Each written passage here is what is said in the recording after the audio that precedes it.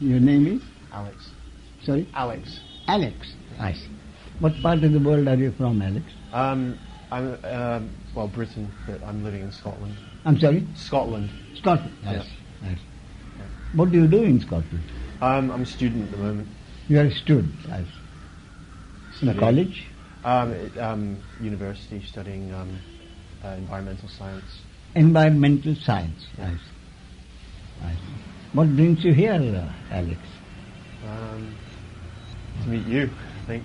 I'm sorry? To meet you. I wish I had, but I hadn't invited you. I'm letting myself into your house. How did that happen? I don't know, I think I started seeking a bit and something But brought tell me, have you been a seeker for a long time, Alex? To my knowledge, probably only a year maybe. I see. So But you have a feeling that this seeking was going on probably earlier?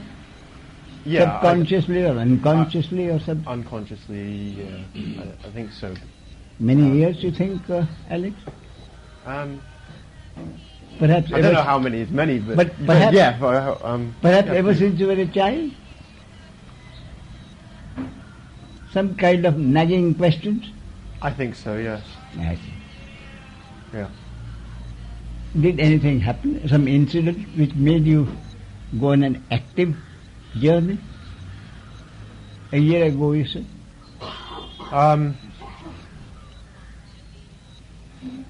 Well, some questions were answered through you. Well, through something anyway. Yes. Passed by my brother, who had I who had read some of your books, David. see. Oh, I see. Yeah, and he answered some questions. Yes. And Did you read any book of mine? yeah, I've read Who Cares, Who cares? I see. and I've read some of your. And did Some things Who of cares sort of, you responded to it? Yeah, in a big way. In a big way. I see. Yeah. Now, what do you think you have been seeking? What are you seeking now? Happiness. Happiness. Yes. I mean, that's the obvious answer. Happiness.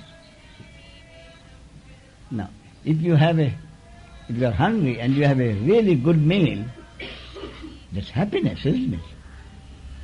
Is that the kind of happiness you're seeking? Yeah. Yeah, just a day-to-day, just realization of. You know, when people say happiness, Yeah. I can't get rid of the image in my mind of a plump man having a good dinner, spreading his legs with a lovely cigar in his mouth.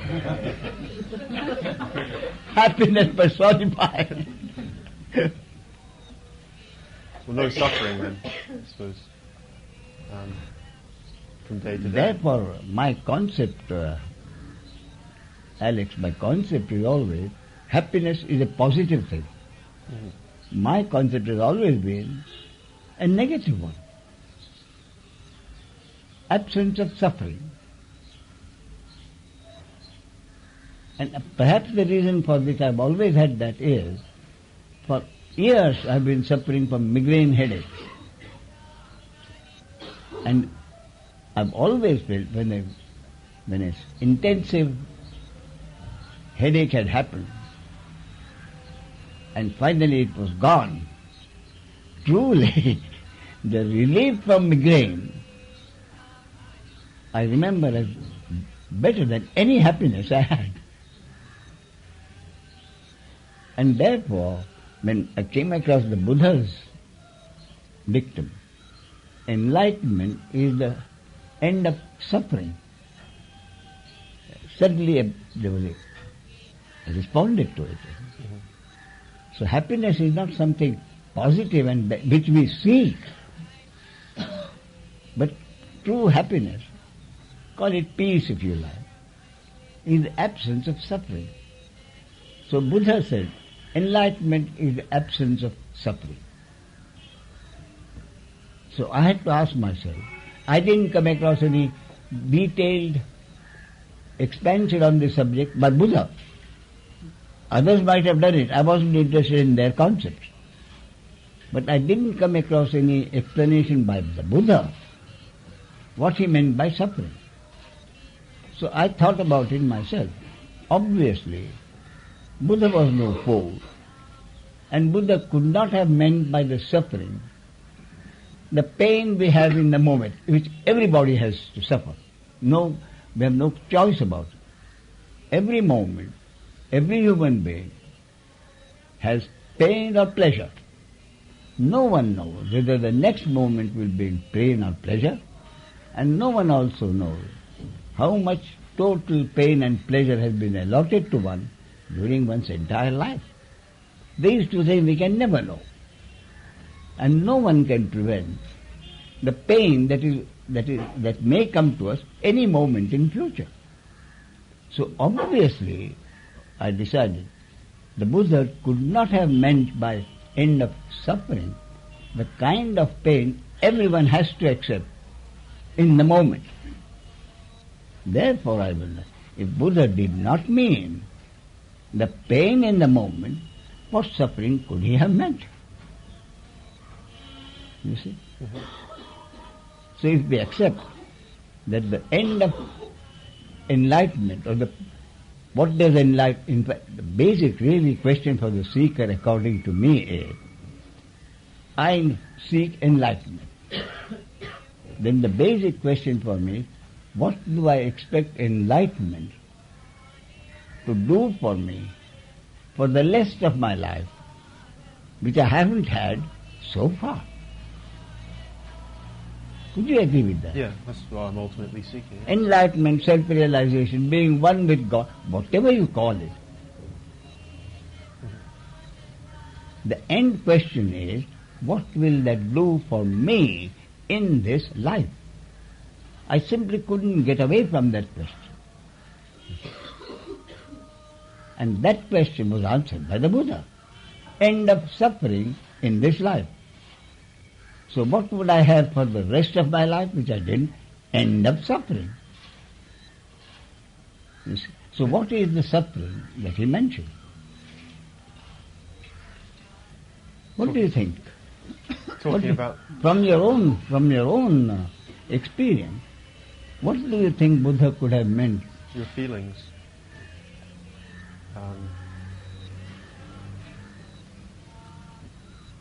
Your momentary feelings during the day about the things that are happening around you, or things that have happened in the past. Yeah. So what happens? Your reaction to something that is happening. Yeah. That's what you mean. Yeah. Your reaction to what is happening, Alex, is your pain or pleasure in the moment. Yeah. And that is not what the Buddha meant. You see. So I came to the conclusion that the suffering which the Buddha meant was the suffering created by my own mind. Anything beyond me is beyond my control. Therefore, if enlightenment means the end of suffering, it can obviously only mean suffering which I have created for myself, which my mind has created for itself. So I began to think in terms of what is the suffering which I create for myself. Lots of things. One, the thinking of the future, the uncertain future, can be a suffering. But everyone knows. No one ever can know the future. Therefore, it is not the uncertainty of the future which is a real suffering.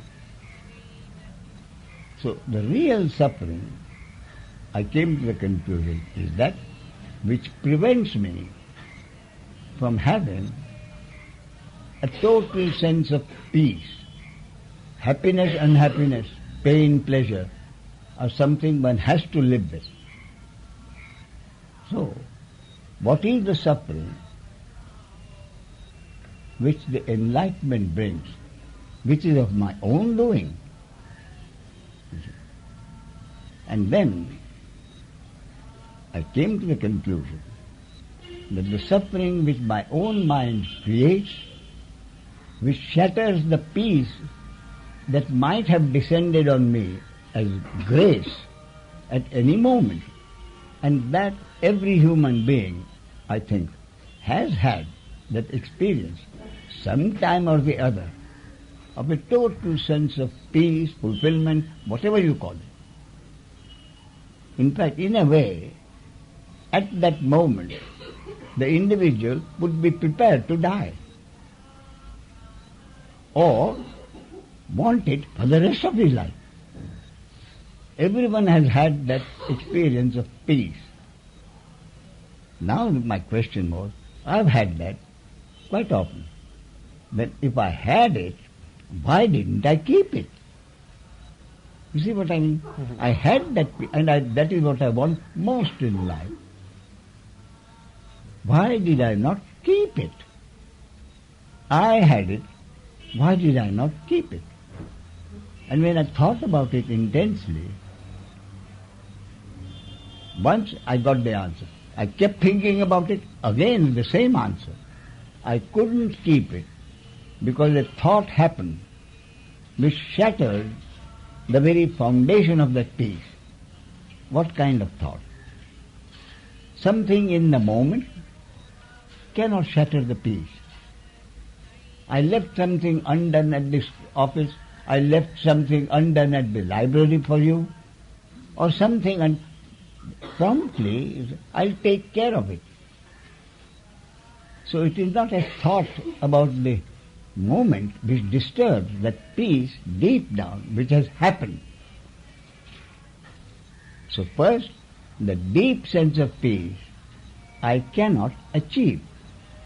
Whenever I've had that sense of peace as a matter of grace. It has happened.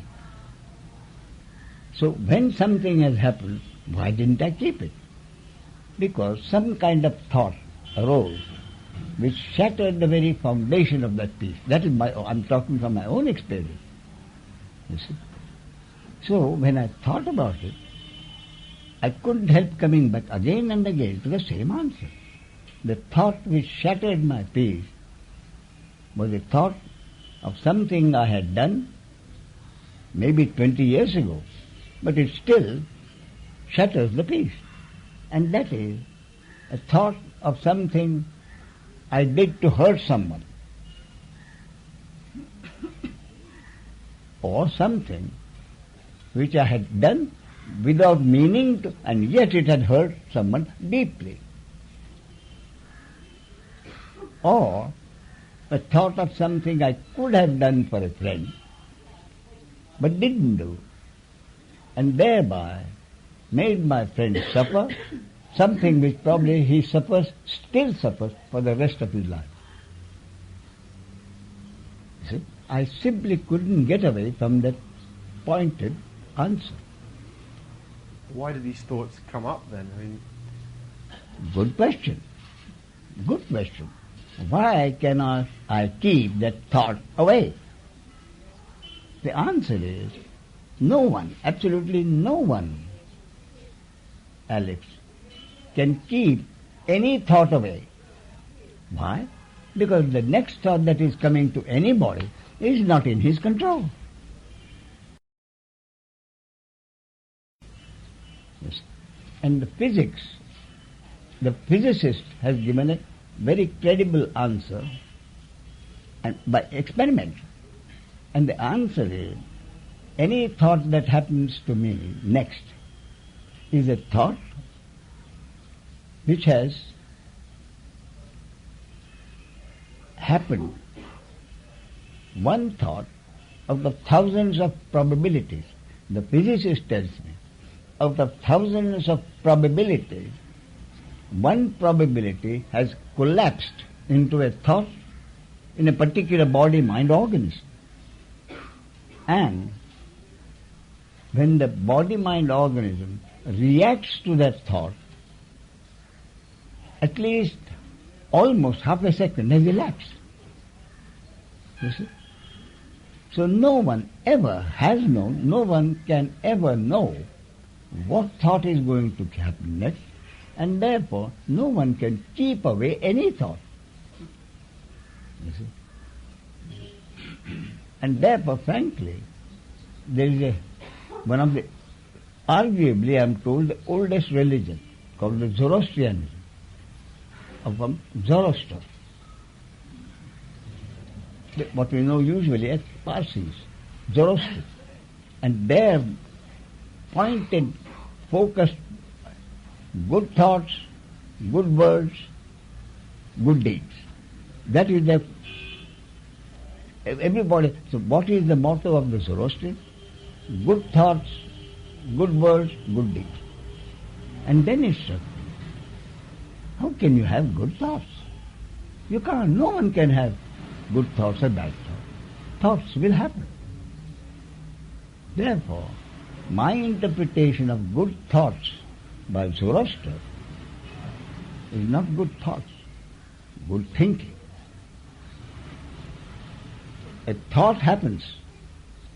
I react to that thought and think some more. A thought happens in the moment. My reaction to that thought is horizontal thinking in time. And that is the thinking which causes unhappiness for me. Are we trying to stop our thinking then? I'm sorry? Are we trying to eliminate our thinking then by Therefore, enlightenment? elimination of that horizontal thinking process is one of the ways our suffering can be diminished. But that suffering can diminish only by accepting any thought about the future. The thought arises about the future. My horizontal thinking is to pursue that thought and imagine horrible things happening to me in the future. That is the suffering, again created by my mind. So assume that we understand that, and at some moment we say, all right, a thought happens about the future, I shall not keep thinking about it. Can be done. You see.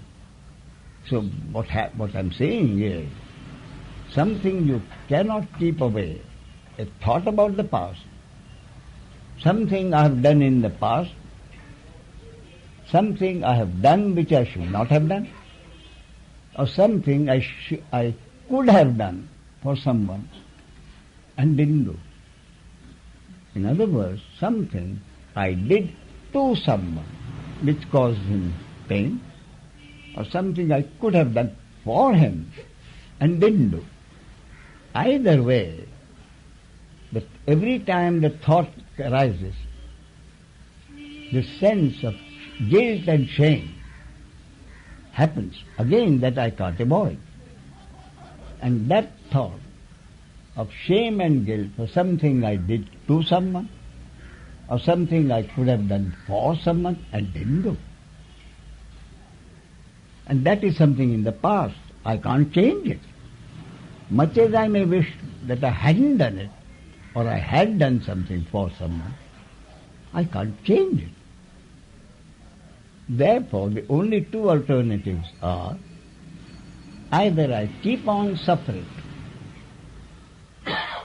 or I must be able to accept totally. No one does anything. Everything happens. And then we may call it a good deed or a bad deed. You see what I mean? Then, only then can I say, it was truly not my deed, it happened. Why did it happen? It was my destiny and the other person's destiny for that event to happen or not happen. Anything that happened. And there again comes the beautiful sentence again from the Buddha. Events happen, deeds are done, but there is no individual doer thereof.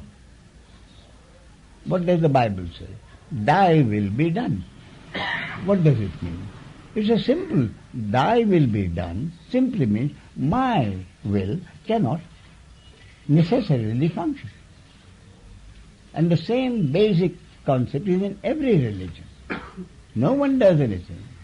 Everything happens because it is the will of God, or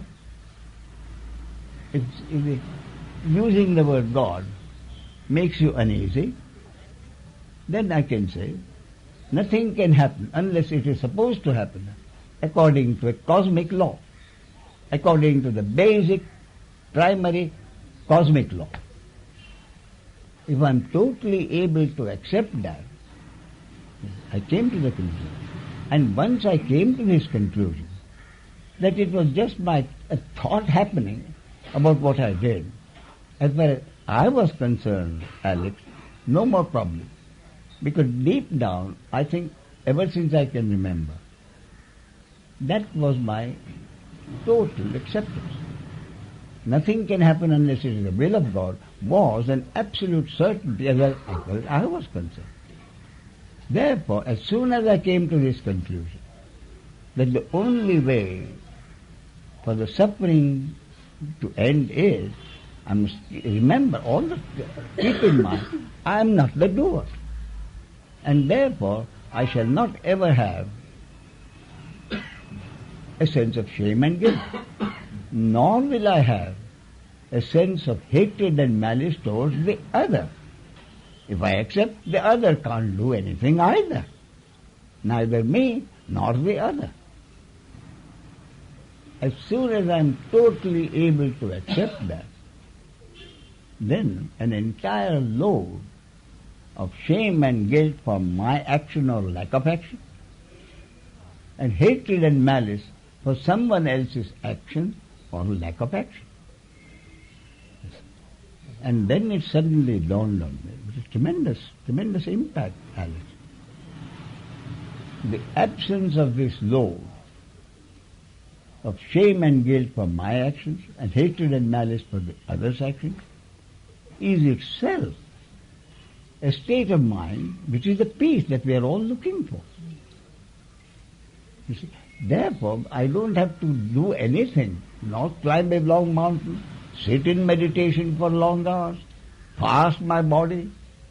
I don't have to do anything. All I have to be able to do is to accept totally no one is a doer. And then I no longer have that load of shame and guilt for my hatred and malice for anyone else.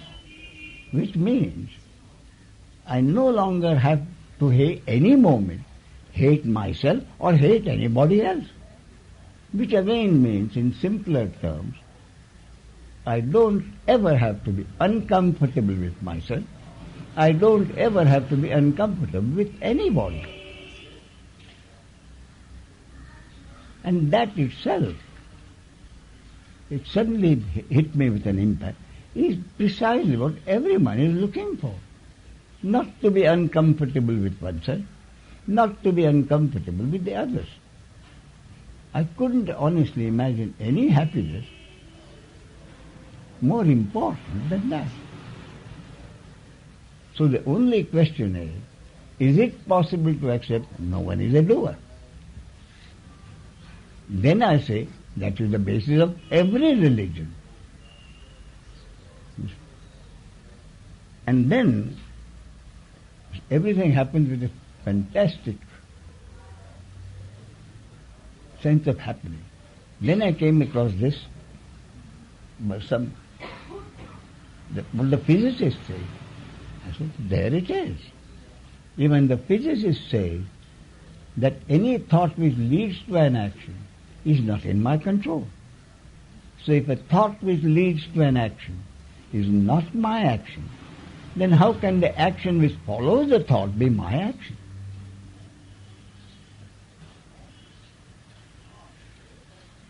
I don't know, from day to day. I'm sorry? From day to day, I just go about my life and I keep on thinking that I'm studying, I'm the one that's ultimately going to get the goal. Say that again, please, from Alex. day to day when I'm studying, yes. I'm always looking for that goal of learning new things. and I'm doing it, and I am the doer. Yes. And Now, good question. What you're thinking is, if that is what I've been doing all my life, how can I suddenly stop having a goal? How can I suddenly stop making plans for what I want? How can I suddenly stop putting in my best effort? Isn't that right? Mm-hmm. That is the problem which everybody has. If I am to accept that I have no free will, then how do I go about living my life? That's the problem, isn't it? Yeah. I'm looking for the next goal.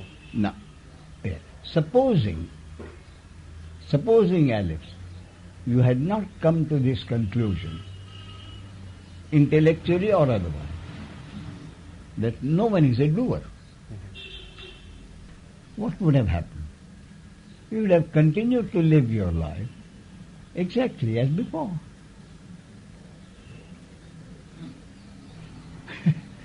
So, with this understanding, you continue to live your life as before.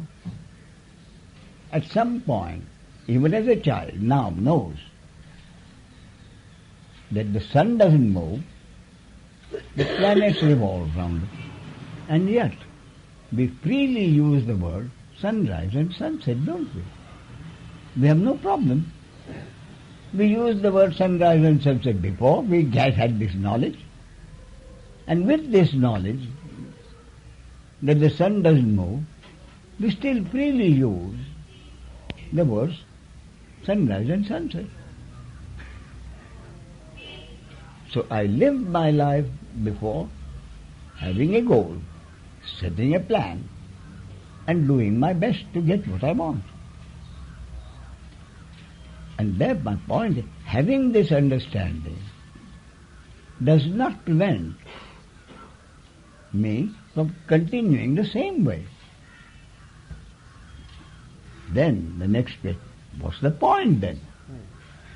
What's the point? The point is, whatever understanding I have or do not have is a concept.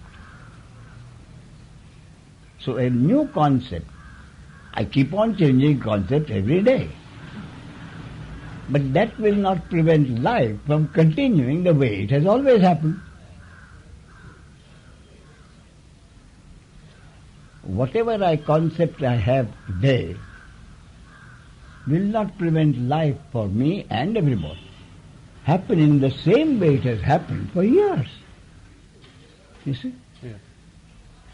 So happening of life has nothing to do with my concept. Then what's the point? Point is, life happens exactly as before. But there is an enormous change in my attitude to life. Therefore my concepts have an effect only on my attitude to life. And my attitude to life brings me peace or unhappiness. But would my attitude not be can't really... Sorry? Would my attitude not be, what's the point? and if I have the goals, I don't know. Just sit there. I'm sorry, what? I would just kind of, it's like, well, what's the point in doing... What is the point? Yeah. Of what? Of doing... Anything? Yeah. Good question, Alex. What is the point of doing? What is the point of Alex doing anything? Isn't it? Has Alex ever tried doing nothing? Is it possible for Alex to stop everything? Alex may stop physical activity for a while, but while Alex had deliberately stopped his physical activity, he couldn't stop his mental activity, could he? In fact, the more you stopped your physical activity, the more mental activity went on. causing more disturbance than Alex would have had if he had carried on his physical activity. Alex doesn't do anything. Then he finds that his mental activity causes him more discomfort than his physical activity. Therefore Alex decides, why should I not continue my physical activity and have less attention? My point therefore is, no one can ever do nothing. Why? Because that is the basic understanding. The basic understanding is, I do not live my life, I do not do any actions. The primal energy functioning through every body-mind organism produces physical activity or mental activity.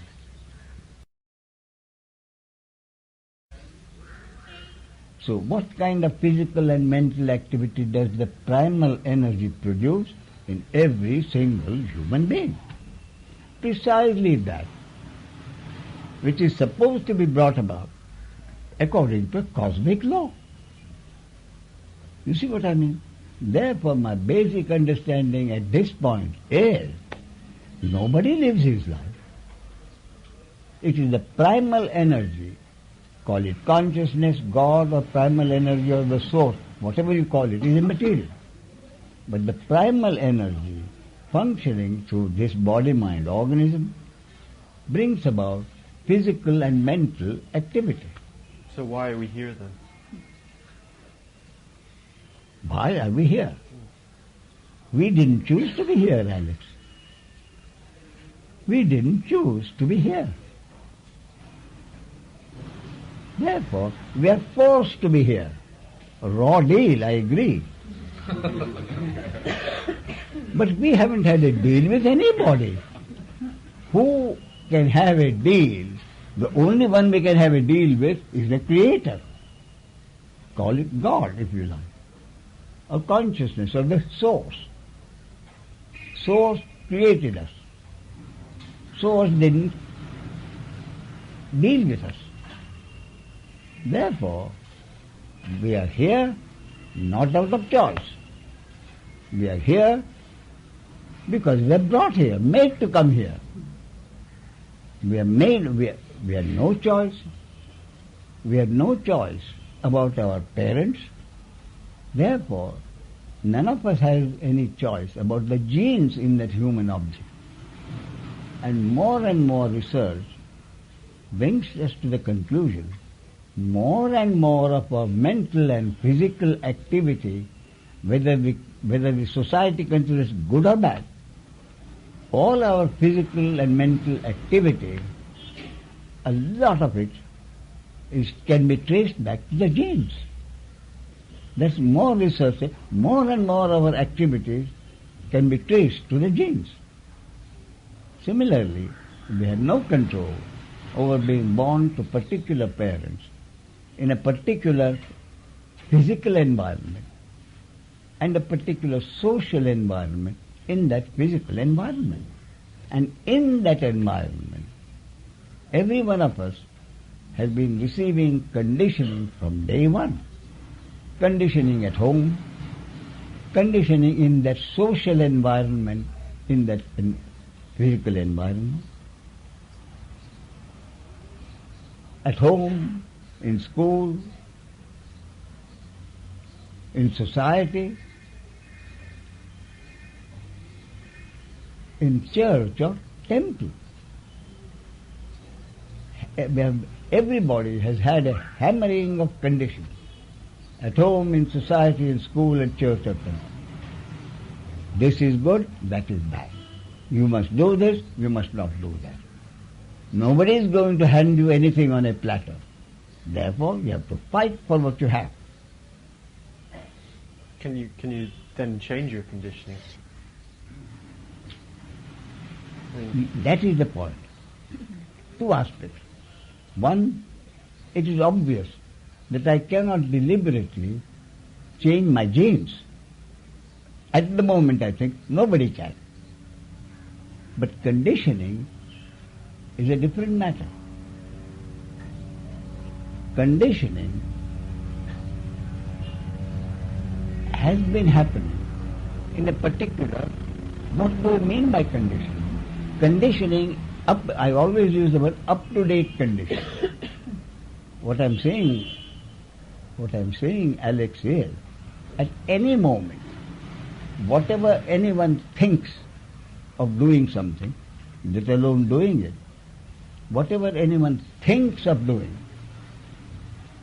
according to my concept, it depends entirely on your genes and up-to-date conditioning.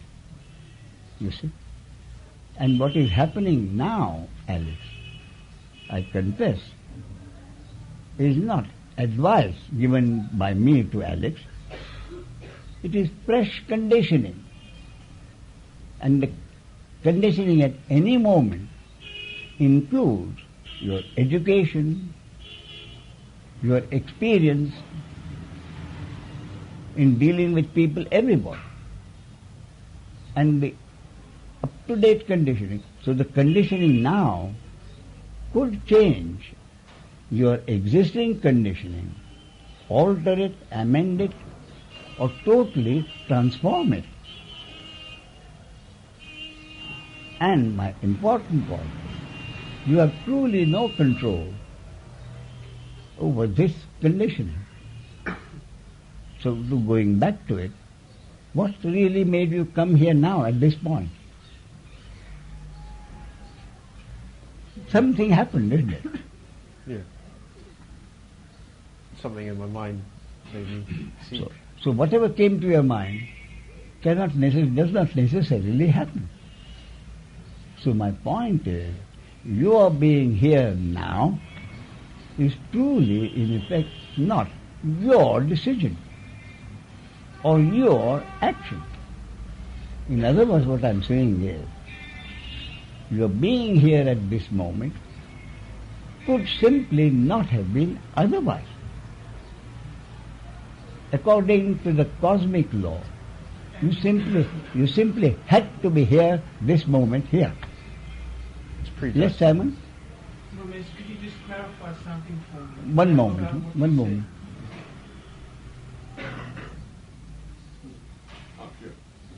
Yes, Simon.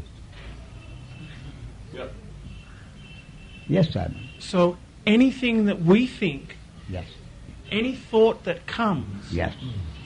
is a product of our conditioning. No. No. So it's a product of cosmic law. Yes. What is the God, difference? Yes. Like, you can make anyone think anything. You can make the moronic masses say 4 legs good, 2 legs bad. You know. Yeah. But who will make him say that? Who will make him say that? The environment and the No. He will say it if he is supposed to say it, if he is supposed to think it, according to the cosmic law. But surely what he thinks, forgive me if I'm wrong, Go ahead. Yes. surely anything that a man thinks Yes. is merely a product of No. his DNA No. and his conditioning. No. Yes, agreed. But who created the... The conditions for the man. Bhagwan, I agree. Therefore, my point is, whatever you think at any moment depends on your genes and up-to-date conditioning. Therefore, whatever you think at any moment is precisely that according to their programming, genes plus conditioning. So, if God made your conditioning and programming, then whatever you think at any moment is precisely what God wants you to think at that moment, according to a cosmic law.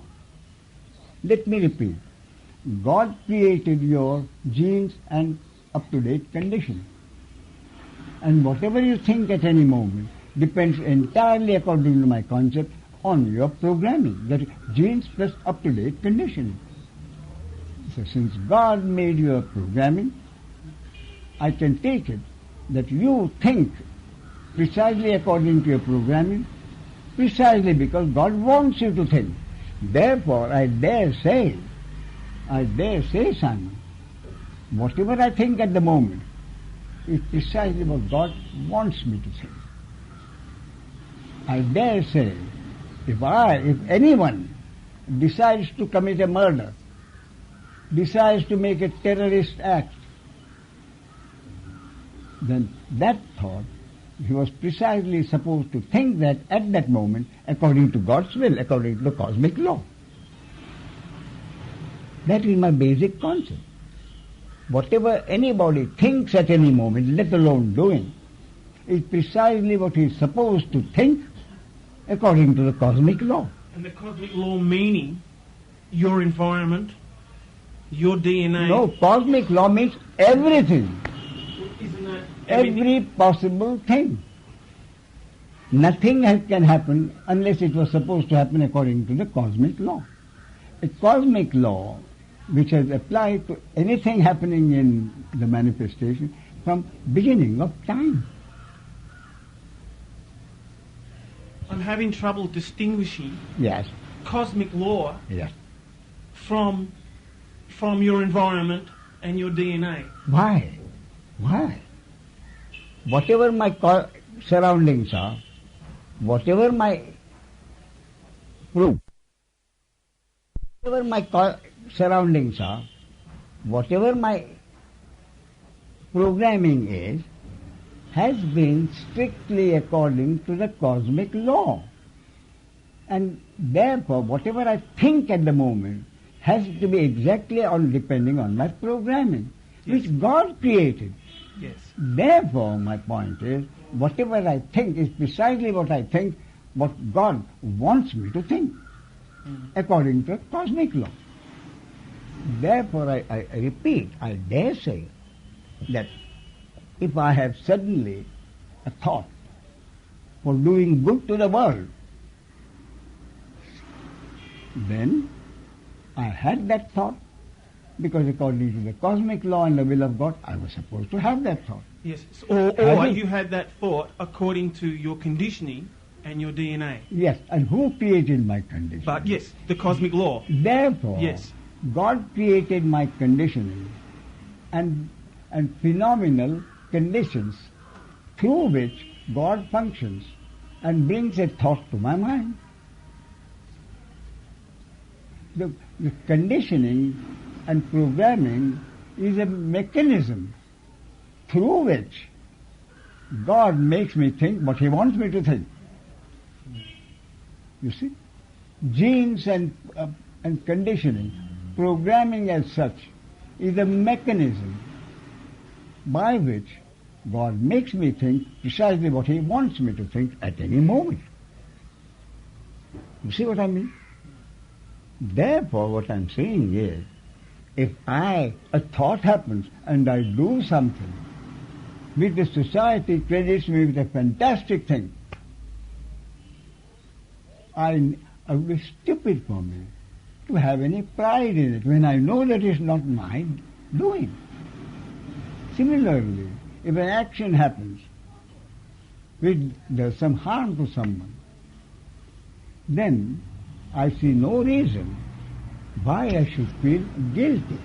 But most important, in life as it happens, an action happens through any body, mind, organism because it is God's will, according to cosmic law, and the results of that, good, bad or indifferent, are also the will of God and my destiny.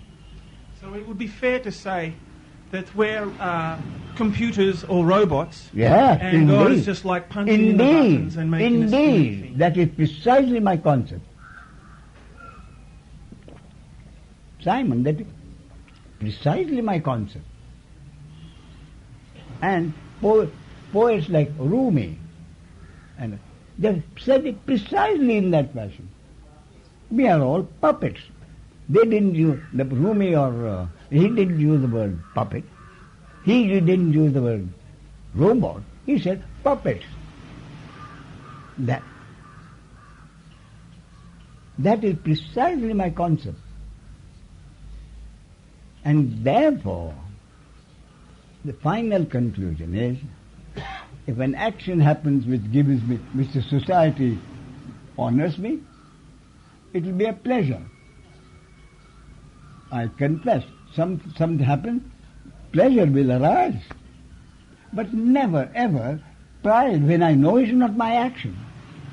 Therefore, an action is condemned by society. A sense of regret will happen in this body-mind organism as a reaction to the news. Regret, but no guilt or shame. Pleasure, but no pride or arrogance. When this first came to you, Ramesh, Yes. did you ever have to fight the idea of like contempt for humanity? No. Simon, as I say, I've been extraordinarily lucky. Ever since I can remember, my total acceptance of life was that nothing I can do is going to change anything. That has been ever with me ever since I can remember. And therefore, it was easy to accept. It was not only easy to accept, it was a tremendous relief to know that what I've always felt in my life is true.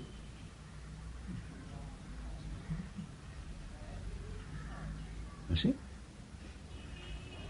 Therefore, I repeat, the most important thing, Simon, for me, perhaps more for you, is any action happens, there's absolutely, according to my concept, absolutely no reason why Simon should feel guilty or proud. With the total acceptance, Simon need not feel guilty or proud of anything that happens. Then all it simply means is, Simon cannot prevent life from happening as it is supposed to happen. And Simon, all that Simon can do as a robot is merely to witness whatever is happening as something over which no one has any control. In other words, to witness whatever is happening as something which is supposed to happen according to a cosmic law. As certainly as the sun rises at a particular moment, the sun sets at a particular moment, with that much certainty. With this total acceptance, I repeat, Simon need not carry any load of shame and guilt. And Simon also need not carry any load of hatred and malice towards anybody. Can't you imagine, Simon, a state of mind where there is no hatred for yourself, no hatred for anybody else? And that precisely, according to my concept, is what everybody wishes. I find it frightening. Yes. You don't find it frightening. The me finds it frightening. I is the same impersonal awareness in every body-mind organ. The me is frightened. Why? Because it means the me simply doesn't have to exist. And the me is frightened, not merely existing as me, but me not having to do anything. That is what frightens the me. Not being able to do anything. What frightens the ego is to have to live as a robot. That is what frightens the ego. What the ego is frightened about is that he will have to live in future like a robot. And that the ego doesn't want. The ego wants responsibility. And the ego wants to carry the burden of shame and guilt and hatred and malice so that it knows it exists. So, of knowing that the ego is a doer, he has just for that privilege of knowing that everything that happens is in his control, for that dubious privilege, the ego has to carry the load of shame and guilt and hatred and malice. So only when the ego himself or herself comes to, no, I don't want any more this burden of shame and guilt, and I'm prepared to give up my sense of doership. Only when the seeker, ego, comes to this conclusion, it is enlightenment. So they're never good. Yeah, So they're never good or bad actions then. that is my basic, very basic concept. Good or bad? But why does society? I mean, obviously, society makes us feel guilty, though. Yes, yes. And our conditioning. Yeah, because what is the whole social life based on? Each one of us is responsible for his actions. Yeah. Without that, the society cannot function. So we just chuck away society then. No, don't check away society. Well, As far as society is concerned, actions will happen. The society will ascribe the doership to an individual, and the society will continue to honor or reject the individual. So all I'm saying is that will continue to happen, precisely as it was happening and continue to happen as the will of God. In other words, what I'm saying, Alex, is if I'm supposed to be hurt according to the cosmic law, I'll tell you my understanding. If I'm supposed to be hurt, I shall be hurt. Because that is supposed to be according to the cosmic law. And therefore, once I accept that I am hurt, because according to the cosmic law in my destiny, I was supposed to be hurt. Then, whether the action, relevant action which hurts me, happens to A, B, C or D, isn't it as superfluous, irrelevant for me? If I am able to accept totally, I am hurt because I was supposed to be hurt according to God's will and the cosmic law, then the actual action which actually hurts me, whether it happens to A, B, C or D, is irrelevant. And therefore I can, stupid of me, to hate anybody. If God created the action through some body mind out because I was supposed to be hurt, how can I hate anybody? Therefore, with the total acceptance that nobody does anything, then I accept any action that happens through this body-mind organism as God's will. And the consequences, Alex, good, bad or indifferent, I also accept as God's will and my destiny.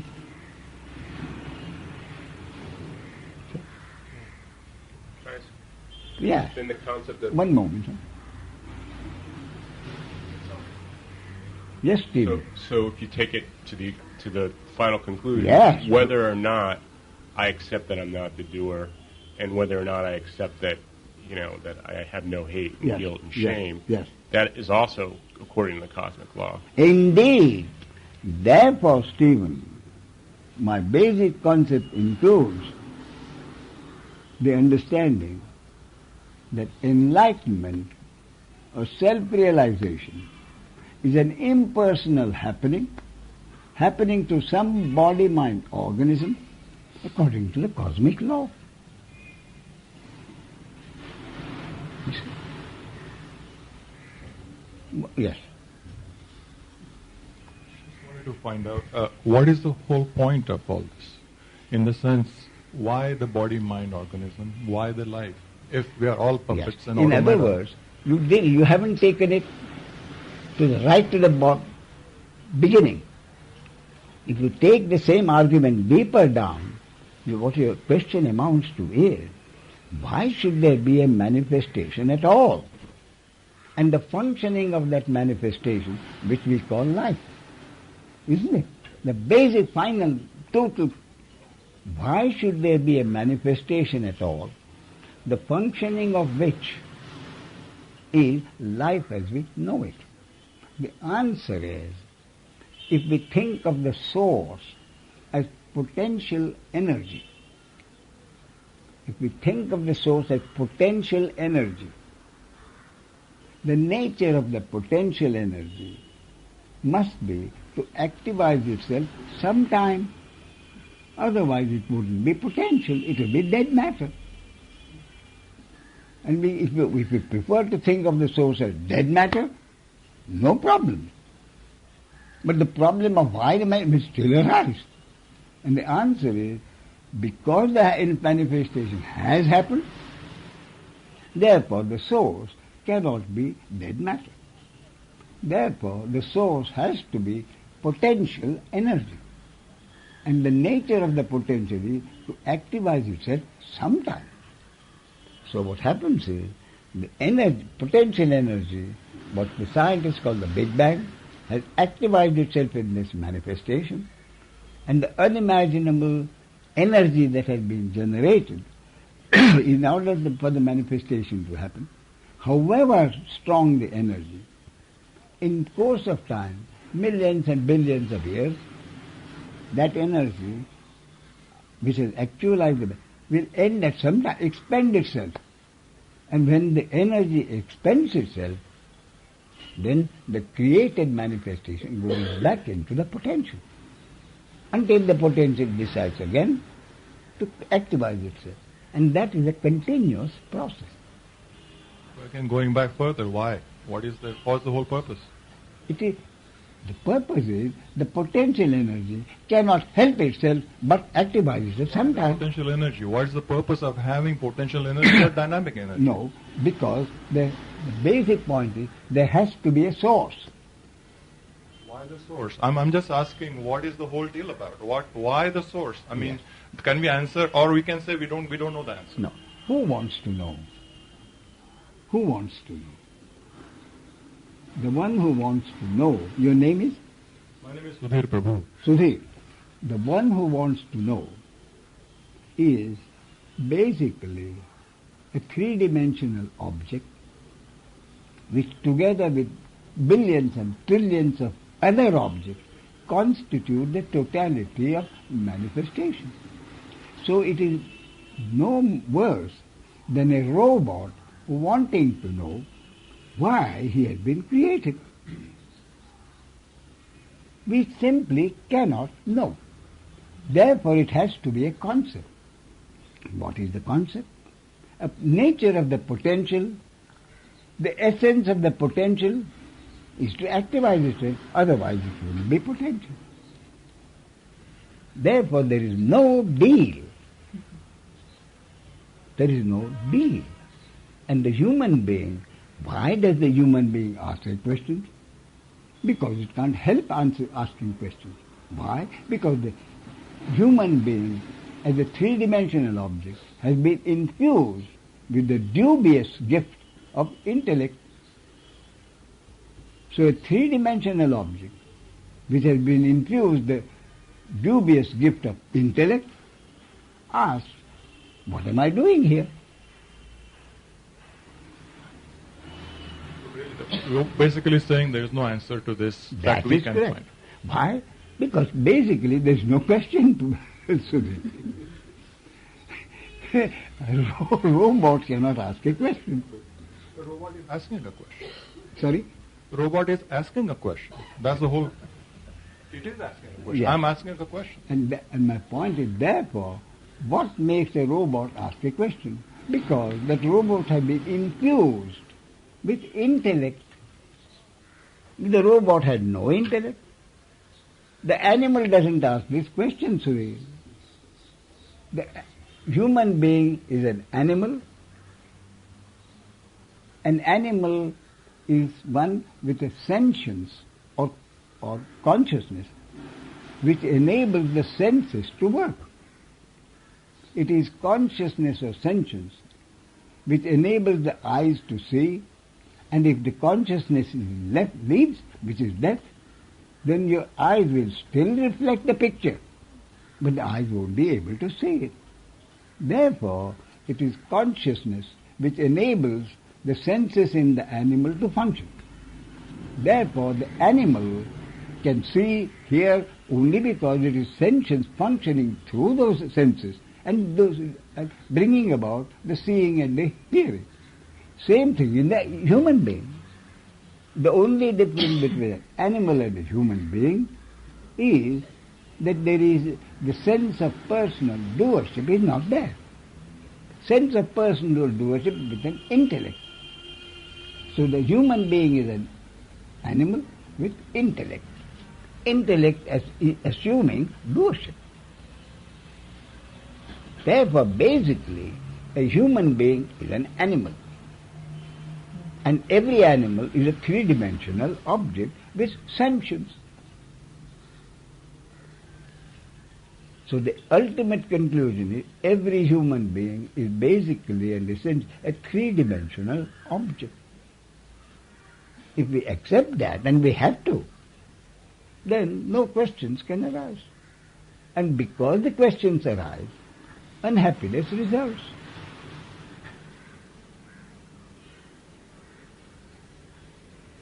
So if I'm able to accept every human being is a robot through which the source itself is functioning, exactly like electricity functions through every electrical gadget and brings about precisely that which that electrical gadget has been designed to produce. Absolute no difference. Electricity functions through every electrical gadget, produces that which the gadget is designed to produce. And the same way, the primal energy functions through every human being and produces at any moment whatever that human object is supposed to produce.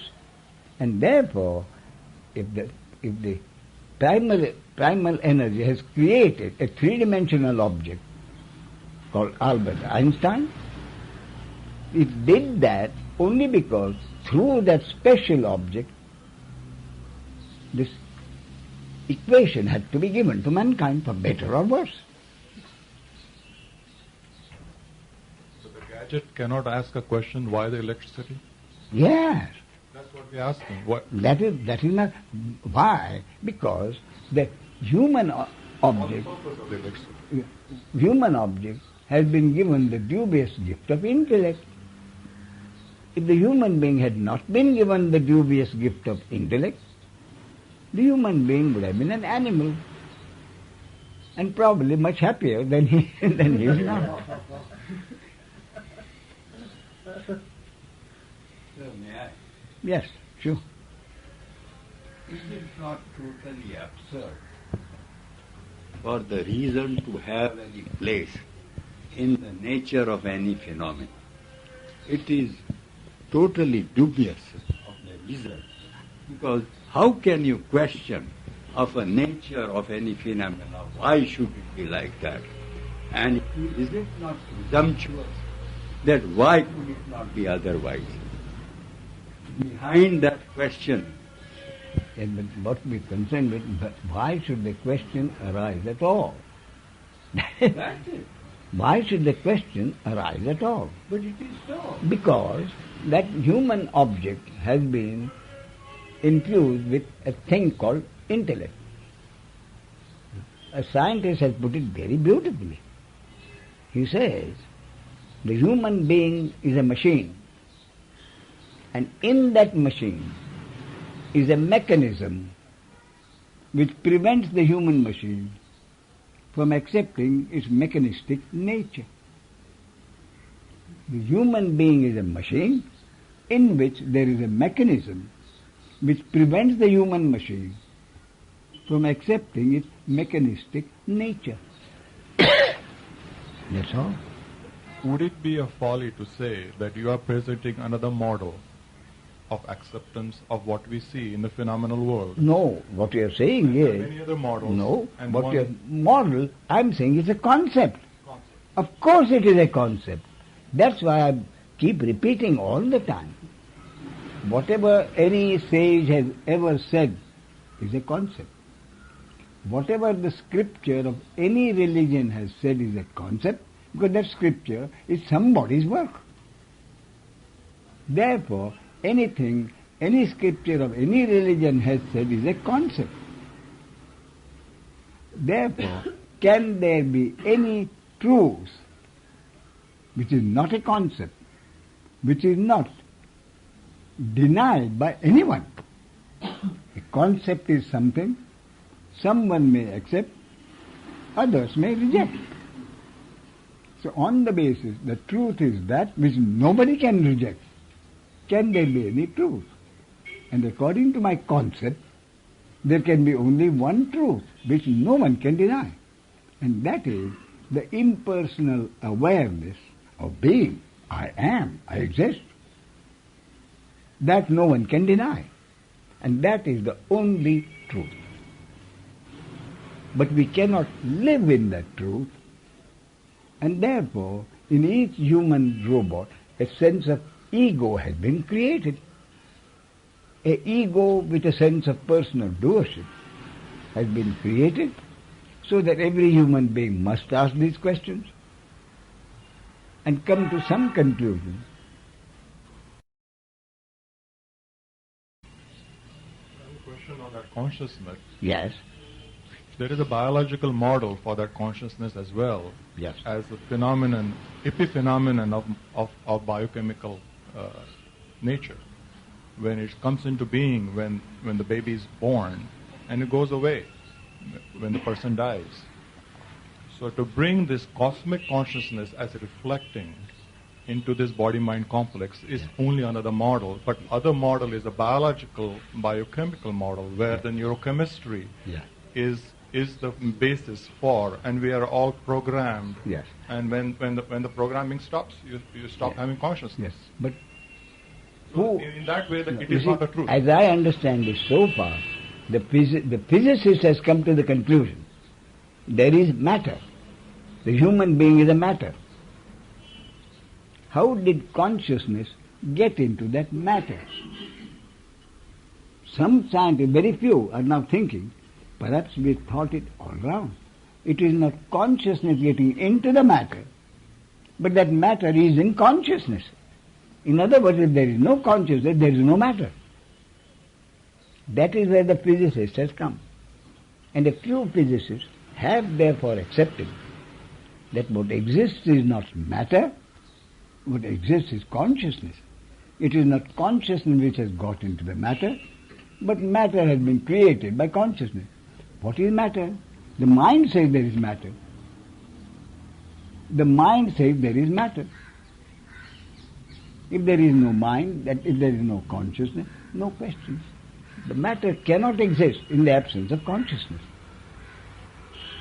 The manifestation matter cannot exist in the absence of consciousness. Therefore, the primary source is consciousness. So it is not consciousness has got into matter, but matter exists only when the mind says there is matter.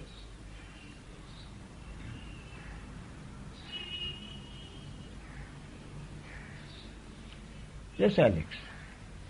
Are you going to be here for a day or two? I'll be here till tomorrow, I see. unfortunately. So, if there are any questions arise during the day, I'll write them down. we can deal with them tomorrow. Okay.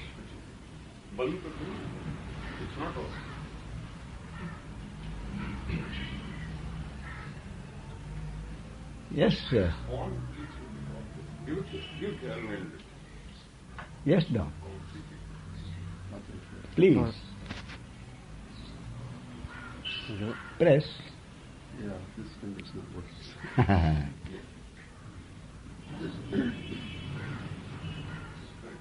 Sure, yes. Well, it was very interesting. So you did think of some questions yesterday, did you? Well, I thought of more today. Yes.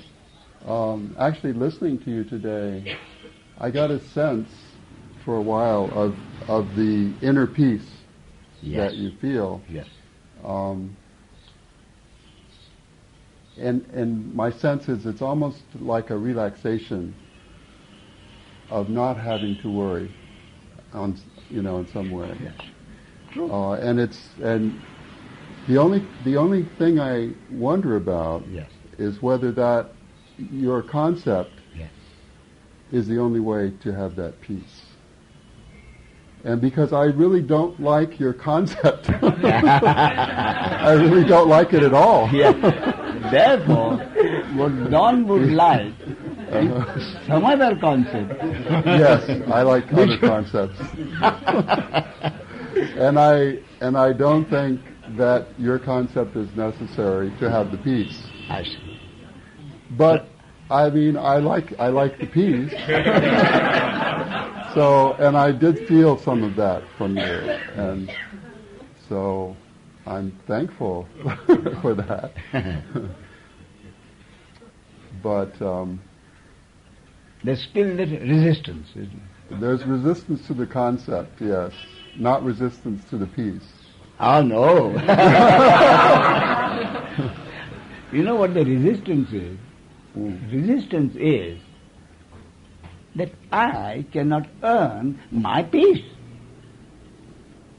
I want peace. I should have that peace. Then you can tell me what I should do to get that. That I am accept.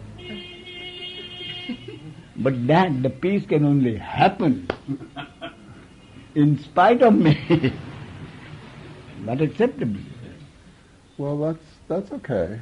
Okay. It seems as though, I mean, I've had different experiences that produce different concepts at different times. Yes. And I mean, 35 years ago, I had an experience when I was meditating. Yes. That I and all my world was a dream. Yes. And not my dream. Yes. Just I was the dream, Part and of the all dream. my whole world Yes. was the dream. And it wasn't clear who was dreaming. It was not clear at all who was dreaming. Yes. So that was 35 years ago I had that. And the answer is, consciousness is dreaming this manifestation. Yeah, that was what seemed to be. Yes. And that's a fact. Consciousness I have other experiences, though, which are different. Yes. Could you tell me? Well,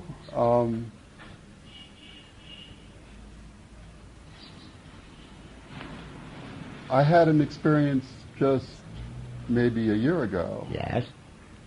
During a breathing exercise that I was doing. And the experience was that I am the foundation of everything. And at the same time, I am this little organism, this little individual with a history. Yes. That I am both at the same time. And I could feel love for my shadow that I've held away from me. Yes. And at the same time, I don't know. It was an all-encompassing experience. Yes. And that was kind of different, because there I felt I am all of this. That is the basic fact. This I has nothing to do with dawn. Yeah, it included dawn. Oh, indeed. It included dawn, the 6 billion dawns. Yeah. I wasn't so aware of all the others, but because when you were in that, where you were the I, I doesn't have to be concerned with the billion. As soon as the dawn comes in, the others come in. So for a moment, this identification with a particular name and form as a separate dawn left. What could remain but the original source? So then, whenever you have this experience, the me is not there. That is my point. Dawn is not there. Then recently, just maybe 6 months ago, or no, 3 months ago, I was on a meditation retreat. Yes. And I was noticing that I was not very much there. In fact, someone else was looking through my eyes. Yeah. It felt like I could only describe it as a lotus-eyed Lord was looking through my eyes, and I wasn't really much there. No. And that was an odd experience. And actually someone who was with me noticed that there was a lotus-eyed Lord looking through my eyes. It was very odd. Now, How do you mean someone else noticed? a friend I know. What did he notice? at the time, At the time, what did your friend notice, John? they described it the same way. They said, you seem to be looking like a lotus-eyed Lord looking, which was very odd. Say that again, please. Lotus-eyed Lord. Lotus-eyed Lord. Yes. Therefore, It's an odd in experience. that experience, Yeah. when Don was not there, Yeah. Don was there. I mean, sort of in Don the background. was there but only that in this wasn't- boy's body. Yeah. But the impersonal awareness was functioning through that body. Mm. And what your friend saw, Don, And I could feel it too. I know, Yeah. but what your friend saw was the absence of Don. Well, it seemed to be something more than the absence of Don. The absence of Don is the presence of the impersonal awareness. Nothing in between. But it was a person. It was more of a person. It wasn't just pure impersonal awareness. It was a divine person looking through my eyes, Therefore, not just impersonal awareness. the divine person is the impersonal awareness. Well, okay. I The don't divine, object to that, therefore, Yeah. we can't get away from this idea of God. You can't. Yeah. Thousands of years of conditioning. Therefore, we say divine person. But divine person is only a mental concept. Could be. So, if you for a moment you forget the divine presence as a concept, it's only the impersonal awareness. So what Perhaps. your friend saw Uh-huh.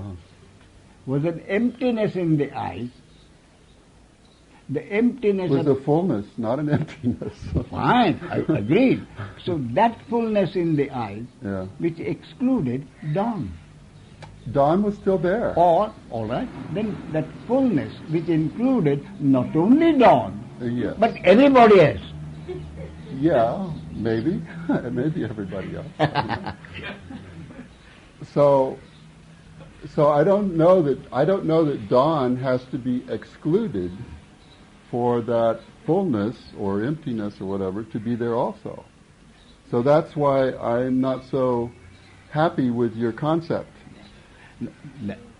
Therefore, what Don wants to see, Don wants to be one with the I. Yes. Don, the me, wants to be one with the I. Probably so. I think that's In other probably words, true. something other than the one Uh-huh. wants to be one with the one. And other than the one, there is nothing. There can be nothing. I Don. think it seems like that it's both. Yes. It seems like the one or the individual does not have to be denied. Yeah. That it's both. That's what seems. Yes. If you me. mean both, Don, then we have to, the source is not the one. Source obviously has to It's be. a paradox, but I believe it's a paradox, but that's the way it is. So long as we believe in the paradox, Yeah. the real thing cannot happen. So one of these days, You may be right. I mean, one of these days, an experience could happen. And I wouldn't be a little bit surprised if that did happen. uh, When the experience will finally resolve this paradox and totally destroy Don as an individual robot. maybe so. And if the individual robot means dissolved, there will be no one to miss Don. Mm. If the individual is totally removed, there will be no dawn to miss himself.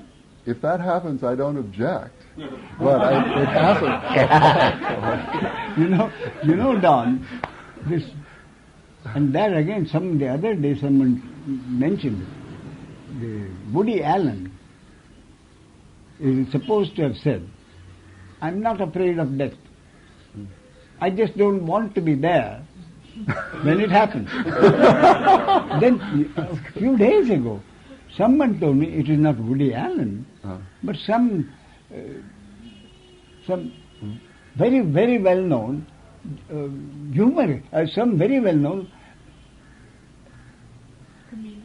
comedian, yes. I mean, that way Woody Allen is but not Woody Allen, and Woody Allen picked it up from someone else. Someone, and he told me the name also. And they had some 100 years, some celebration about that. Most well-known, they said, a comedy team. Anyway, so what Woody Allen said is the same thing. I'm not afraid of death. I just don't want to be there when it happens. So what I'm saying is, when it happens, dawn will not be there. When this final experience happens, dawn will not be there to object. Dawn will not be there to object. I object to your concept.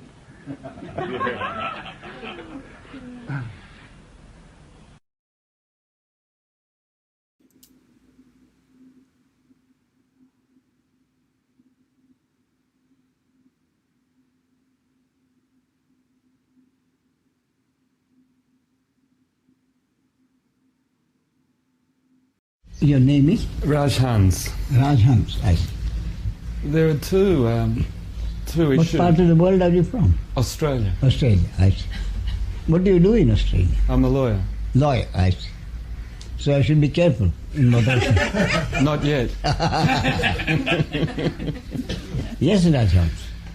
There are two areas that seem to come up very strongly in my life all Is the this time. the first day you are here? Have you heard me before? I came once yesterday. I see. That's the first time I've ever seen I see. you. So you heard what I had to say. I did. Any reaction? Yes, these Fine. two areas. These Yes. are the reactions. Sure. Although I can intellectually Yes. understand what you're saying and have heard it in different ways before. Yes. Part of the difficulty that I have is in actually accepting or believing. Yes. And the area around doing and Yes. us not being the doers Yes. is an area that I can understand. I see. But actually in terms of believing it or feeling it as a way of life, Yes. that I find Difficult to understand. I see. I see. Now you see, the earlier what you understood, you had heard it before. Yes. Had you heard before that you find out exactly what you are looking for? What does enlightenment mean for you? The spiritual seeker is seeking enlightenment. What does the seeker expect enlightenment to do for him for the rest of his life? Had you heard that before? Well, yes. At first I had rather more immature views of what that might be. Yes.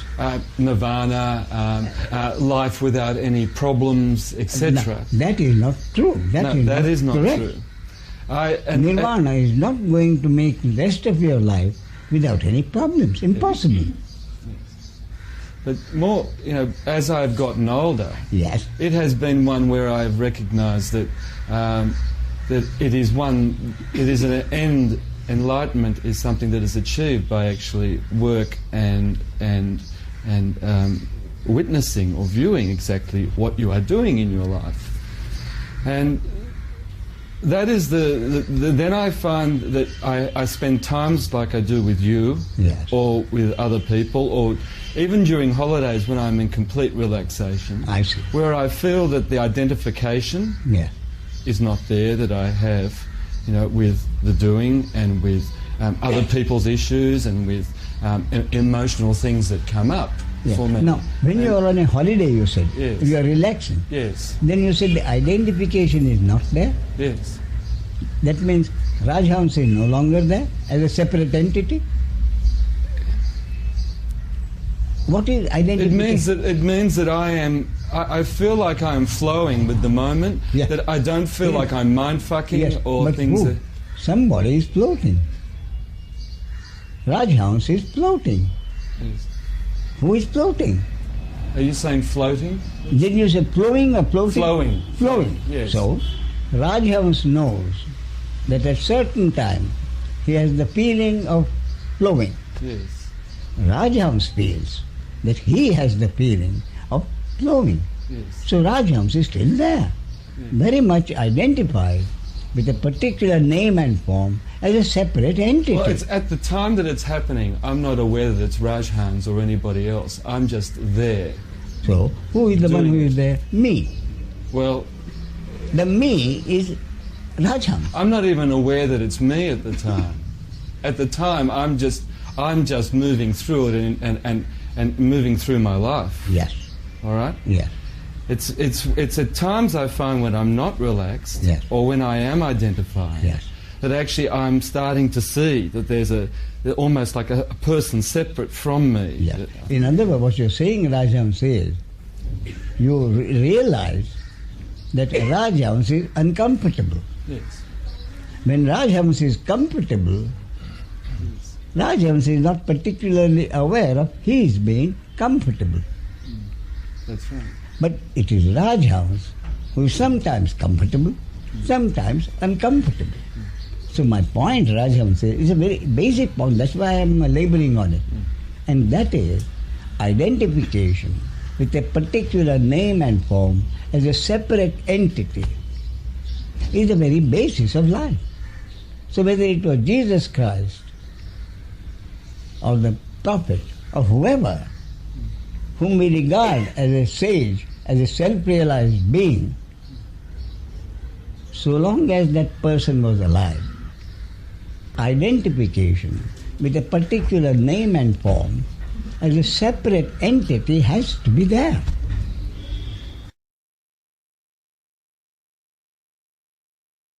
If there's a sage now, whoever you regard it as a sage, Ramana, Maharshi, whoever, any sage during his lifetime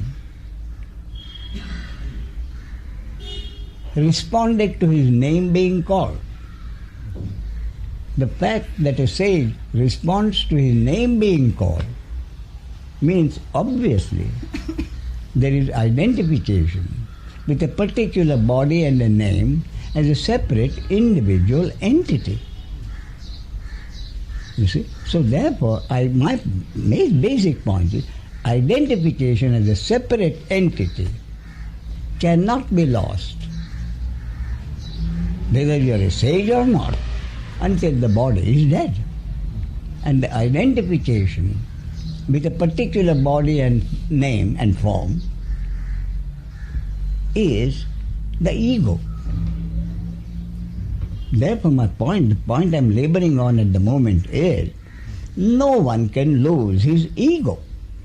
No one can lose his identification as a separate entity unless the body is dead. You see? So losing one's identity as a criterion for self-realization, I simply cannot accept. Otherwise the sage would have gone about like a zombie. No identification as a separate entity. So somebody says, hey you, he touched. Now then, it's because he's touched. So what I'm saying, I repeat, even a sage at any time during his lifetime responds to his name being called. Therefore, there is identification with a particular name and form as a separate entity. Therefore, the identification can never ever be lost, so long as the body is alive. And identification with a particular body as a separate individual is the ego. So my basic point, Rajhans, is if a sage responds to his name being called, and therefore there is a separate entity, and an ordinary person responds to his name being called, and both suffer the same kind of pains in the moment or enjoys pleasure in the moment, where is the difference? Egos exist in both cases. They respond in both cases.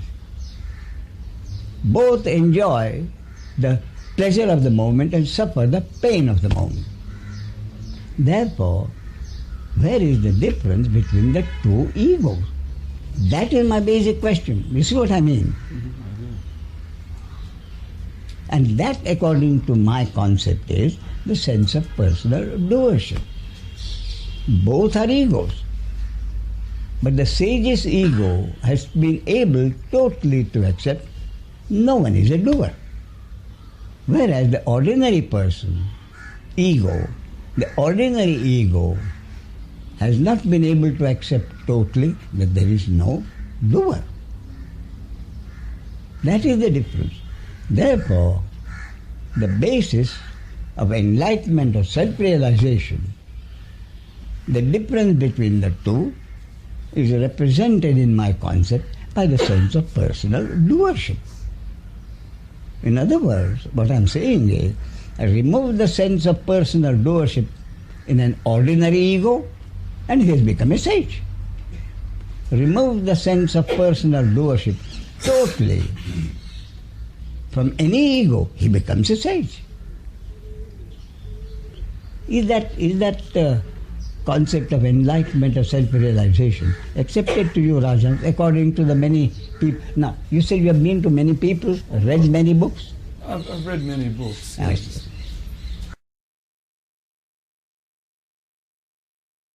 When did this seeking begin, Rajan? Many years ago? Well, it started in about 1989, 1990. Oh, I see. Not too long ago. No. 3 years. I mean, it depends. I mean, 3 years can seem like 30 years. 1989. 89. Yes. I see. Now, what has that course of seeking taken you? Whose books have you read? What teachings have you gone through? I've read mainly Osho, Bhagwan. I'm sorry, Osho. Osho, yes. Yeah. And also Ramana Maharshi. I and see. also your own. I see. And other books which... Have you read Krishnamurti? No, I haven't. Gurdjieff? Yes, some of I these. see. Good. So, having read all that, my question is, Rajhans, what do you think the spiritual seeker is seeking enlightenment for? What does the average seeker, spiritual seeker, expect? Enlightenment, self-realization, truth, ultimate understanding, whatever you call it. What does the average seeker expect that self-realization to do for him for the rest of his life? Well, for me, it's clarity. I see. Clarity of what? Clarity of the understanding? Clarity of the understanding and also of the devotion, and also it's of a clarity of a oneness with what's happening in the world. So, clarity of your oneness with the source. Yes. Oneness with God. Yes. Now, clarity of oneness with God. How will that help you, Rajhans, to live the rest of your life? In what way better than it was before? That is my core question about seeking. You see what I mean? I suppose for me, to answer your question, for Yeah. me that feels like an absence for me. That's the only way I can explain. Quite right. That is, I'm afraid, that is the concept. That is the understanding. Rajhans disappears. My point then is, if Rajhans disappears, who continues his practice as a lawyer? If Rajhans has disappeared, do you have a family? I have an extended family, but I'm not married or have children myself. I see. No. So, who lives his life with his extended family? Who carries on his practice as a lawyer? There is no Rajhans. If there is no Rajhans, who lives his life? Who does his practice? Whatever you are a lawyer, someone is a doctor, someone is a banker, someone is a tailor. So the occupation, whatever it is, if Rajhans disappears, then who lives the rest of his life? So my basic concept is, even if there is enlightenment or self-realization, it is an impersonal happening it's a happening. So somebody has had a heart operation, somebody's appendix has been removed, somebody has another kind of operation, but he continues to live his life exactly as before, doing whatever he was doing before. And my point is, heart operation has happened, enlightenment has happened. One is physical, the other we can say is mental. But the one who has had a heart operation has to live his life for the rest of the life. So a person who has had this spiritual operation, he still has to live his life. You see? So, the spiritual operation that has happened, how does it help the spiritual patient to live the rest of his life in any sense better, smoother? In what way is the spiritual seeker, when he is successful in his quest, help the spiritual seeker to live the rest of his life? My whole point, Rajan said, this is basic and it has been totally ignored. But for the simple reason I've just mentioned. Once enlightenment has happened, Rajhans will no longer be concerned with his life. Not true. And because of this illusory aim of self-realization, lot of confusion and frustration exists among seekers. Precisely according to for this reason.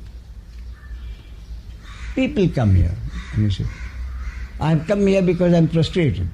I've been a spiritual seeker for 30 years, I've done this, I've done Vipassana, I've done this, I've done that. Nothing has happened. And the words actually are, nothing has changed. You see what I mean, Raju? Nothing has changed.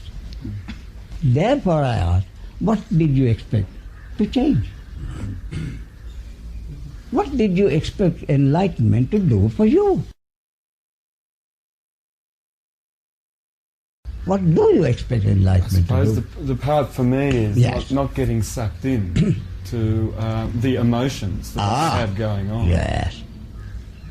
And how to deal with those emotions when they occur and not get sucked in. So when I press this, keep laboring on this point, keep pressing this point, Rajhamsas who come here, then say, yes, that is true.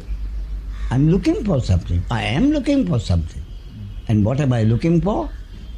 What I have put into words, what every spiritual seeker is truly looking for, whether he knows it or not, is to be anchored in peace. You can use some other word. To be anchored in peace while facing life from moment to moment, with the total acceptance. No one can change what the next moment is going to bring for anybody. Next moment may bring for me pleasure or pain. So I expect self-realization to do for me is, it will enable me to live my life accepting whatever the moment brings, because I have no choice. And yet feel anchored in peace and harmony. You see? So then, what does being anchored in peace and harmony, lovely phrase, very attractive. What does it really mean in practical life, in daily living? What does it mean?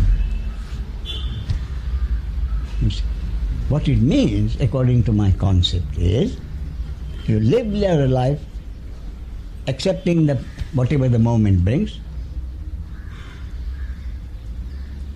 but you leave whatever happened in the moment with the moment. If there is pleasure, you enjoy the pleasure and forget it. If there is pain, you suffer the pain and forget it. You do not carry it on in horizontal time. And you carry it on in horizontal time only if you say, I have had this pleasure this moment. What can I do to make it last? I have suffered a pain in the moment. What can I do to ensure that it doesn't happen again? You see? Either way, this sense of what can I do to prolong it or to stop it is the basis why you cannot leave whatever the moment to the moment. That means a great deal of pressure, mental stress, this doership. And two, my point is, how do you know what you are looking for is real in phenomenal life? How do you know it is not an illusion? That's the second. And the answer to that is, I know it is not an illusion because I have experienced it. When I'm on a holiday, when I'm resting, I have had the feeling of floating with life. I've had the sensation that this moment, what I have, is what I want for the rest of my life. You see? Then, you have had the experience, therefore you can know that it is available in this life. When you had that, why did you lose it? You see? This is truly spiritual seeking.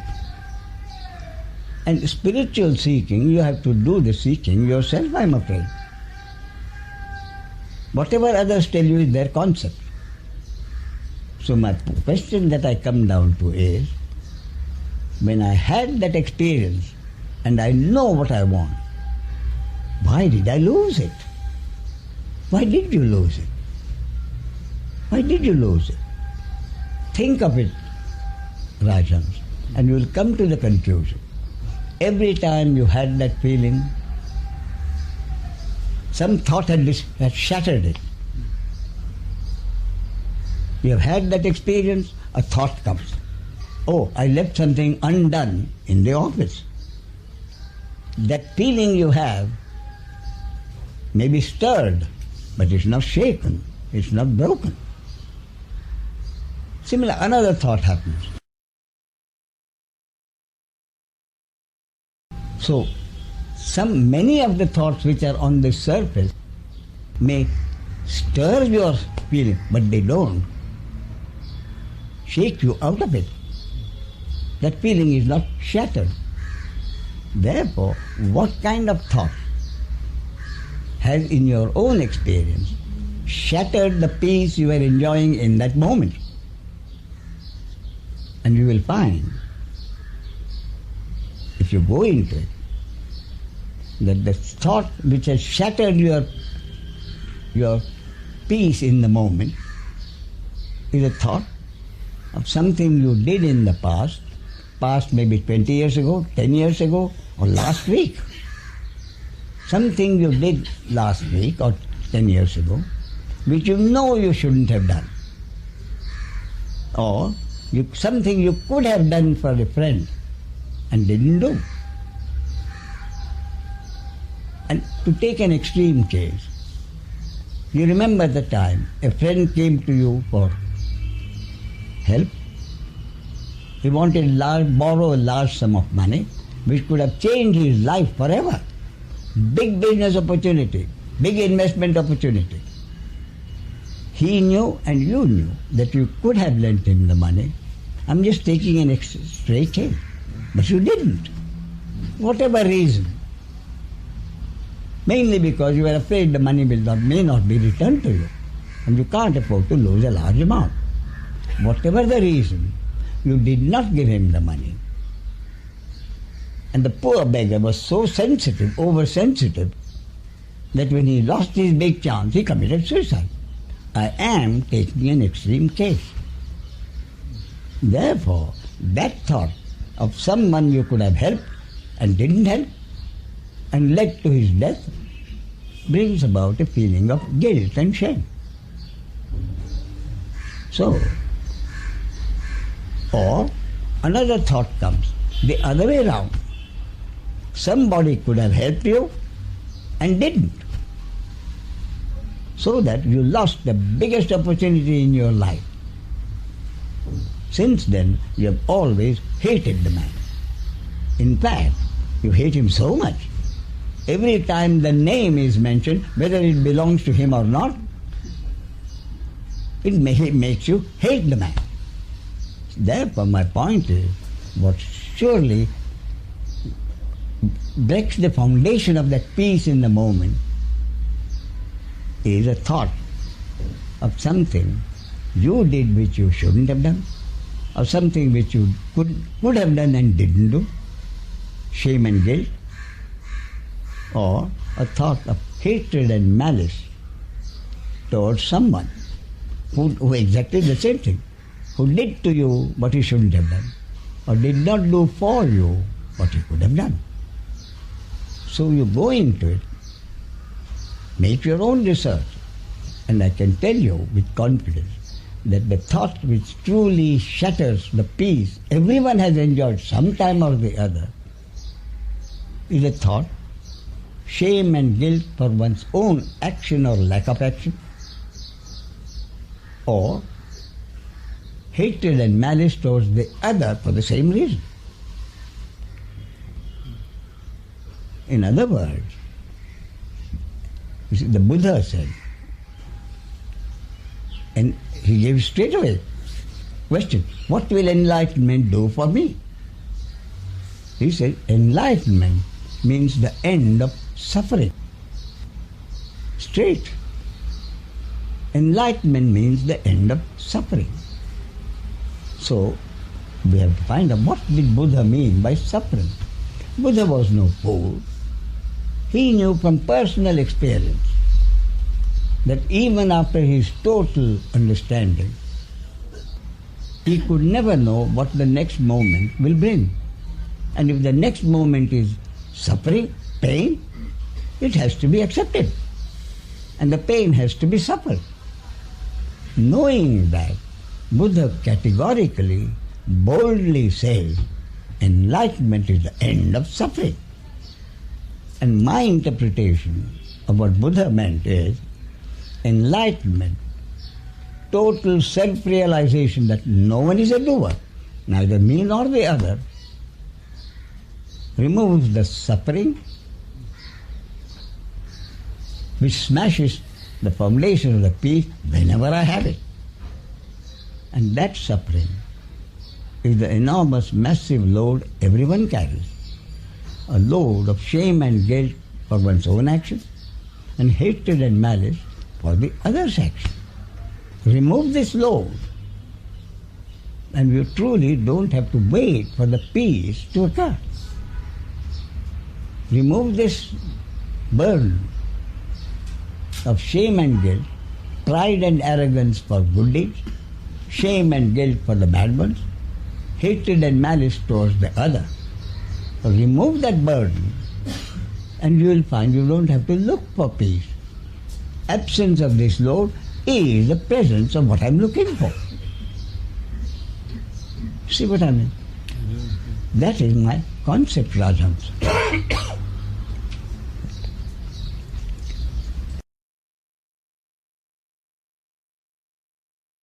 So you will have to examine this concept for your own, from your own experience, and then decide whether this concept of mine is acceptable to you or not.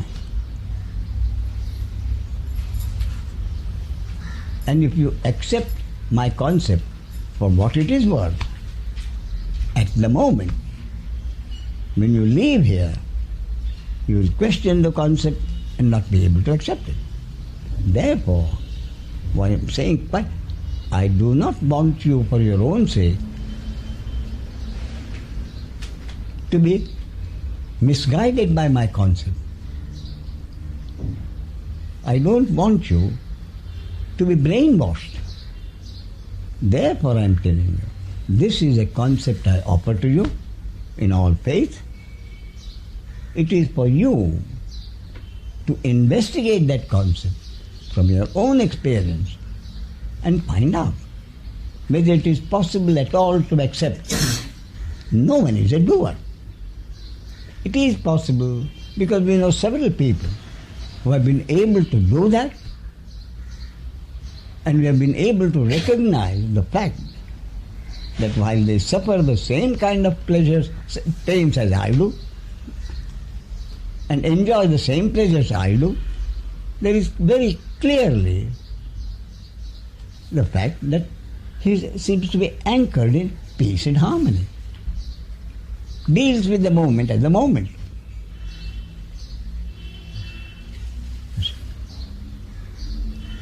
Therefore you know that it can be done, that it is, you know that it is possible to live without the sense of personal doership. It is not only possible to live without the sense of personal doership, but then you live your life with a great deal of smoothness, ease, no physical strain, no mental stress. And my concept, Rajan says, this is precisely what the spiritual seeker is seeking without realizing exactly what he is seeking. Therefore, I put it to you, according to my concept, all that any spiritual seeker can have is just this. Never being uncomfortable with myself, never having to hate myself for anything, never have to be uncomfortable with the other, never having to hate the other. That is all. So if out of self-realization you expect much more than that, then you'll have to look elsewhere. My concept won't help you.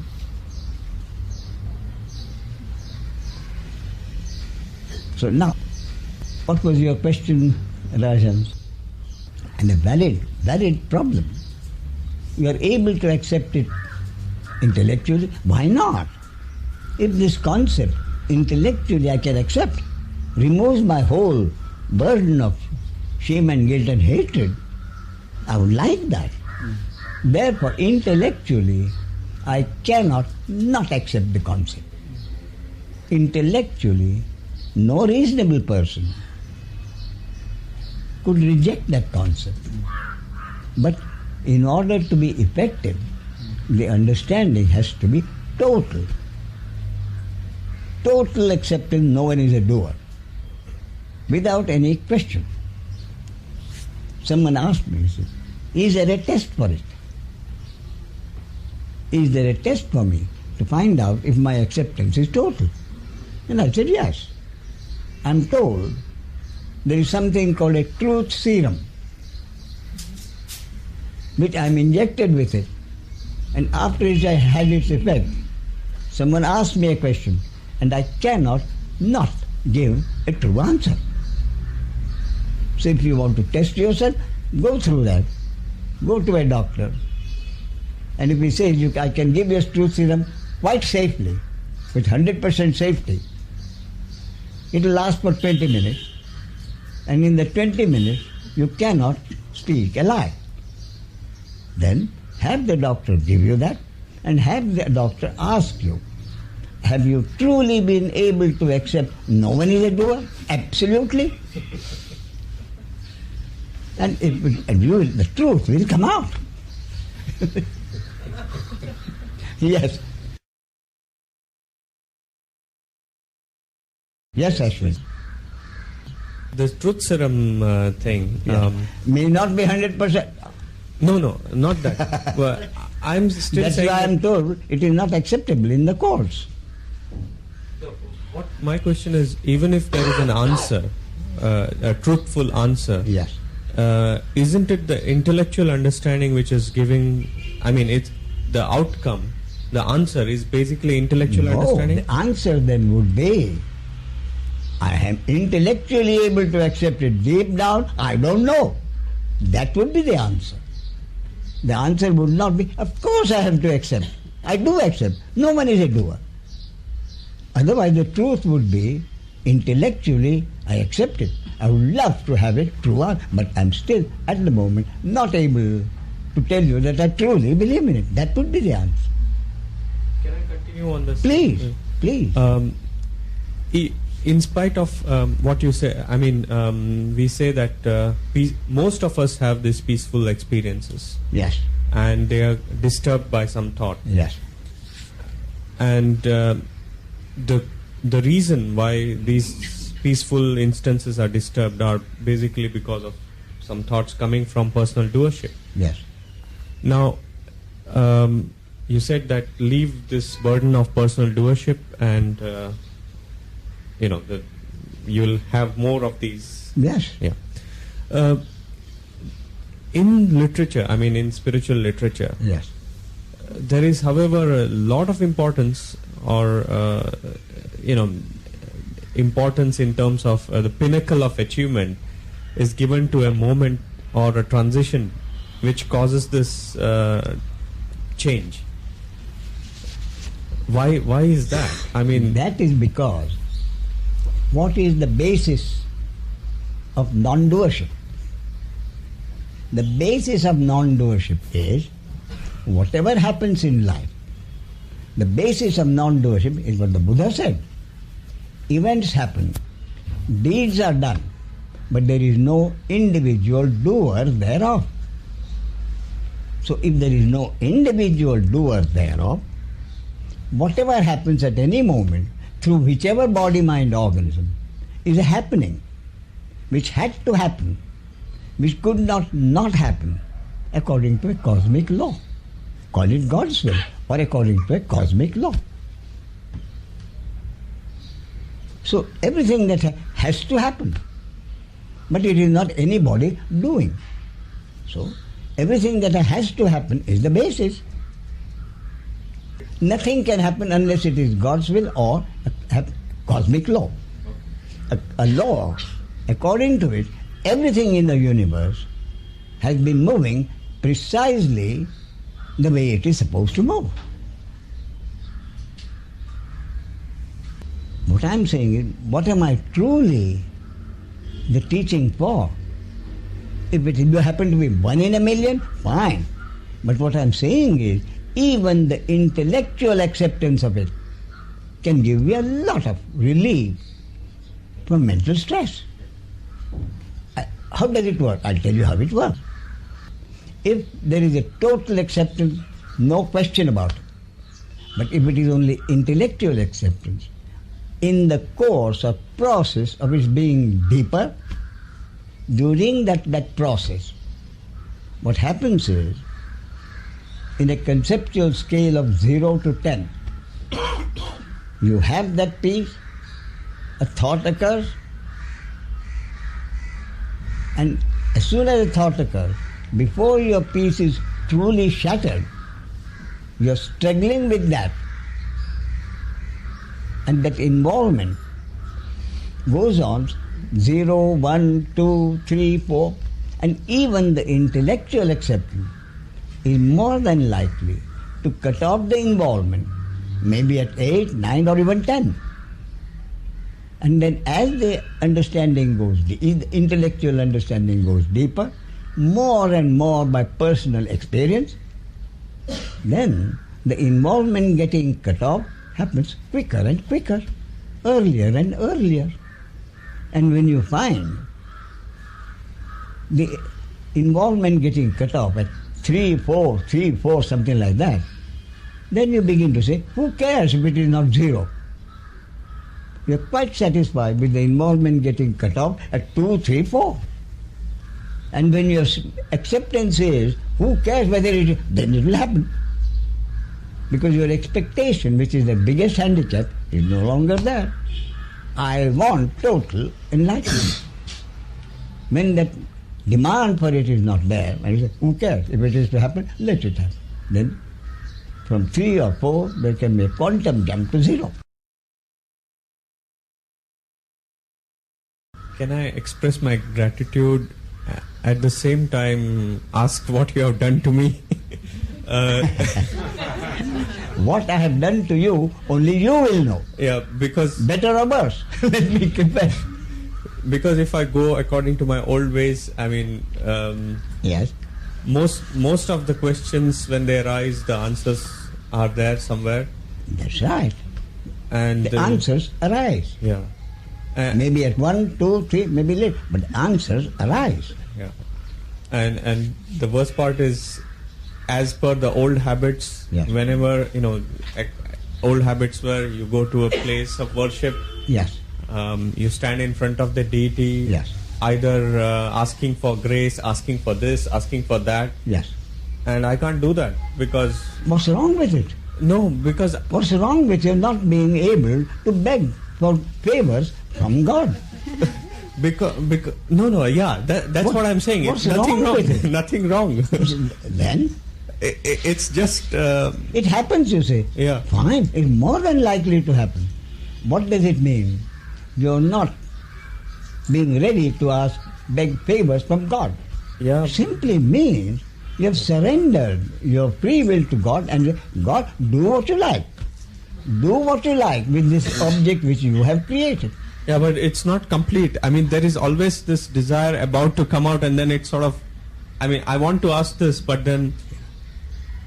Therefore, wanting to beg is an involvement. Yeah. But it gets cut off. Quite right. That's what I'm saying. The involvement gets cut off.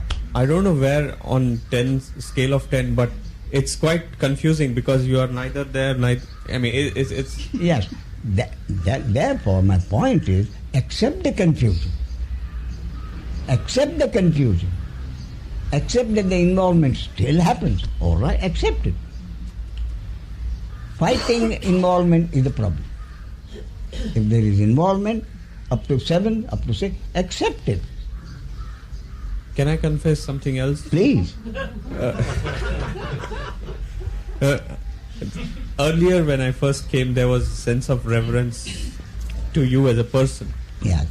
Now, though there is gratitude to you as a person, I don't feel any dependence in the sense that there is a gratitude in terms of what you have done. Gratitude arises. Yeah. But I don't feel but dependent in the sense that... Your name, you say that? Ashwin. Ashwin. Gratitude arises, but Ashwin is not sure that he feels great gratitude to Ramesh. Fine, congratulations. Gratitude arises, but Ashwin finds that personally he does not feel any gratitude to Ramesh. I say congratulations. No, gratitude to a person is there. What I mean is, I don't feel the dependence in the sense that, I had this, for past few years, I had this impression that there was certain sort of dependence to a person. Yeah. Not to the teaching, but to the person, as Ramesh. Yeah. Now, I don't feel that dependence to the person. Good. I honestly say good. Congratulations. When I myself truly feel that I am not using the words, the teaching is not only happening through me, and I am not giving the... When I myself feel it, why shouldn't you also feel it?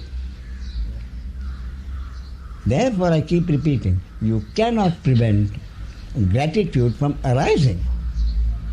You see? You cannot prevent gratitude from arising.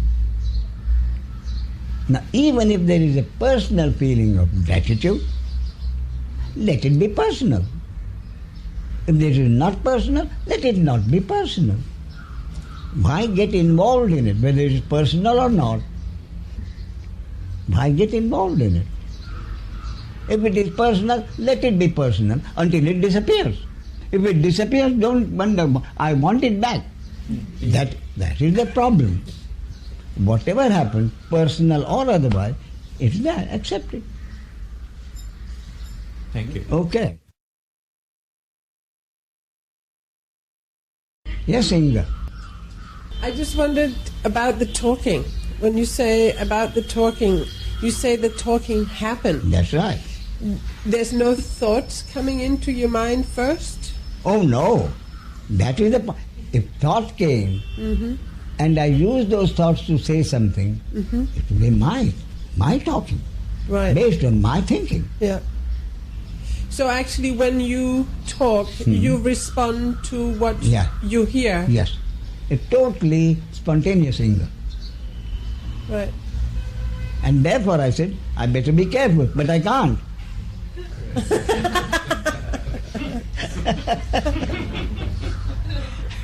Because I've had an experience of that, that talking happens without even having thought about what I was going to say. That is the point. And actually, the things that I need to say come out much better. Much better, yes. You see, much better. That is precisely what the dancer Nijinsky has gone on record to say. Nijinsky dances best when Nijinsky is not there. Everyone does everything better when everyone is not there. That is the whole. When something is spontaneous, whatever it is, you're playing tennis, your best game of tennis will be when you're not there. Playing tennis happens. Anything that you do, spontaneous happening is always the best. Then what happens is, how can I make my doing spontaneous? This you can't do. Because, you can say, okay, I need to do this and this and this today. In my work, it is with tourists and explain things. Yes. And if I get hooked on these are the themes that I need to cover today, then it's gone. I can't do it. Now, what we are saying is, should I or should I not plan for the day? Sure. Plan for the day. But whether the plan happens or not, is not in your control. You see it every day. Therefore, nothing to prevent you from making the plan.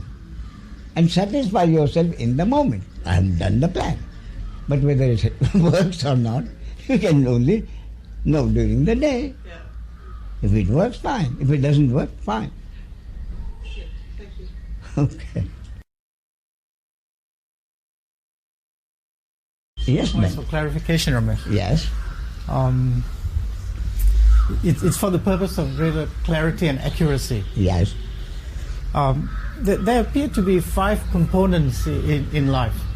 One is pure subjectivity as such. Yes. And for me, pure subjectivity rings better than consciousness. Fine. Yeah, But so then, I'll stay with that. Then can know nothing about pure subjectivity except as a concept. Yeah. That is all. Yeah. So the concept now is, your understanding is, there has to be a source from which everything in the manifestation has come about. And since there is a manifestation, that manifestation has to be function, which is life as we know it. So once we have accepted that what is happening has not happened by itself, it is not. Some God playing dice with the universe, that there is a source from which everything has emerged, and whatever is happening to any body, any three-dimensional object in this manifestation has to happen according to a cosmic law. Having understood that, having been able to accept totally, there is a source from which this manifestation has happened, And the functioning of manifestation every moment depends on a cosmic law. Having understood that, where is the need of remembering the source? Having once accepted this, where is the question of remembering the source? Then you are only concerned with life as it happens. And in life as it happens, if I am able to accept the in life as it happens, which is the functioning of manifestation, nothing can happen unless it is according to the cosmic law. No question of the source. You see? No question of pure subjectivity. If there is no pure subjectivity, then what is the subject-object relationship? There is no subject-object relationship in pure subjectivity. But manifestation having happened, and the functioning of manifestation is happening, which is life as we know it. In duality, life happens because the individual, having totally accepted everyone is responsible for his or her own actions, there is a continuous existence of subject-object relationship. And in the subject-object relationship, the basis is blaming someone or giving credit to someone. That is the subject-object relationship. But with the understanding, no one is a doer. No one is a doer. And you can't blame anybody. That total acceptance removes the basic earlier mistaken someone is doing and someone is doing something to someone. That basis of subject-object relationship in life gets removed. So with this understanding, nothing can happen unless it is according to the cosmic law.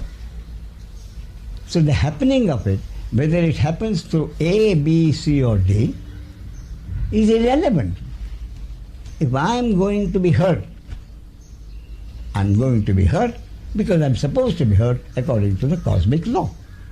Whether the action, the deed that hurts me happens through A, B, C or D, irrelevant. Once I have accepted that I am hurt, if I am not going to be hurt, if it were not my destiny according to the cosmic law to be hurt, no power on earth can hurt me. That is the understanding. Therefore, there is no subject-object relationship, some subject hurting an object. The subject-object relationship, which is usually the basis of life, is removed. Then you accept everything that happens as a happening which could not have not happened. Having accepted every event, every happening as something which could not have not happened, the question of blaming someone or giving credit to someone simply does not arise. If I can come back to concept. Sure. So the way I see it, there is the source, pure subjectivity as such. And there is a form, yes, which is phenomenon. Yes. Then there is pure subjectivity associated with a form. No. No? No. Isn't that what gives sentience to a sentient being? Sorry? Isn't that what gives sentience to a sentient being? No. The sentient being is sentient. He has not achieved sentience. So, sentience is something which had to be given to a sentient being so that the senses in that sentient being can function. So isn't that sentience? Yes. Consciousness. Yes, sure. So it's pure subjectivity. Yes. It's an impersonal I am. Yes. Right. Then... Now, I wouldn't call it pure subjectivity. It's impure subjectivity, which has objectivized itself. Right. The pure subject has become subject-object. Shiva has become Shiva Shakti. Even though it is impersonal consciousness, impersonal Yes. subjectivity. Yes. Then, pure subjectivity can only be in nominality, not in phenomenality. Therefore, the moment we are talking of phenomenality, we must forget pure subjectivity. All right. The moment we are talking about anything in life, we are talking about something happening in phenomenality. And pure subjectivity cannot exist in phenomenality. Why? Because phenomenality, the basis of phenomenality is duality. Existence of both interconnected opposites of whatever kind. So it would be accurate then to use your phrase impure subjectivity. Why? Leave subjectivity alone. So who and is- accept that the basis of life and living and the functioning of manifestation is duality. The basis of duality of every possible conceivable kind, beginning with male and female, beautiful and ugly. Because you have used the phrase pseudo-subject, referring to the ego. Yes. So that's the counterpart of what? Pseudo-subject is not the impersonal subject. I am is impersonal. I am the impersonal awareness of existing. Pseudo-subject, because there can be only one subject, subjectivity. So pseudo-subject means having an object, relationship with an object. Pseudo-subject is a subject which truly doesn't exist, but exists only when the object is there. And the basis of phenomenality is subject-object relationship. All right. Coming back to action. Yes. For action to happen through a form, Yes. is ego necessary? Even ego without doership? Yes. Then how will the ego, who will live his life? The subjectivity acting through the form. Through the form as what? Pure subjectivity functioning through a particular form as a separate entity. Whoever lives his life, call it subjectivity or whatever you call it, has to live his life as a separate entity, doing whatever he is supposed to do. Tailor, cobbler, doctor, lawyer, banker, whoever it is, he has to live his life and carry on his profession or occupation as a separate entity. Because in the case of the sage, the example you've used is it is like a burnt rope. Yes. So which means that it is ineffectual. It can't be used to do anything. Therefore, it is effective in the sense that the ego continues to live his life as a separate entity, but without the sense of personal doership. He continues to live his life as a separate entity and enjoys the pleasure when it arises. And who is enjoying? Ben is enjoying. You are having a very good meal. Ben knows that he is enjoying the feast, not pure subjectivity. So Ben, as a separate entity, enjoys the pleasure of the moment or pain in the moment as a separate entity. But if somebody hurts him, the understanding is no one has hurt him. He is not truly the object of any subject, even if the subject thinks he is the subject and you are the object. Even if the subject thinks he hates you and loves to do you some harm. Knowing that no one is a doer, the subject-object relationship breaks down and you accept every happening not as someone doing something to somebody, a happening which could not have not happened. Yeah, hurting happened. Hurting happens according to the cosmic law. and through which body-mind organism the action happens which hurts me, irrelevant. It had to happen to hurt me. Why? Because that's my destiny according to the cosmic law. So whether it happens through A, B, C or D is irrelevant. Therefore, the question of blaming someone, hating someone, simply does not arise. But I still have to function in life as a separate entity, accepting the hurt, accepting the pleasure of the moment, enjoying the pleasure, or accepting the hurt of the moment and doing whatever I can do in the moment to assuage the hurt, the pain. If I have a headache, I take some aspirin. I take an aspirin. I, as Ramesh, as a separate entity, have to take an aspirin. If Ben takes an aspirin, it's not going to help me. As a separate entity, if Ben takes the aspirin, it's not going to help me. If I'm hungry, I have to eat. Therefore, I have to live as a separate entity. No question about it. But living as a separate entity, I shall not ever be uncomfortable with myself for having done something, or uncomfortable with anybody for his or her doing something. Changing to identification? Yes.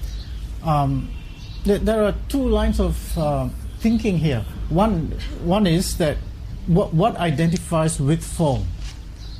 So one line of thinking is that it is the ego that identifies with form. No. Consciousness identifies itself with a particular name and form as a separate entity. Consciousness, for life to happen, has to identify itself with a particular name and form as a separate entity.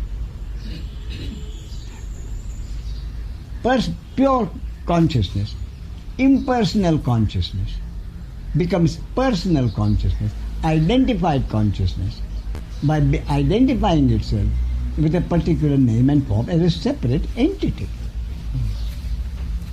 And that separate entity remains until the body-mind organism is dead. But with the total understanding, the understanding is, I live my life as a separate entity. So you may say, in the case of a sage, there is separation. Another miscalculation, misunderstanding. A sage feels no separation. Isn't it? A sage feels self-realization, enlightenment means no separation. And yet, a sage, even after he becomes a sage, has to live his life as a separate entity. The sage who truly accepted this. Ramana Maharshi was never afraid of using the words me, mine, my loincloth, my towel, my food. So the sage is never afraid of using me and mine as a separate entity. So of course there is separation. Then in what sense is there no separation? In the sense that the sage has been truly able to accept totally. No one does anything. And therefore all the separate entities are separate instruments, separate robots through which the same energy functions and brings about at any moment, at any place, precisely that which was supposed to be brought about according to the cosmic law. The sage, having accepted that each separate entity is no more than a separate instrument through which the same energy functions, no separation. So that same energy is the subjectivity. Yes. The sentience. The same subjectivity operating in phenomenality as energy. And the last one about the game of life, what's called Leela. Yes. So the identification as a separate entity, yes, and then the sense of doership. Yes. So that's where what you said, the hypnotic spell occurs. Yes.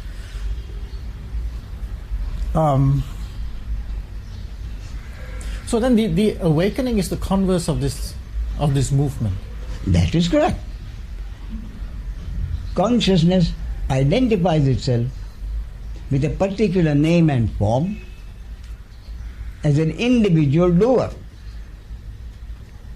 Self-realization is the acceptance no one can be a doer.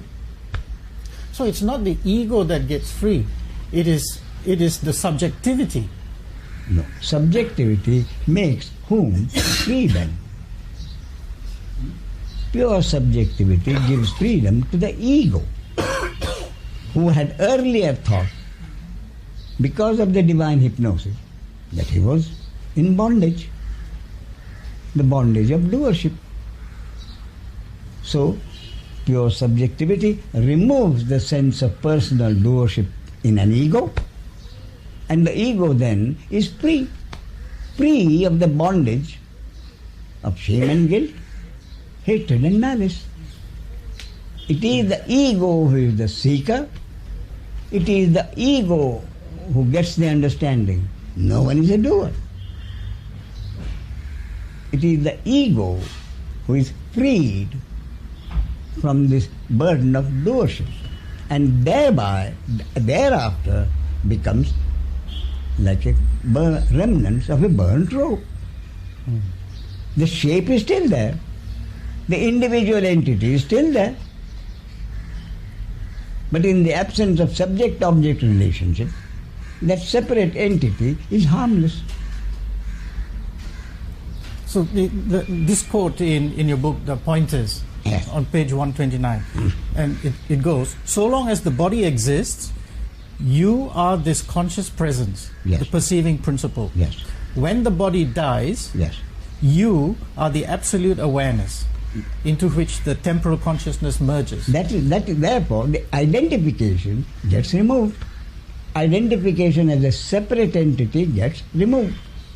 So you were earlier the identified consciousness, and when the body is dead, you can only be what consciousness, all there can be is consciousness. So this phrase, conscious presence, the perceiving principle, is identified consciousness. The perceiving principle is not. The perceiving principle is consciousness. Perceiving principle is consciousness or sentience, functioning through every body-mind organism and producing that which is supposed to be produced through that body-mind organism according to a cosmic law. So the second you? The second you is the one who thought he was an individual. Now, since the body died, there is no individual. The body dies, there is no individual separate entity. Therefore, what remains? What remains is the one which is always there. In other words, the river flows into the ocean. What has happened to the river? River has become the ocean. The entity has become the subject, pure subjectivity. Truly, more accurately, river is no longer a river. The identified entity is no longer an identified entity. Therefore, what remains is the ocean. What remains is the pure subjectivity as it has always been there. Your name is? My name is Christabel. What part of the world are you from? I'm actually from Australia also. I see. I see. Living in Bombay for the last 2 months and working I see. So we have an Australian day today. Yeah, it would appear. You've answered. Totally unarranged. Unarranged, totally well. Yes, you've answered for the most part the question I came with today, and that was about the doership. Yes. Before coming to Bombay, I lived on a farm which was called Leela, because there is an understanding that this is a dance of life that occurs. So on a farm, life, birth, life and death, the cycles are very clear and you have no control. It's easy to see that you're not the doer. Yes. The weather comes, the weather goes, very easy to see you're not the doer. Yes. I now find myself in Bombay working. Been here for 2 years. Yes. And I'm here in a coaching and mentoring role. You are here for 2 months or 2 years? I'm here for I've been here 2 months, but I will be here for 2 years. Oh, I see. I understand. On some mission or something? I'm doing organisational consulting work. I see. Yes. So part of what I'm doing here is coaching and mentoring people. Sure. And I have found for 2 months I have suffered greatly because I have because I've been the doer. I haven't been able to step back. Yes. And part of the problem is this cunning ego that has read many books and which has picked up the knowledge that work is worship. Yes. And so there's a part of me that needs to do this work with excellence and in a spiritual way and in the best possible way. Crucible, do you know where the problem is? Tell me. The problem is very simple. Yes. Crucible says, when I do my work and I see a certain amount of success, I feel happy. But it's not my work. Why should I feel happy? Isn't that specifically the problem, Crucible?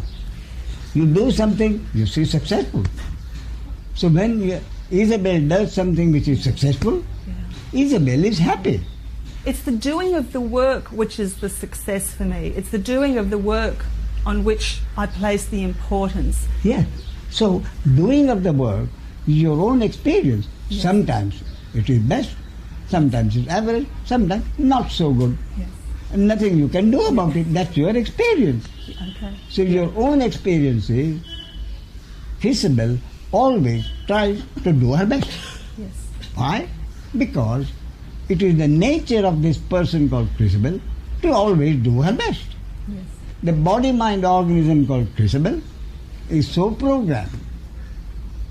Genes plus condition, which makes Isabel a responsible, hard-working person who would always like to do her best.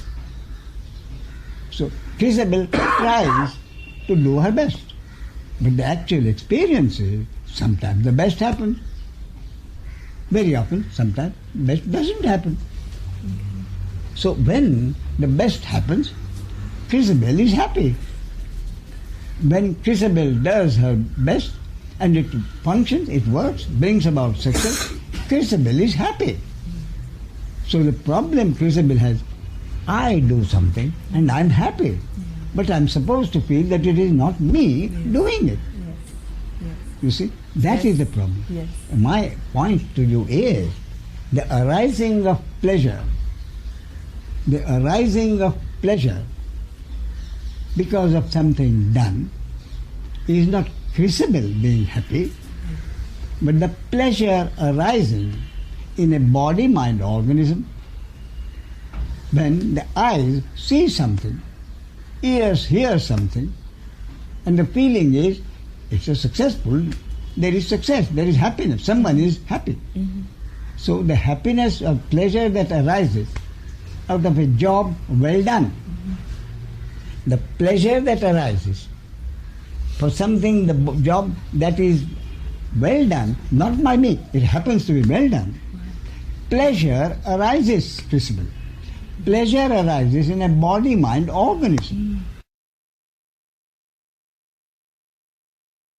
Now, if I continue to give my concept, and I find Crucible truly able to respond to it, and I can see the impact, and I can see the happiness in Crucible's face, that will bring pleasure in this body-mind organism. Certainly pleasure will arise in this body-mind organism, but I need feel no guilt that I am happy because I have done a good job. No. The arising of pleasure for a job well done, arising of regret for a job happen to be badly done, arises in the body-mind organism, and the individual is not happy or regrets. But with this understanding that pleasure arises, and at the same time knowing that it is not Crucible's work that has brought pleasure, the pleasure will be there in the instant, but it will not be accompanied by pride. That's the big one. Yes. You see? Yes. Pleasure will arise, but knowing it is not, never the pride. Yes. The other side, regret may arise, but never guilt or shame. Not my action. You see? So the pleasure or the regret arises in the body-mind organism. When the ego responds to that natural reaction, I did a good job, pleasure and pride. Yes. I did a bad job, regret plus shame and guilt. Yes. You see? So mere arising, therefore, you often see a sage quite happy, a sage quite angry. But what the sage has accepted is, some cases anger has arisen, sometimes pleasure has arisen, and we thoroughly enjoy the pleasure, make no mistake. And so to unhook the feeling of pleasure that arises in the organism from the ego taking over and making pride is just... The ego's reaction as personal doer. Yes. When the personal doership is not there, the ego does not react to the pleasure with pride or the regret with a sense of guilt. Therefore, the arising of the pleasure or the regret is beyond Crucible's control. Pleasure arises, Crucible witnesses pleasure arising. Pleasure arises because the society gives credit to Crucible. But knowing that she has not done anything, then the pleasure, if anything, will be joined by a sense of amusement. I am being honored when it's not mine work. So pleasure but not pride, regret but not shame or guilt, hurt but not hatred or malice for someone else's doing. So now it's practically making that happen. No, just watch it. Watch it. And say that it's not pleasure arises, and what I'm saying is enjoy the pleasure. Yeah. Don't try to own it. Don't try to smother it. Okay. Regret arises, don't try to smother it, express your regret. Yes. How you live the experience of self with the big S. I experience, therefore I said, if there is pleasure, I enjoy the pleasure. If there is pain, I do something to reduce it. If I have a headache, I take an aspirin. That's it. Okay. Most welcome. This concludes Take 1. Thank you for listening. The dialogues continue with Day 2 of The Seeking.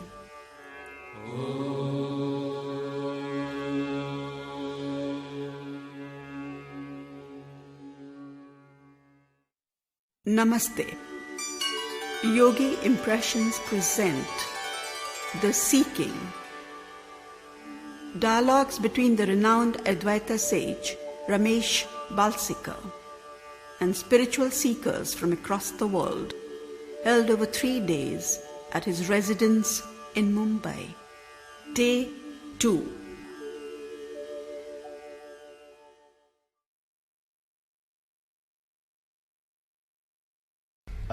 Yesterday I was thinking a lot about the whole talk that we had. Yeah. And I don't think I really sort of opened up or came clear with my feelings about the concepts that you talk about. So today you are going to open up? I'll try. But yes, Alex, that's all one can do. Yeah, I certainly. There were some strange feelings for me after the talk and during the talk yesterday, which I couldn't figure out in my head what was going on. Certainly, when I first came to know of your teachings. Now tell me first, Alex, what you heard here was nothing complicated. No, but that's the thing. It was nothing complicated. It's nothing new that I'd heard either. But it wasn't. I don't think I hardly heard a word you said. I didn't want to hear a word you said. I don't know what it was, like a battle between, I don't know, maybe my ego or something. It just didn't want to hear what you had to say. It was like an arrogance or something. And it took me a long time yesterday to actually figure out what was happening. And I don't even know if that was the answer. What you mean is you were trying to find out where the resistance was. Yeah. There was some resistance to what was being said. Yeah, a lot. But there'd never been a resistance before. This is me stepping into this room and there's resistance when I never had resistance to your concepts before. I see. Which I found very peculiar. And I don't know why has that happened? Yes. But tell me, what do you think is the core of what I've said? That everything just go back to the core of what I say. What would you say is the core of what I say, Alex? The core of what I say is what the Buddha said. Events happen, deeds are done, there is no individual doer thereof. So with the acceptance of this concept, what does Buddha say? Buddha says, this will lead you to enlightenment. Acceptance of this concept of non-doership will lead you to enlightenment. And then he says, what is enlightenment? Enlightenment is the end of suffering. And what is the suffering which the Buddha referred to? And my point is, the suffering which the Buddha referred to, which enlightenment brings about, is clearly not the suffering which the human being must endure as an animal. The human being first an animal. With his mind intellect, which distinguishes him from the animal. Just as the animal cannot escape suffering in this life, the human being as an animal cannot escape suffering in this life. So Buddha didn't mean that kind of suffering which the human being must suffer as an animal. Therefore, the suffering which Buddha says enlightenment brings, this end of the suffering because of being able to accept this, no one is a doer, is a suffering which the animal does not suffer. So what is the suffering which the human being suffers and the animal doesn't? The animal doesn't have a sense of personal doership. Whereas the human being has this sense of personal do, which distinguishes, and the human being is proud that is what distinguishes him from an animal. You take away my free will, you reduce me to an animal. You see? Therefore I am prepared to give up anything, but not my free will. And it is this concept of free will, doership, which causes that kind of suffering, which Buddha says can end only with enlightenment. And enlightenment can happen only if you are able to accept by God's grace the fact of non-doership. You see? End of suffering. So what is the suffering? Suffering which the human being, because of his mind intellect, creates for himself, which the animal doesn't.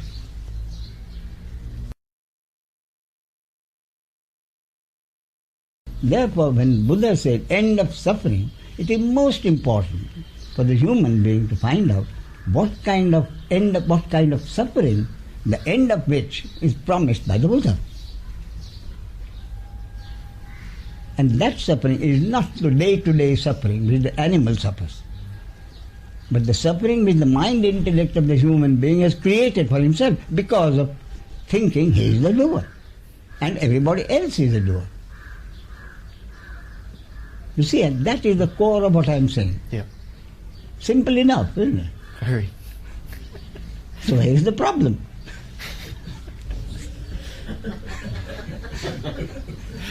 And I'm just reacting.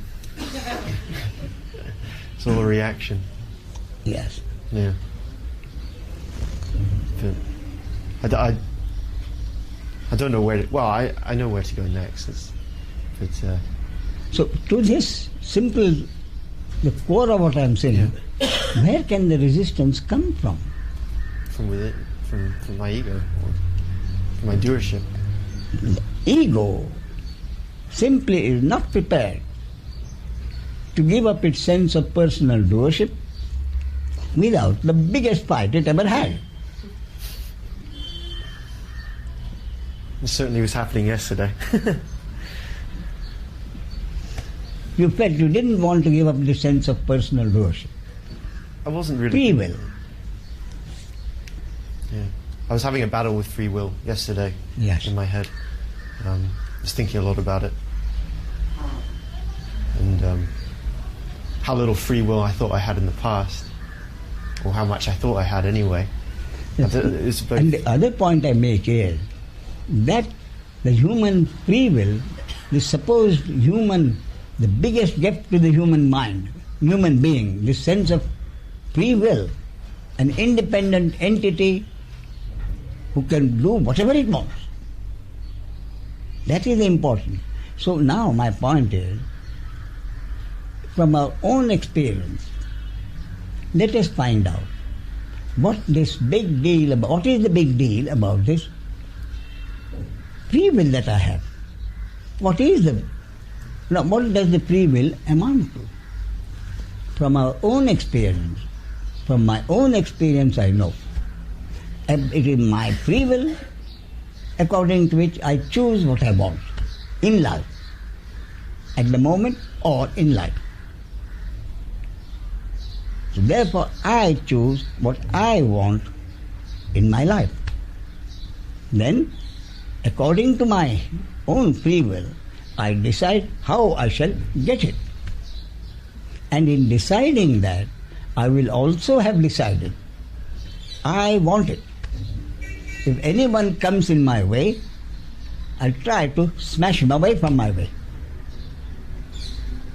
Or, he says, because of the genes, I simply can't do it.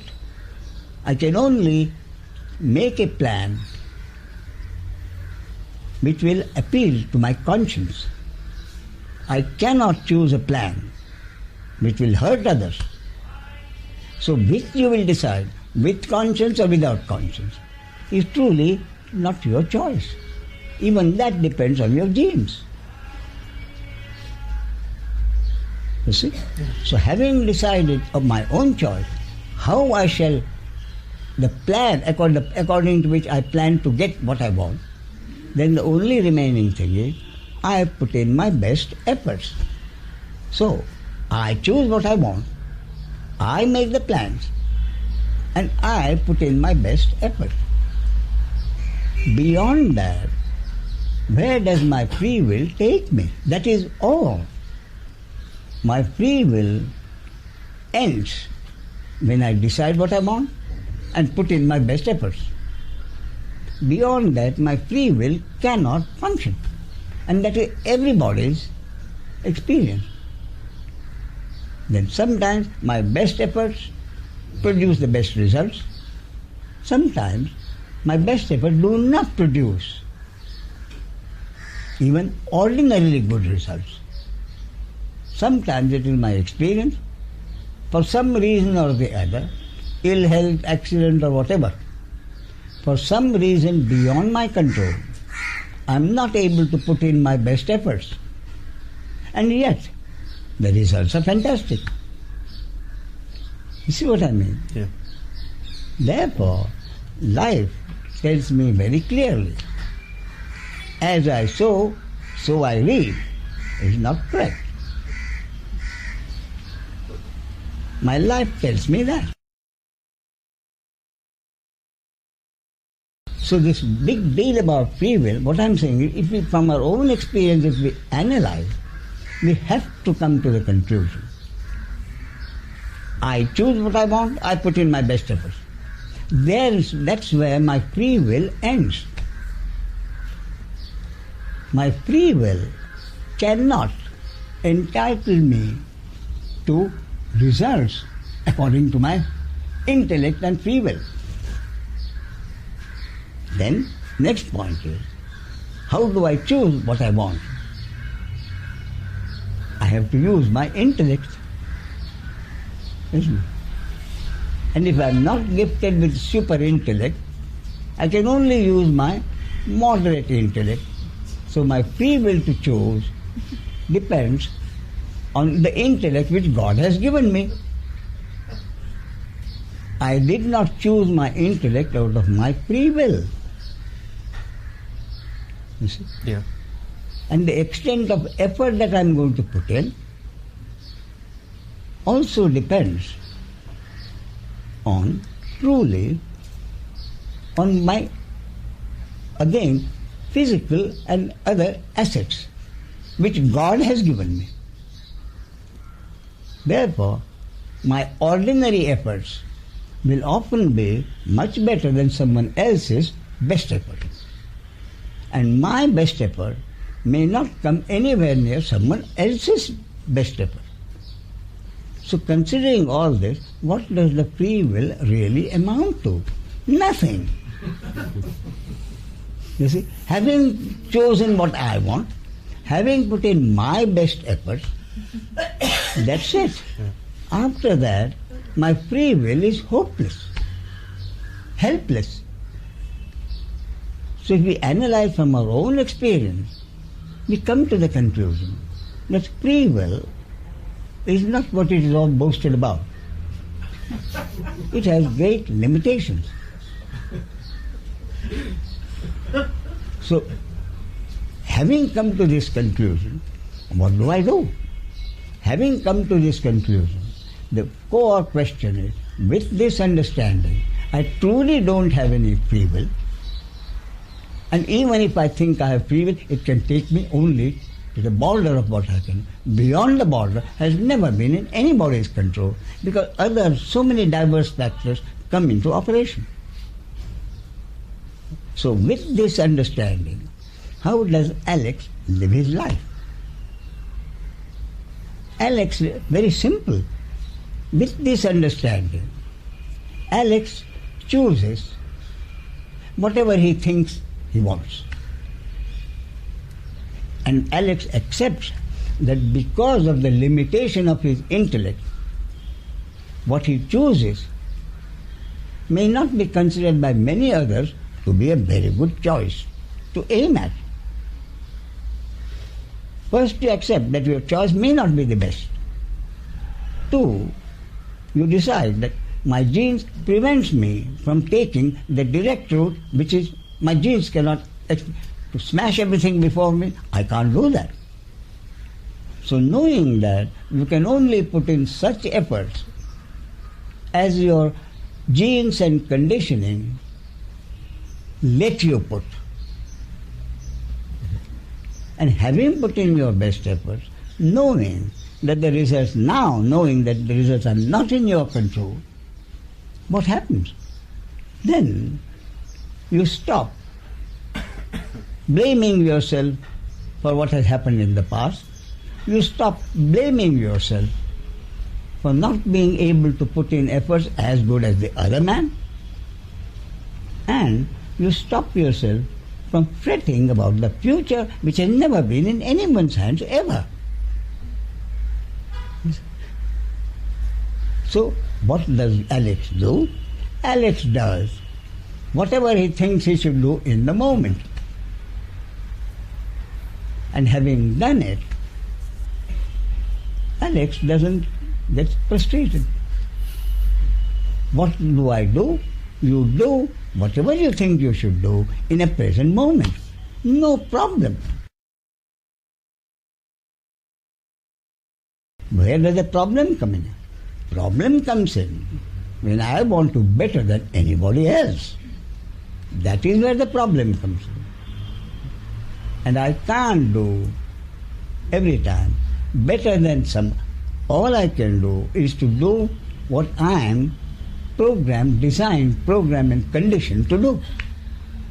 It may not be as good as others, but it may be better than many of the others.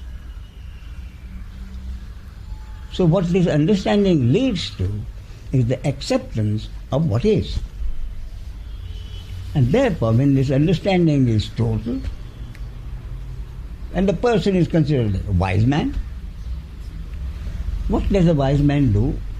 Immediately, as soon as he gets this understanding in full, total, first thing he knows is that in his own case, he is programming all his physical assets amount to has several good points and quite a few bad points. Plus points, minus points. Positive points, negative points. And there is nothing he can do about it. But if he thinks he can do something about it, let him do it. Read books on self-improvement. But he expects those books to do something for me and they don't, I feel frustrated. So if I don't want frustration, I read self-improvement books without expecting particular results. So having done my self-improvement course, my physical and mental assets are at their best. So what do? I use those assets the best way I can, knowing that as compared to others, I simply cannot compare. With this understanding, therefore, no problem arises. I do what I think I should do to the best of my ability and then leave the results to whatever they happen.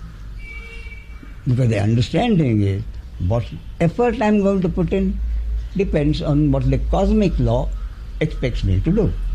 And the results also are precisely what I am supposed to get according to the cosmic law. So with this understanding, Alex, my only point is, all that will happen is that you will be leading a simpler life, not getting complicated with expectations, and to that extent you will have less frustration in life, more composure, more harmony and peace. And that is all, according to my concept, what enlightenment can do for me. Which the Buddha said, being able to accept life as it happens without creating expectations is enlightenment. And enlightenment, therefore, with this acceptance of non-doership and acceptance of whatever is in the moment, acceptance that what I have is what has been given to me, some plus points, some minus points. And the same applies to everybody in the world. And no one has had any control over his physical and mental assets. So with this understanding, I don't expect myself to do any better than I am. I don't expect Alex to be any better than what he is designed to be. So the first thing that happens when this understanding is completed, I realize my own limitations. And I realize that everybody else has his own limitations. Which means I do not ever expect to be a perfect human being. And I do not expect anyone else to be a perfect human being either. That is all according to me. And this is precisely what the Buddha says. Considering myself the doer, considering that I have free will, and consider that everybody else has the same thing, and therefore everybody is responsible for his work, means suffering. And that is the suffering which ends when I am able to accept no one is a doer. No one could have been better than what he is. No one could have been worse than what he is. He is what he is. That's all it amounts to. Certainly clearer. Whether it sinks in or not, I don't know. Any particular questions arose in your mind yesterday, Alex? No, I was just simply battling, I think, with free will and my ego and what had happened here yesterday. It was just kind of a bit of a numbness, really. Numbness, yes. Yeah. I didn't really come up with any questions. I see. So I think I just wanted to tell you what was going on really yesterday, because it was the first experience of... Now tell me, what you heard yesterday and today, do you think it will present a problem for Alex to live his life from now on? No, I think from the first moment, well, not the first moment, when I first started reading your concept, I did notice a change, that my life has been simpler since then. I mean, even the intellectual acceptance of this concept did something to your life? Did you say? Yeah, I was living a little bit more in the moment. That's a technical. That's a technical statement. I've been living more in the moment. What did it mean? I wasn't thinking so much about the past or the future. Yeah. Therefore, you didn't fret about the past, which is dead, nor about the future, which hasn't happened yet. Although it did come up, but it was less. It was less. Yes. So there was a little bit less. But tell me, Alice, if you are able to accept this totally, does it mean that you don't go into the past at all? No, you have to. How can you not? Yeah. If you are doing a job in the instant. All your experiences. A surgeon, yeah, exactly. A surgeon has the body before him. It's very important that he choose the right place to make an incision. Mm-hmm. He has to decide, where do I make the incision? What can he do except go back into his own experience in the past and then decide the best place to make the incision. So for that he has to go into the past. Therefore, what I'm saying is, there are two aspects of the mind. One is what I call the working mind. The working mind functions only in the present moment.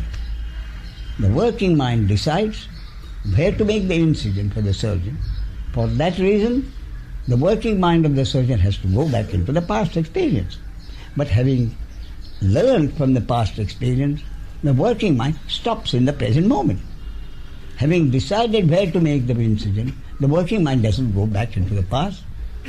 But what the other part I'm saying, the thinking mind, the other part, always in the past or the present, never in the present moment.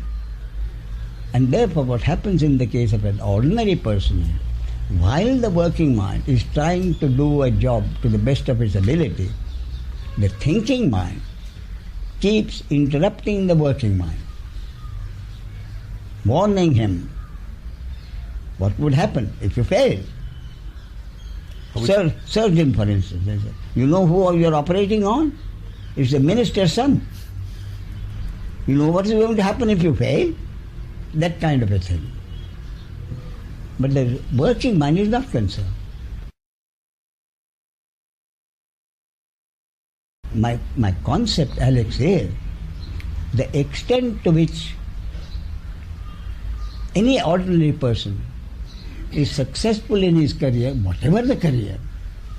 My concept is the extent to which he is successful or not depends, according to my concept, on the extent to which the thinking mind interrupts the working mind. If the person is lucky enough to be able to concentrate his working mind on the job that is being done and not have the thinking mind interfere, he will be successful. Therefore, in life, it is our experience anywhere that the most successful person in any sphere is not the best one. Not the best one according to intellect, qualifications, or anything. Someone who must necessarily have the ability, the qualification, that goes without saying. Among the many who have those qualifications, what I am saying is, everybody's experience that the one who succeeds is not necessarily the best qualified, but someone who is lucky enough to have the thinking mind interrupting his working mind much less than the others. And this is precisely what the dancer Nijinsky meant when he said, Nijinsky dances best when Nijinsky is not there. And another instance which I could see the same happening is some 3-4 years ago. Are you interested in tennis? Yeah. Did you see that match 3 years ago between Pete Sampras, the champion, and a Russian lad, 19 years old? Pete Sampras, number 1. And his opponent, 246 or something like that. No competition. You see? And I'm sure, I don't know, but the betting odds must have been, name your odds. For the challenger to be, name your odds. And yet, do you know, the challenger won and beat the champion. And the champion was dazed. So at the end of the match, the media people went in and they said, Pete, how did you manage to lose it? So Pete said, today, no tennis player in the world could have beaten the Russian lad. Then they went to the Russian lad. How did you manage to beat him? Did you have a plan? Did you have a plan on how to beat this champion? He said, no. He said, I decided in the very beginning that it would be stupid to expect to beat the champion. Therefore, I never hoped to beat the champion. Therefore, I had to make some plan. So he decided on the plan. I planned to leave the match to itself and be concerned only with returning every shot that comes to me. So he didn't think of the match. He didn't think of the set. He didn't think of the game in the set. All he was concerned with returning the shot which comes to him. And with that, Sampras hit a shot which he thought was a definite, a killer. And he didn't expect the shot to come back. The thinking mind said, you can relax. And Pete relaxed. The Russian went at it and sent it back. So many times you could see Pete standing there, gaping. So all that the Russian lad did was, I shall return every ball that comes. And he did. So the thinking, the Russian lad was able to keep his thinking mind away from his working mind, and the job for the working mind was simple. Return the shot. That's all. You see what I mean? Therefore, acceptance does not mean not doing whatever is needed to be done in the present moment. Acceptance of what is does not mean merely sitting back and watching something happening, but doing whatever is necessary to be done in the moment. Therefore the question is, with the understanding that no one is a doer, how do I live my life? Very simple. At any moment, do whatever you think you have to do. Forget the rest. As simple as that. Simple in theory, not so simple to practice. Yes, sir. Your name is? My name is George. George, yes. What part of the world are you from? I'm from Washington State in the United States. I see. And what do you do in the United States? I'm a chiropractor. Chiropractor, I see, Yes. I see, I see. I see. Practicing on your own or part of an establishment? On my own. On your own, I see, I see. Yes. And how long do you think you have been a seeker, George? Would you consider yourself a spiritual seeker? Yes. I would say probably since a child. In fact, what you say is, ever since you were a child, certain questions bothered you which didn't bother other children. Would that be it? I don't know. I don't know if they bothered other children or not, but for me, I've had some questions. I see, I see. What sort of questions, sir? What sort of questions, George?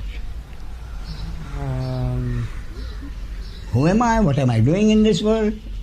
That kind of a thing? Yeah, and maybe questions to the religion that I was raised in. Yes. Maybe What that was doesn't that? make sense. Catholic? Fundamentalist Protestant upbringing, yes. I see. So as a child, do you remember what kind of questions bothered you? As a Christian, you said religion bothered you. Yeah. So what kind of questions bothered you then? I remember as a child thinking, reading the stories in the New Testament about the Pharisees being classed as the bad guys and thinking, well, it seems like we're the Pharisees. In the church there, in our particular culture, it seemed that was something that came at me. It seems like this group that I belong to is the Pharisees. I remember as a young child thinking that. And you didn't put those questions to your priest? You didn't dare to?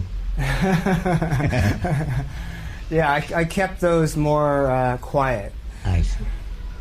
Yes, anytime the question came, you said, shut up. Yeah. Yeah. So how long has your seeking been more active, George? I think since my teen years, maybe about 17, 18. When you were 17, 18? Yes.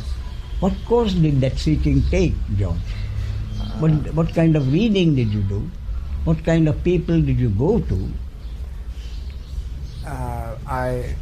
I remember just having a philosophy of loving, learning, and living. That was sort of my philosophy at that time, how I articulated just exploring what interested me. Yes, but what reading did that exploring take you to? Didn't you do any reading? Yes. What kind of reading? Gurdjieff, Uspensky, Gurdjieff, J. Krishnamurti? More Taoist thought. Oh, really? Yeah. So you had that grace in the first place to go to Tao. Yeah, I've always loved that. Yes. I see. A lot of writers in the Catholic tradition, kind of integrating psychology and religion. I see. But just sort of whatever interests me, I just sort of follow that. So it's been quite a few years since I've been a spiritual seeker. Can you tell me, George, what it is that you have been seeking? What did you expect to get at the end of that seeking? Enlightenment? Self-realization? I think just understanding, having some sort of way of understanding life, a richness of feeling my own experience. A sense of fulfillment, you would say? Connection, a sense of connection. Mm-hmm. A sense of maybe belonging at some level to what is. Yeah. Would you say some being one with the source? Being one with God? So that you don't feel different from anything else in the world. Being one with God. Would that be one of... I don't know. I don't know. Maybe that's a little scary. All right, let me put it this way. Yeah. Whatever it is that George had been seeking, what did George expect the fulfillment of that seeking to do for George the rest of his life? What do you expect that which you are seeking to do for you for the rest of your life that you didn't have before? See what I mean? Yeah. I think maybe just a greater sense of comfort and... yes. Yeah. I see. And greater sense of comfort. What you truly mean, I think, George, the sense of not being uncomfortable with yourself. Yes, exactly. Not being uncomfortable with others. Right. I quite agree. Yeah. Ultimately, what it comes down to is what anybody is seeking, assuming, of course, I keep repeating, that you have been lucky enough to be in life with a certain amount of comfort.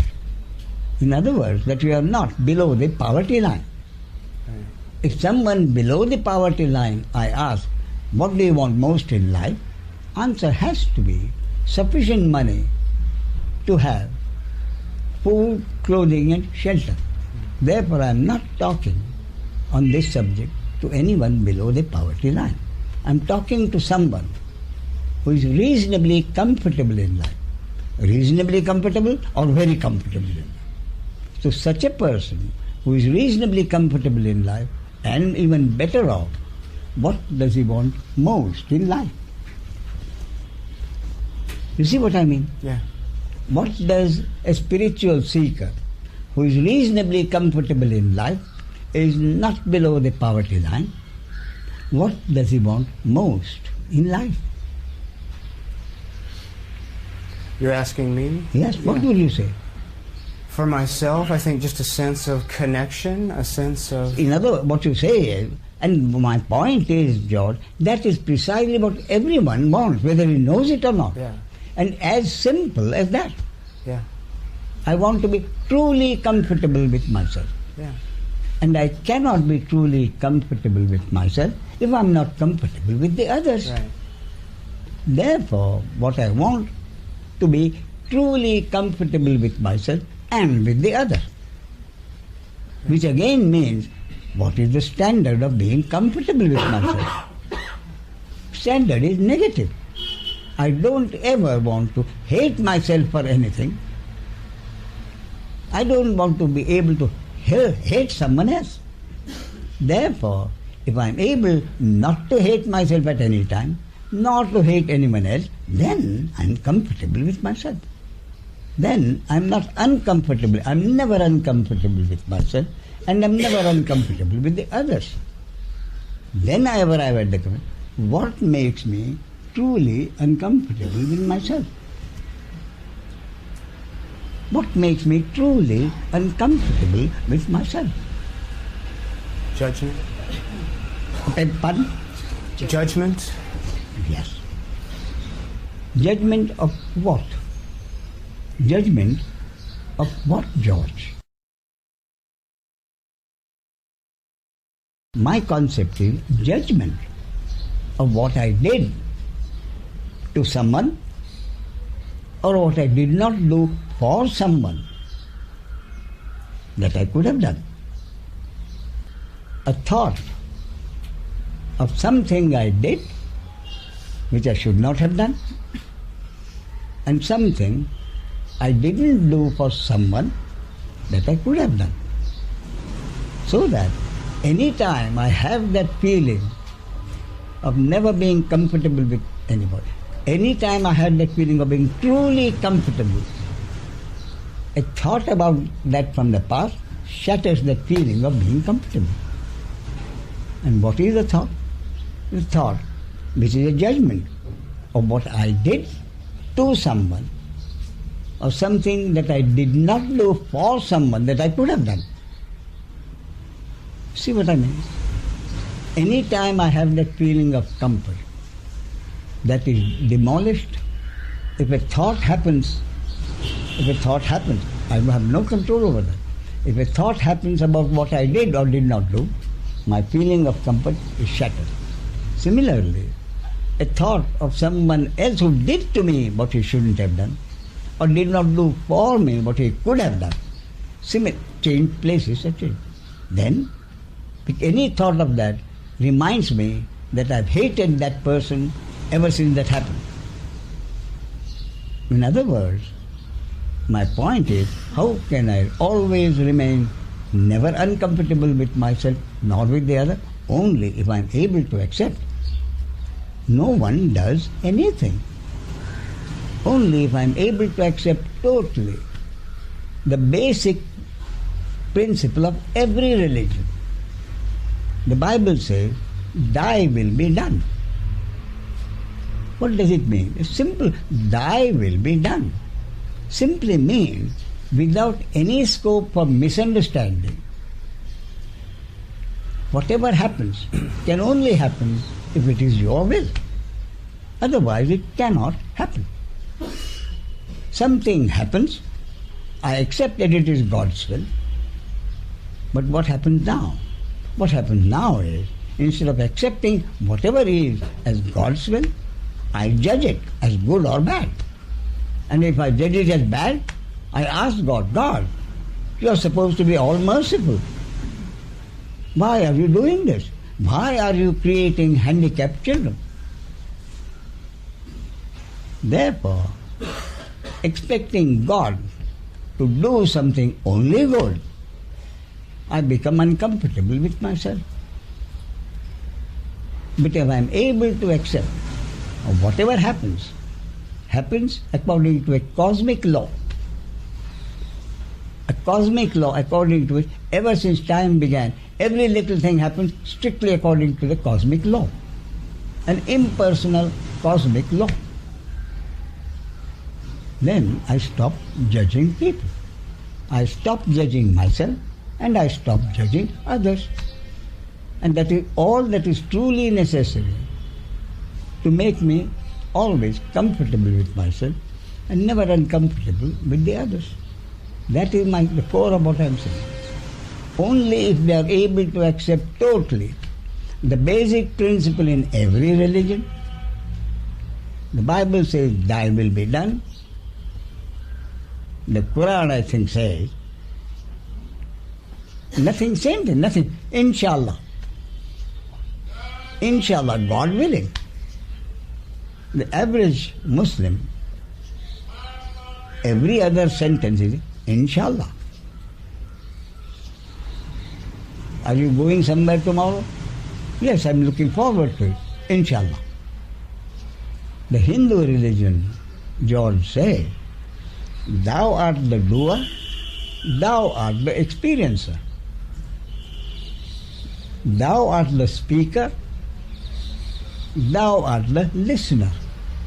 So what the Hindu religion says is, George may think, Ramesh speaks, George listens. Or George speaks, Ramesh listens. But the Hindu, that's not so. It may seem like that.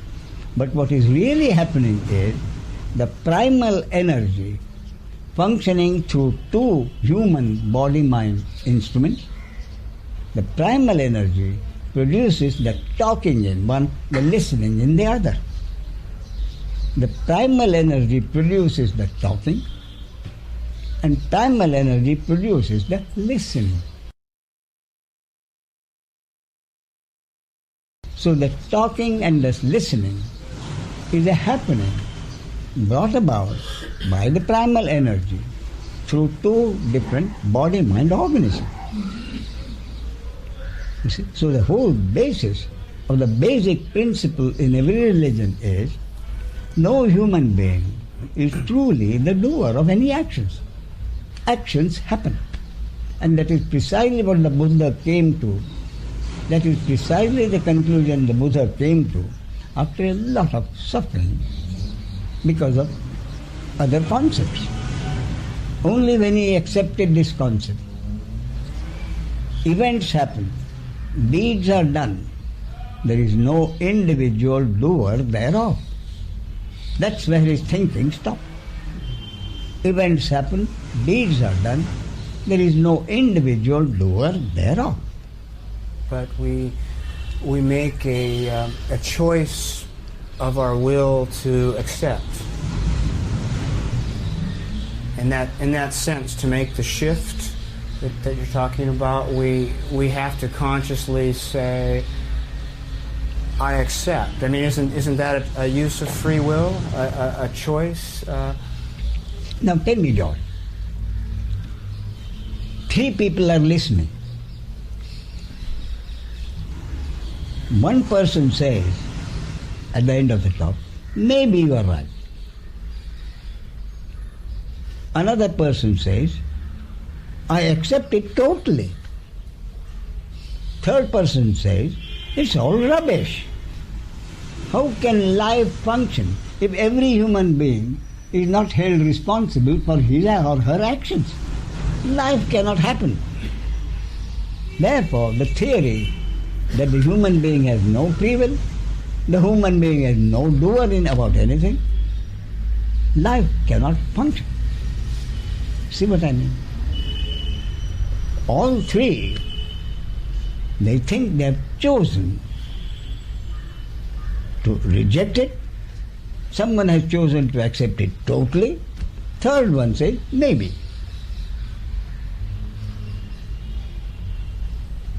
So is it truly the choice? Is it truly the individual choice? From their perspective, it is. From their perspective. Yes. And what is that perspective, George? That's my point. What is the perspective from which each person thinks he's using his free will? In other words, what is the basis on which the free will decides according to its free will?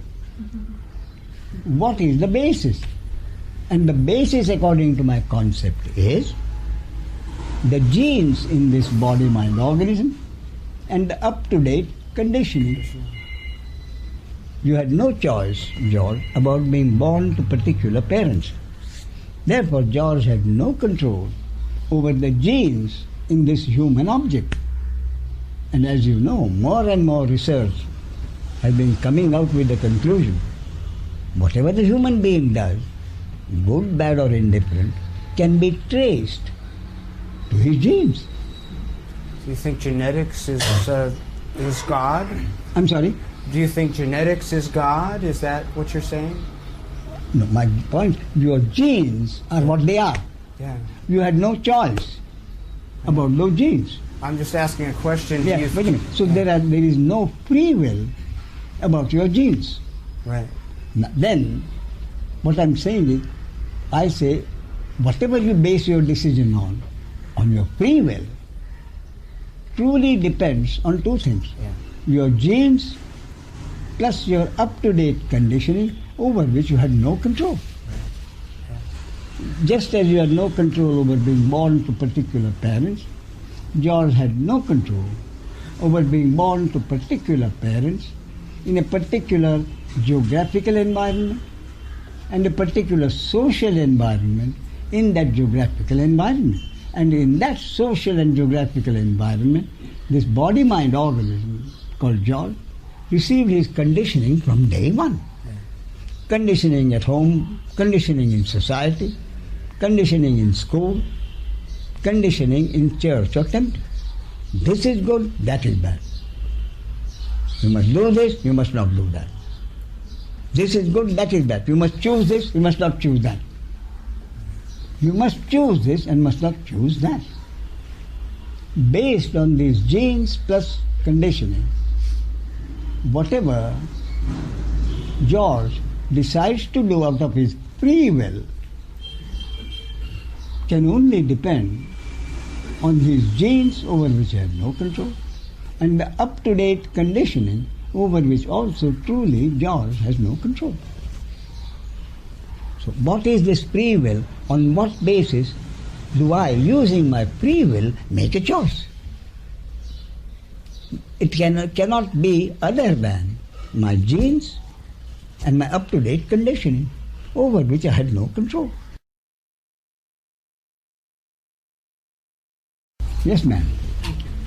I wanted to say that I feel that if, when I act, yes, I act with my full consciousness, yes, and I am aware of the law of cause and effect, I am able to go beyond my genes.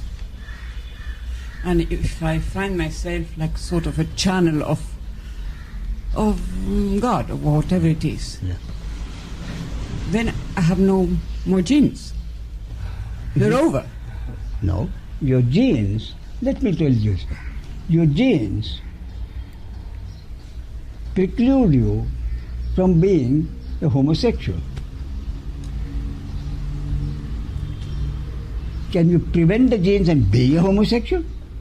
Maybe if I'm not conditioned by my past, and I don't think on the past, and I am very attentive to what I'm doing now, yes, then why not? Now wait a minute. Therefore what I'm saying is, every human being is programmed in a way over which he or she had no control. One is genes, and the other is up-to-date conditioning. I use the word up-to-date. I'm sorry, your name is? Martha. Martha. I use up-to-date conditioning because what is happening now is conditioning, make no mistake. Yes, but let's say if my mobile phone, yes, if I wasn't have been aware that I have to take it off, yes, it would have sound. Yes. Then that's my will. Yes. My consciousness. Sure. I decided not to disturb anybody with my mobile mind. Yes. Well, I mean, this is just an example for the rest of the life. Yes. For me, it's like that. But you decided to switch off your mobile. Yes, not to disturb others. You decided exactly to switch off the mobile. Exactly. So I will have the effect that it won't sound. Wait a minute. The mobile was on. At a certain point, Martha decided to switch off the phone. Why? Not to disturb anyone and to be aware of what is happening here. Therefore, a thought occurred. What? A thought occurred. An alert. No, Thought occurred. Well, or an intuition. I mean. An intuitive thought, but some thought. And I'm told by physicists that what thought comes in my head, whatever thought happens to anybody is beyond anyone's control. A thought happens, and the physicist tells me, how does a thought happen? According to the physicist, out of thousands of probabilities, one probability collapses into a thought in a particular body-mind organism. And when Martha responds to that thought, it is only almost half a second later. Martha responds to that thought half a second later after the thought has occurred. Therefore, Martha had absolutely no control over the thought that happened. So here, the thought happens that there are other people, I don't want to disturb them, and that thought led to your action of switching off the mobile. If that thought had not happened, Martha would not switch off her mobile. Well, I wouldn't say that's a thought. That's a consciousness. It's completely different. I see. And the thought occurred from the consciousness. The thought occurred based on your conscience. You did not create the thought. That's what I'm saying. You did not create the thought of switching off the... No, I just had the conscious, the awareness of be careful to come here in the best conditions. I see. That's it. Yes. Now, so you are here. Yes. Out of your own choice. Yes. That's what you're saying. You are here now out of your choice. And Martha, what I'm saying is, if you had, in spite of being very mindful, supposing you had fell And you are in pain. Mm-hmm. You did not want to be in pain, surely. But you are in pain. And that could have prevented you from being here. Well, if I would have catch a cold, because I would have been in a current, I couldn't have been here. And Therefore, any number of things could have happened to prevent Martha from being here at this moment. They didn't. And that they didn't was not in your control, Martha. I think so. But there is. Fine, okay. Sometimes. Yeah. I mean, if you believe... Sometimes, I see. I mean, let's say, I think I control my attention and my intention. Yeah. And also... I don't control what's going to happen. So I'm not attached what's going to happen. Yes. But I control my intention and my attention. I see. And that's for me, it's very important. Yes. And therefore, Martha can take an intensive course in C vitamin and prevent cold from happening.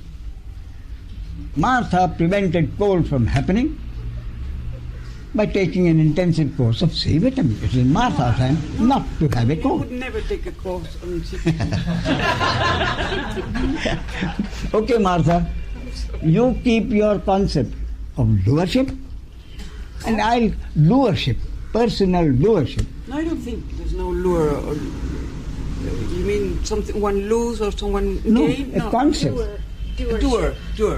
So Martha believes she is the doer of all her actions. No, if I fail, it's because I am the doer.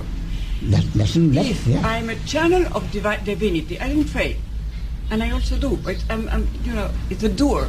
So I have the possibility of being the doer, of being the channel of the doer. So my point is, every human being is a channel through which the primal energy functions. That is my concept. Every human being is no more than a channel for the primal energy to function and bring about whatever is supposed to be brought about according to God's will or according to a cosmic law. That is my point. Okay. So the average person keeps on choosing one against the other. Only the good, not the bad. Only the beautiful, not the ugly. Or choosing one superior to the other. And that's why the average person is unhappy and frustrated. In other words, the average man is frustrated and unhappy because he is unable to accept the basic duality of life. And therefore, he lives in dualism, choosing one against the other, as better or superior. Something wanted, something not wanted. So the average person is not able to accept the duality of life, accepting that both must exist at the same time. Chooses one against the other. Always the beautiful, never the ugly. Always the good, never the bad. And therefore the average person says, Hitler is bad, evil. Hitler should not have been there. Because of Hitler, millions of Jews had to die. It cannot be the work of God, surely. The merciful God could not have brought about deaths of millions of Jews, for which Hitler is responsible. Therefore, the average person says, God did not create Hitler. Then, if God did not create Hitler, who created Hitler? Satan created Hitler. So, God and Satan in competition. So, God is not the source. So, the question, who created God and Satan? And you go back and back, who created A? Who created B and C? So therefore my point is, we have to accept the source as that from which everything comes. Both the duality, both the interconnected opposites. In fact, God and Satan itself is interconnected opposites, as one of the many interconnected opposites. So if we accept the source as one from which everything has come, then the bad and the good, the beautiful and the ugly, good and the evil, all must have come from the same source. Why? Because the interconnected opposites are the very basis of manifestation and its functioning that we call life as we know it. Therefore, briefly, the sage is a sage and he lives his life accepting the duality of life, which means the next moment will bring for everybody pain or pleasure, and nobody can choose it. Whereas the ordinary person becomes frustrated because he always wants good health, never the sickness. Always the beautiful, never the ugly. Always good, always Jesus Christ and no Hitler. And therefore, always Christ or someone else, the American president, but never Saddam Hussein. Therefore, he is frustrated. The sage is accepted. At any moment, both have to be there. And I have to accept whatever both do. Why? Because neither does anything. Both the good man and the bad man are body-mind organisms through which the primal energy functions and brings about whatever is supposed to be brought about according to the cosmic law. So the sage accepts whatever is. The ordinary man keeps on choosing between one and the other and is therefore forever frustrated. Let's say there is a sage who has accepted there is no doership. There is here all the egos who are in doership. Yes. Is that also a polarity? Indeed. Indeed. Therefore, what this fresh conditioning produces will depend entirely on the cosmic law. Therefore, this fresh conditioning may amend and alter the existing conditioning in some, or not make any change at all in some, or total transformation. This is the fresh conditioning, which may go against a lot of existing conditioning. So whether the existing conditioning is more powerful and throws out this fresh conditioning, or the fresh conditioning is powerful enough not only change or amend but totally transform, can happen only strictly according to a cosmic law. I'll tell you a funny thing. When my younger son was born in 1948,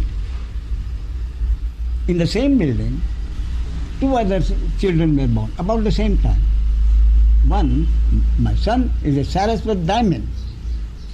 Another one was a Zoroastrian Parsi family. Third one in a Muslim family. Would you believe it? In spite of the Brahmin genes, my son always wanted, and therefore my wife took him on Saturday mornings to a good hotel and had his chicken. And he also particular. Whereas the other two, John, believe it or not, a Parsi and a Muslim, couldn't simply tolerate even meat being cooked in the house. See? So genes, even the genes have a limited effect. They do have an effect, of course. But on the other hand, a friend of mine told me, when he went to England, he was a Gujarati, genes 100% vegetarian. But he said, no, now I'm in England and I'm trying to aspire a good job in government when I go back, British government then. Therefore, I must be like an Englishman. And I must eat meat. So when he went to this, in the old days we used to call ABC in the London, small restaurants all over the place. And he ordered a meat dish. And he told me himself, he ate the first bite and he vomited all over the place. Not Republican or Democrat. So even the genes have a limited effect. So genes plus conditioning. My point is, anything anyone thinks at any moment, John, my total acceptance is, anything anyone even thinks at any moment depends on his programming. Genes plus conditioning.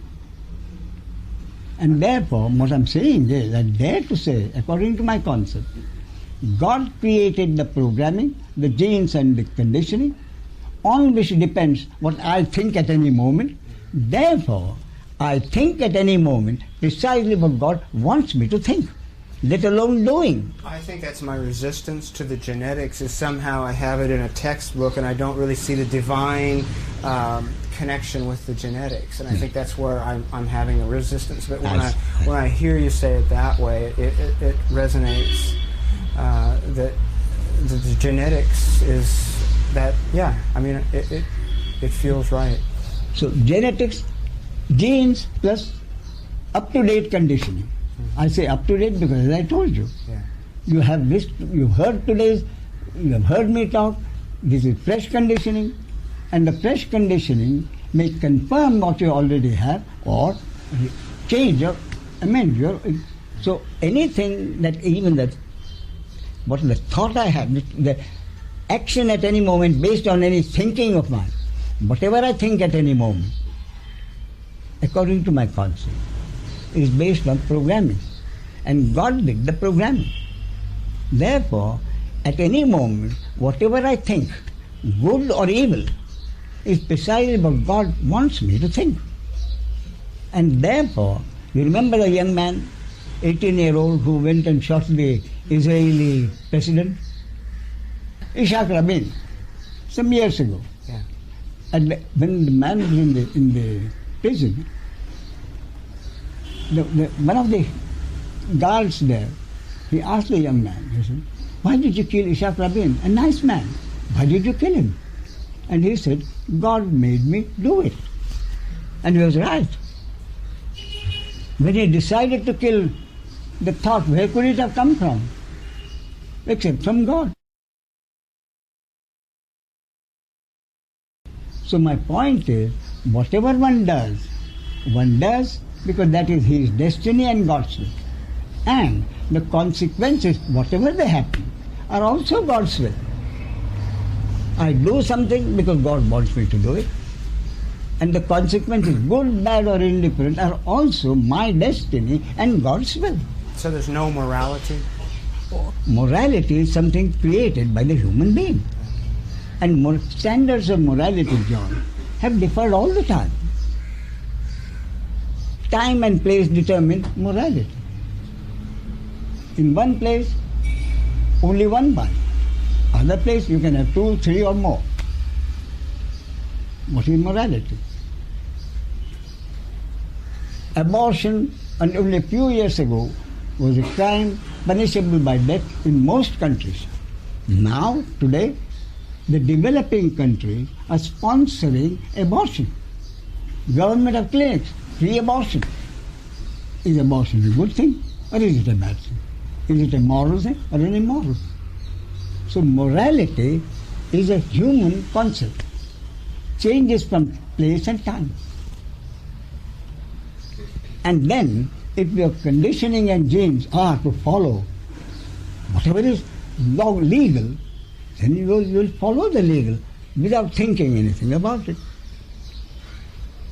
But if your conditioning is that you will think, then you will go into this matter and then decide for yourself whether you will be an activist or follow the regular procedure. An activist is someone who has thought about it, disagrees with the existing view, and become an activist. And it's all okay. I'm sorry? And it's all okay. Yeah, no. Okay or not is itself a question of morality. But it is exactly as it is supposed to be, according to the cosmic law. That's what I'm saying. Right or wrong, I don't know. Moral or immoral, I don't know. All I'm saying is, supposed to is immoral. Whatever is at any moment is precisely what it is supposed to be, according to God's will, according to a cosmic law. That is my point. And continuously judging what is right, what is wrong, makes me frustrated. So the privilege of judging, what is the privilege? Frustration. What is the ultimate understanding? The ultimate understanding is no one is a doer. Right. That is the ultimate understanding. How does it happen normally? In most cases, the understanding has to happen at an intellectual level. Mm-hmm.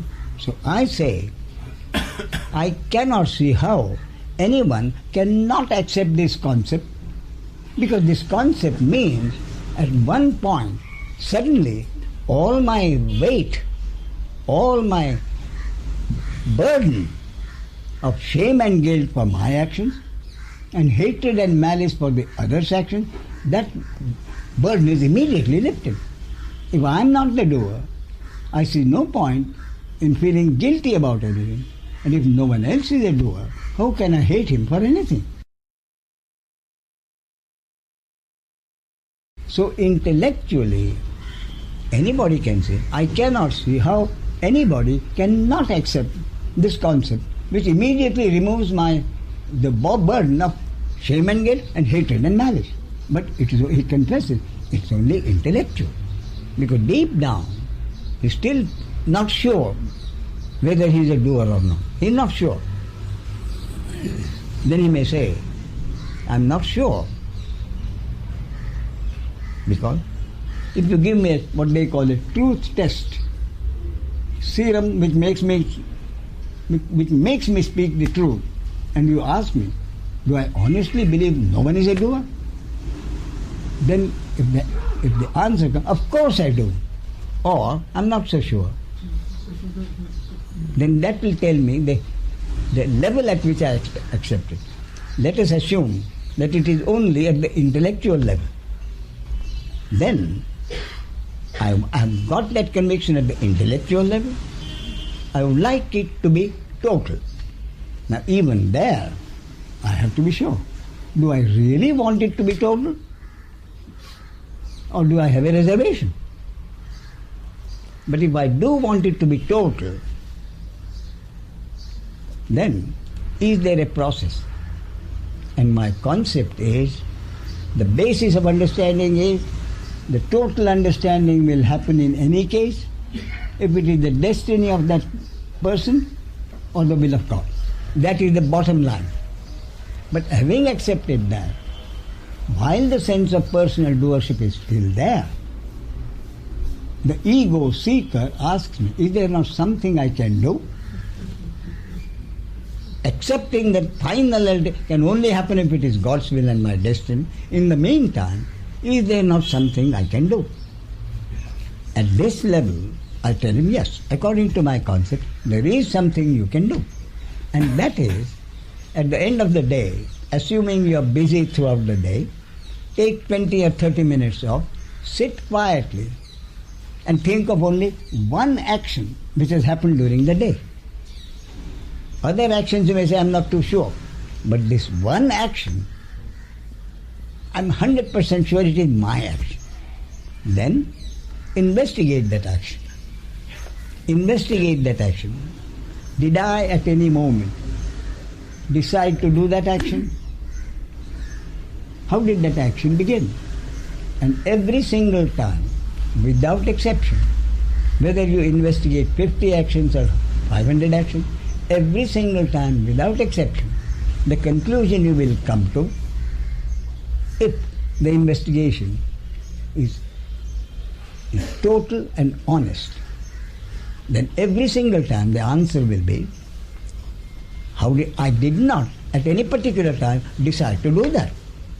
This particular action, a thought happened to me, and because of that thought I did this. Or I happened to see something at some moment, and my happening to see something led to my action. In other words, every single time, without exception, the conclusion you will come to is, if something had not happened over which I have no control, my action would not have happened. Every single time. See what I mean? Unless if something earlier had not happened, over which I have no control, what I now call my action would not have happened. Therefore, I cannot call it my action. And during this process, now whether this process from intellectual level to the total level, how long it takes is again God's will and your destiny. But if you keep this process on, doing the investigation honestly and thoroughly, my concept is at some time, at some point of time, depending on God's will and your destiny, a sudden rush of acceptance will happen. Sudden rush, of course I'm not the doer. I'm not the doer, but the assurance I cannot be the doer. And if I cannot be, no one else can be a doer either. But when that this flow of rush of acceptance happens, no one can know. Therefore, from the intellectual level to the total level is a process. It takes time. And during that process, while the understanding is going deeper, the understanding will still function. Therefore, if at any moment you get involved as the doer, then in a conceptual scale of 0 to 10, depending on the state at which your understanding is, you get involved at 0, then you may remain involved 1, 2, 3, right up to 8, and then the understanding will cut it off. As the understanding goes deeper, the cutting off by the understanding, not you are the one who is involved. The state at which the understanding cuts it off gradually will become less and less. 8, 7, 6, 5. And as the understanding is nearing the total, you will find the involvement happening and the cutting off happening almost simultaneously. So when you find that involvement happening and the cutting off happening, then you can be sure you are very close to the total understanding. But this is a concept. Yeah. This concludes day 2. Thank you for listening. The dialogues continue with day 3 of The Seeking.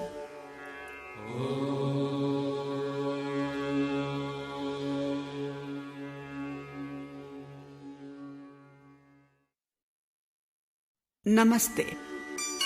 Yogi Impressions present The Seeking. Dialogues between the renowned Advaita sage Ramesh Balsekar and spiritual seekers from across the world, held over 3 days at his residence in Mumbai. Day 3.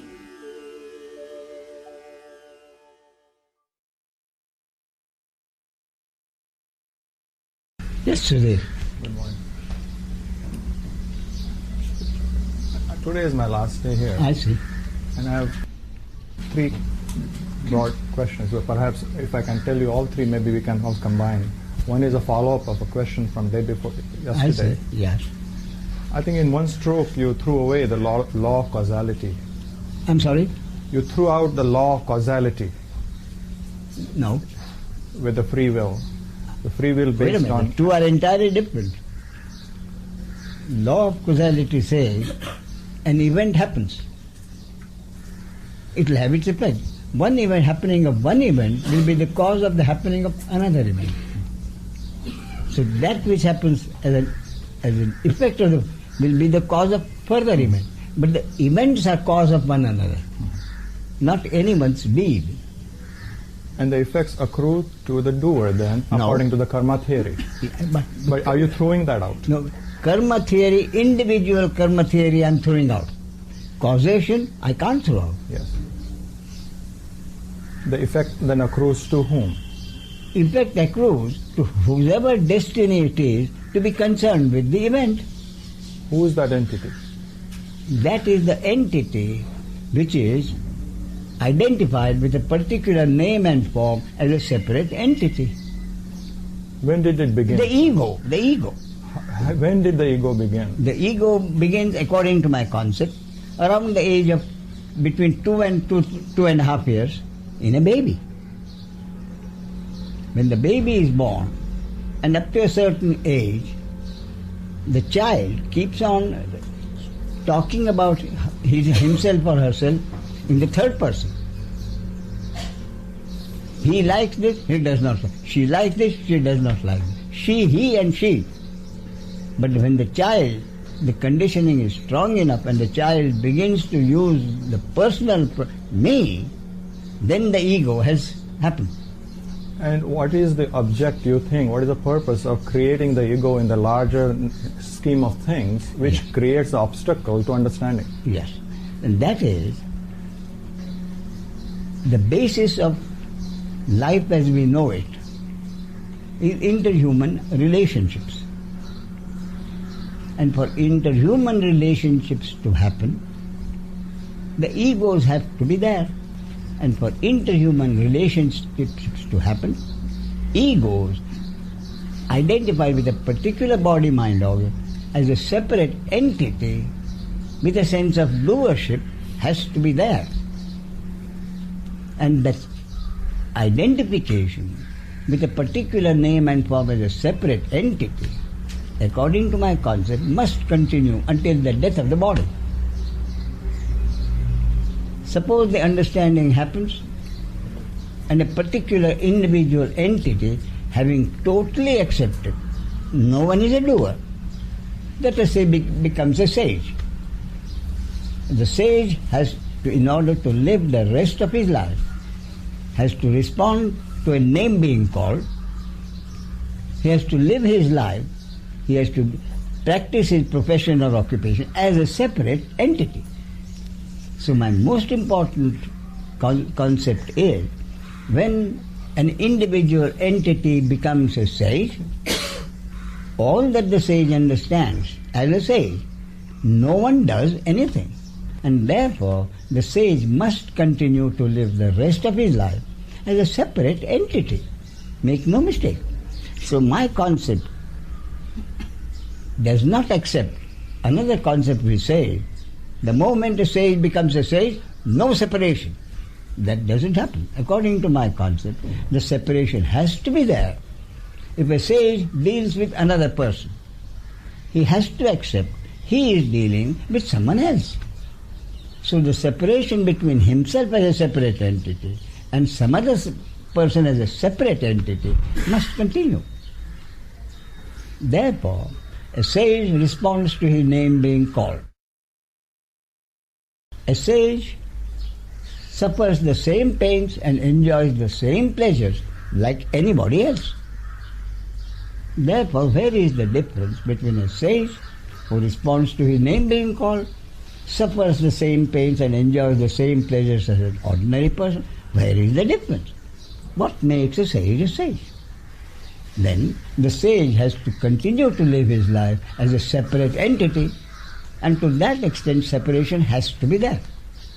But what is understood totally is, no one is a doer. So what is destroyed in an ego is not separation as such, but what is destroyed is the sense of personal doership. But the destruction, annihilation of the sense of personal doership means in effect that the sage has totally accepted no one is a doer. Therefore the doing happens as a result of the primal energy functioning through each of the separate 6 billion human body-mind organisms. The primal energy functions through each of the billions human body and produces that event which is supposed to happen according to a cosmic law. Therefore no one does anything. Whatever anybody thinks he does, the sage now understands it is not something done by him, but a happening brought about by the functioning of the perennial energy through that body-mind organism. And with that acceptance that no one does anything, the one then continues to be a separate entity, has to, but the sage sees each of the separate entities as separate instruments, separate robots, through each of which the perennial energy, the primal energy functions and brings about anything that is supposed to be brought about according to the cosmic law. Then the society decides some event as a good deed or a bad deed, and the society rewards or punishes those deeds.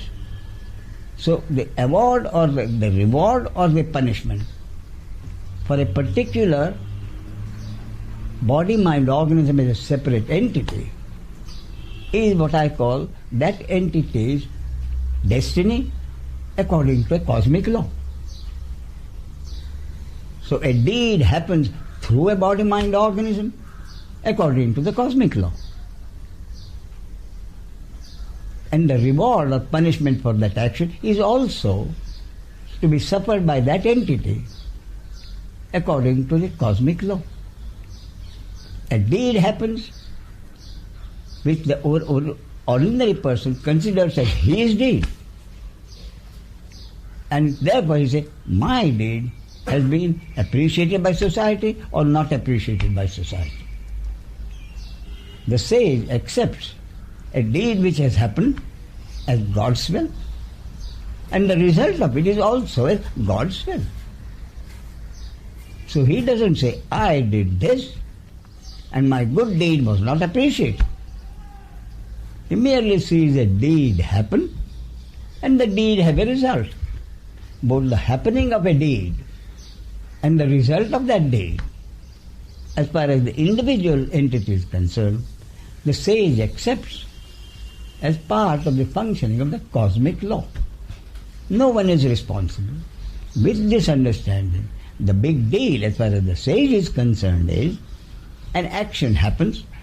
He does not see it as somebody's action.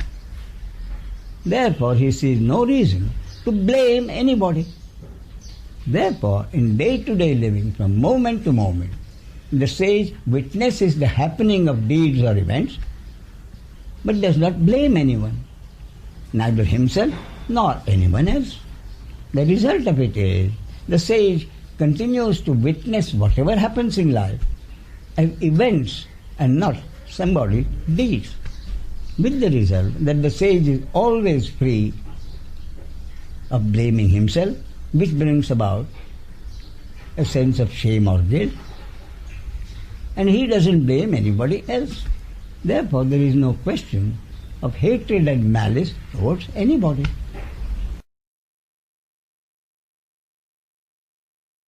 So the sage continues to live his life without blaming anybody, and that is, according to my concept, the only difference between a sage and an ordinary person. So free will is a phantom. You think we have free will. It's totally a phantom, apparent. That is according to my concept, and more according to many scientists also, and psychologists. Then would it not potentially bring in a sense of fatalism, yes, which is so apparent in our culture anyway? Yes. Saying, we say, make your life, yes, go and work hard and do this. Yes. So there's a potential saying, I cannot control anything. Yes. If it happens, it happens. Yes. I have to accept my lot in life. And therefore, why should I get up from my bed and do anything? That's a fatalism, isn't it? What is fatalism? Or totally accepting without any this thing, whatever comes in one's life, or lot in one's life. That means either you can say, why should I get up from my bed, which is fatalism, or you bring in the concept of responsibility. Why should anyone do anything with a sense of responsibility? I used to be a responsible person, but now if I have to accept that no one does anything, then why should I live my life in a responsible manner? Why should I not live my life irresponsibly, like my friend does? He doesn't care a damn. He has to make a decision, he can't be bothered, he tosses a coin and he does. So I call him irresponsible. I don't do that. I am a responsible person. Therefore, what do? I consider the alternatives available to me very carefully. I consider the consequences of the various alternatives, and then I decide in a responsible manner what to do. Therefore, I am a responsible person. That's your idea of responsibility, isn't it? Isn't that the question of responsibility? Then my point is, a responsible person lives his life responsibly and makes his decisions responsibly. Someone else tosses a coin, decides what to do, and does it. As far as the results are concerned, does the responsible man have any control over the results of his actions? Nor does the irresponsible man. So the question really is, why is a particular person responsible and why is someone else irresponsible? Happy-go-lucky, whatever you call it. The answer is, the responsible man cannot help being responsible. The responsible man cannot be irresponsible if he wants to. And the irresponsible person, even because he is told by everybody to be more responsible, he can't be responsible.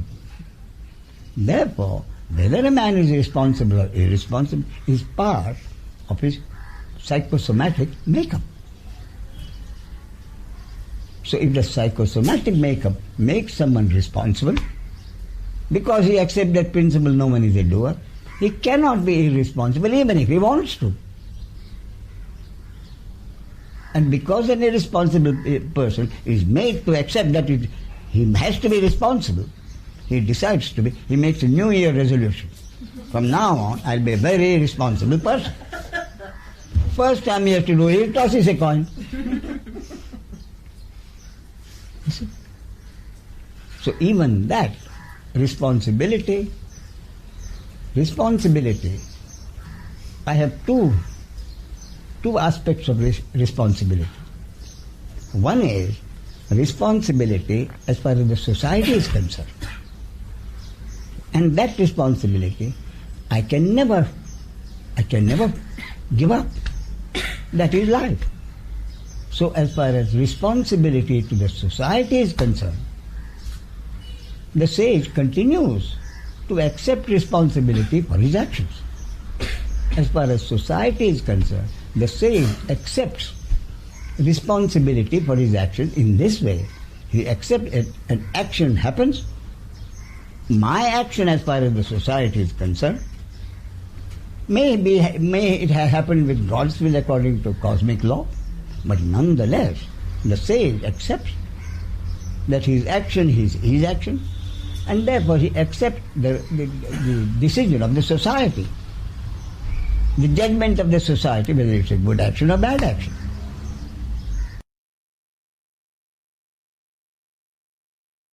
So the sage does not give up his responsibility for his actions as far as the society is concerned. He can't. He has to live his life in society. He accepts that his action will be rewarded or punished by the society. But he accepts both the action and the result as God's will according to the cosmic law. Now, the other aspect is his responsibility towards himself. It is his responsibility towards himself which makes him proud of his actions or guilty, a sense of guilt for his one or the other. So that responsibility to himself is totally demolished. An action happens, he accepts the society's verdict, but he has to live in society. But as far as he is concerned, even if the society decides that one of his actions is a bad action and punishes him, the sage, knowing person that it is not his action, will not carry a load of shame or guilt. So the advantage of his giving up his own responsibility as far as he is concerned, he doesn't carry a load of shame and guilt for his action, nor hatred and malice towards anybody else. It's not his action. Why is it not his action? The sage accepts. If I am going to be hurt, I shall be hurt, because that is according to the cosmic law. If I am not going to be hurt, no power on earth can hurt me. If I am not going to be hurt, being hurt at a particular time and place is not my destiny. Then no one can hurt me. But it does not stop him from trying to take action according to so-called free will. No, according the action that apparent free will to stop from him being hurt or something. He knows something is going to hurt him. He might take some steps to stop it, prevent it. He knows if he puts his hand in the fire, he'll be burnt. So he decides not to put his hand in the fire. He decides not to put his hand in the fire. Isn't that free will? Does it? Oh, I see. So you have the free will to put your hand in the fire? Yes. And would you do it? No, but it is a free will which I choose not to exercise. No, it is, if it were your free will, you would say, I can do whatever I want. Then put your hand in the fire. You won't. If you have free will, sometimes at least 1 time in 10 times, you put your hand in the fire just to prove your free will. Just to prove your free will. So say, would you put your hand in the fire? Or no. Or clap. I mean, I can decide to clap now or not clap. I see, all right. And disturb this gathering. Excellent. Now, you clap. You clap. You know you will be disturbing others. Knowing that, would you clap? Knowing that you will be disturbing others, would you clap? I won't. You won't. But clapping can happen. And it has happened. I say something, the impact is so great. You clap or you start getting up, laughing, smile, whatever. Then that is something which you haven't done. It has happened. I'll tell you a story, quite well-known story, of a king who was a musician himself. And quite often he would have gatherings, he would have other singers sing, and sometimes he would sing. And when he would sing, he noticed many of the people, wah, wah, wah, what a, kya baat hai, what a wonderful thing. You see? So he didn't want that. So what he said was, I'm going to sing now. And whoever says anything to disturb me is going to be executed. Nobody says anything. But a genuine music lover, when this king takes a note, sings a note, so good, the poor fellow can't help it. He's wah, wah, wah. So the king, angry, get up, come here. You see, and he comes shivering. Then what the king does is take a necklace out of it and put it on his genuine music lover. Genuine music lover. He couldn't help it, even if it meant his life. Even if it meant his life. I'll tell you another thing. In a group with the Ramana Maharshi, Ramana Maharshi gave his concept. Everything is predetermined. Then one of the persons then raised his arm and asked him, is my raising my arm also predetermined? And Ramana Maharshi said, yes. Unfortunately, there the conversation stopped. But if it had continued, I don't know whether Ramana Maharshi would have condescended to give him a reason. I don't know. But the reason for me is obvious. If Ramana Maharshi had not mentioned at that moment that everything is predetermined, would he have raised his arm? He wouldn't have raised his arm. So why did he raise his arm? What made him raise his arm? What made him raise his arm is some action over which he had no control. Because Ramana Maharshi is saying everything is predetermined. So hearing, everything is predetermined. The reaction of the hearing, that something is predetermined, comes this action. So if that original, which had not happened, if an action over which he had no control had not happened, which is Ramana Maharshi saying everything is predetermined, he wouldn't have raised his arm. That's his answer. So it was predetermined that Ramana Maharshi would say at that moment everything is predetermined. And therefore it was also predetermined that you would raise your arm. Just as you said 2 days ago that there is really no answer to why the manifestation we see. Yeah.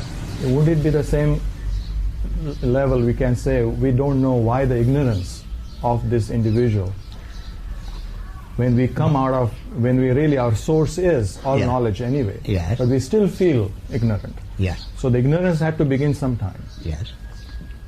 In a predetermined past. Yes. Undetermined past. Yes. So that too, why? How can ignorance come out of all knowledge? Yes. Apparently so. Does it have an answer? Yes, the answer is that at any moment everything is what is according to a cosmic law. Why is what is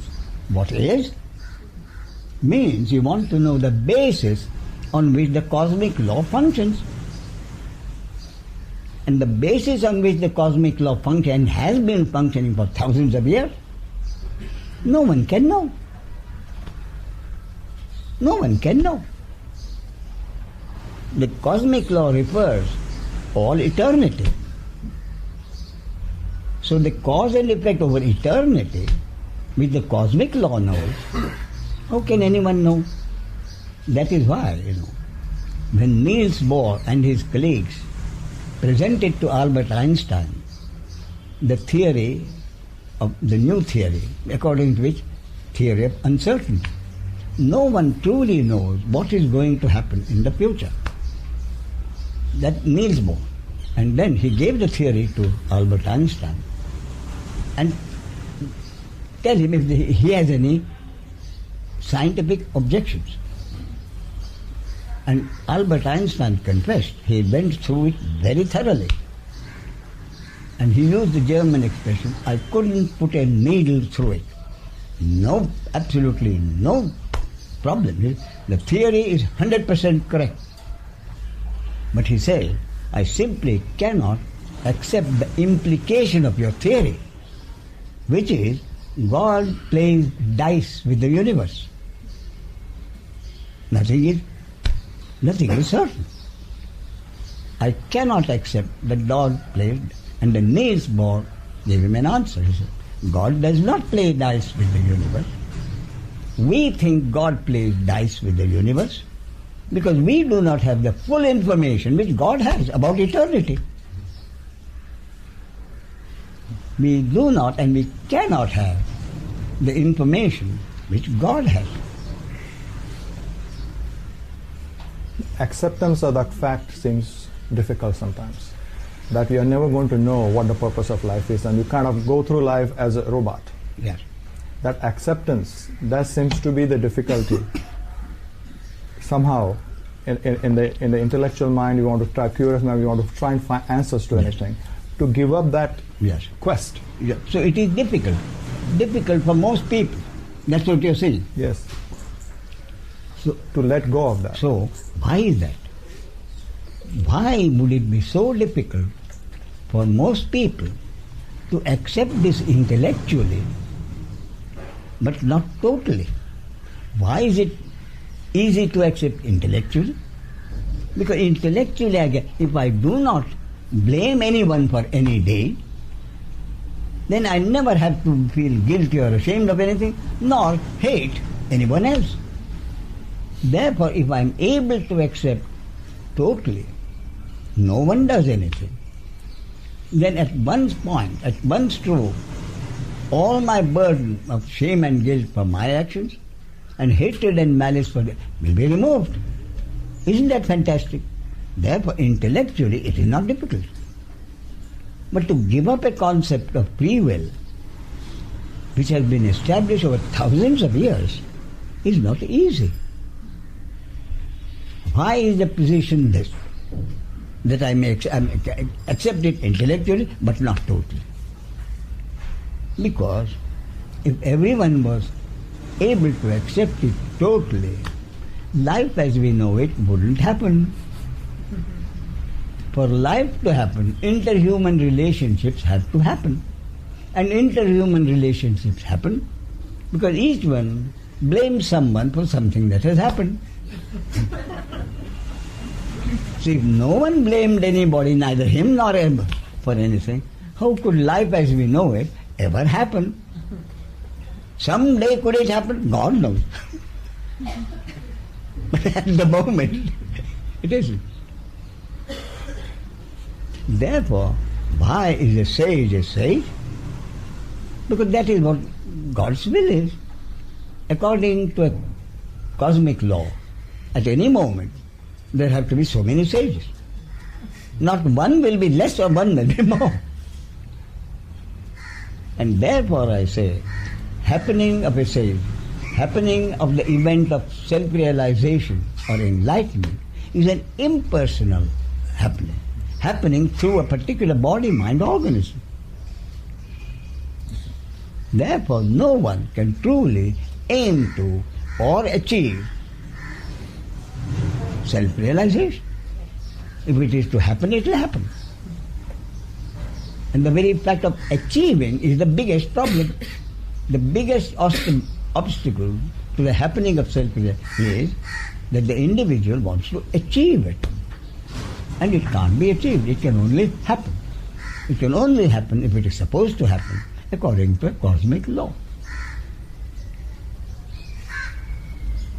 The best thing that the person can do is to wait and wait patiently, or create certain circumstances where this can happen. And then still wait patiently. Wait patiently, more important, wait patiently without expectation. That is the point.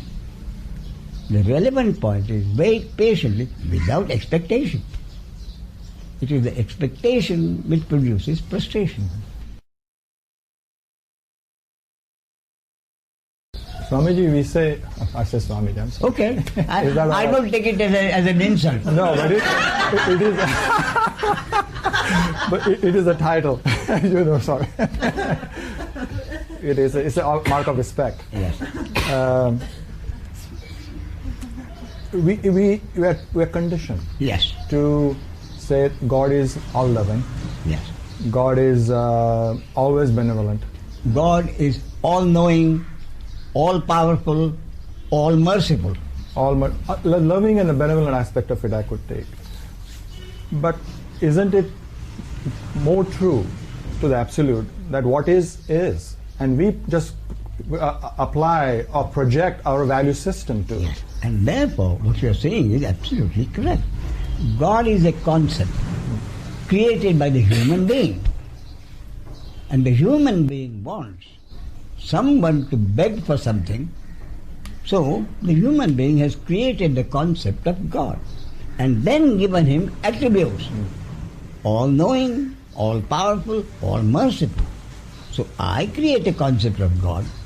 I provide him with an attribute of all-merciful, and then I ask him, God, why are you creating handicapped children? That is what is happening. Whereas if God could tell someone, only thing I think God would tell you is, the basis of manifestation and its functioning is the existing at any moment and every moment of duality. In existence of both the interconnected opposites of every conceivable kind, which make up the what is in any moment, is precisely what is supposed to be. Therefore, God would say, if you keep on choosing one against the other, you will continue to be frustrated and unhappy. And then if you want to say something, God will have disappeared. Because God has told you all he can tell you. You choose one against the other, you will be unhappy and frustrated, and God will disappear. He's told you all that he can tell you. More than that, he can tell you nothing. So accept the whole thing in totality, the whole duality, the opposites, the whole thing. In other words, what I'm saying is, if you put it in words, many people, I've heard, oh, you can't put it in words. Why not? What I'm saying is, all you have to do is to be able to accept what is in any moment as something that's there. And to be able to accept. Whether you are able to accept or not is God's will according to God, and your destiny. Then is there any role for prayer, for idol worship, for going to temples 10 times a day, whatever, or fasting, into all this, what people do in an effort to reach that understanding? Yes. Is there any role for all this? Yes. They do whatever they are doing. Prayers in the morning, self-discipline during the day, celibate during the night,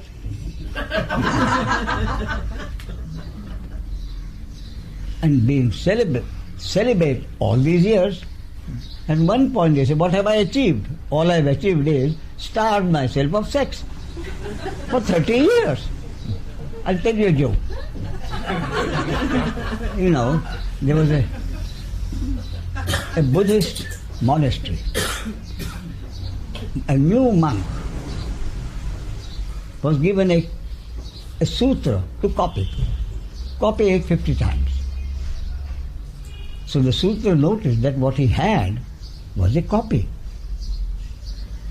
So the student went to the head monk and said, look, this is a copy. So if there is a mistake in that copy, I'll be continuing the mistake for 50 other copies.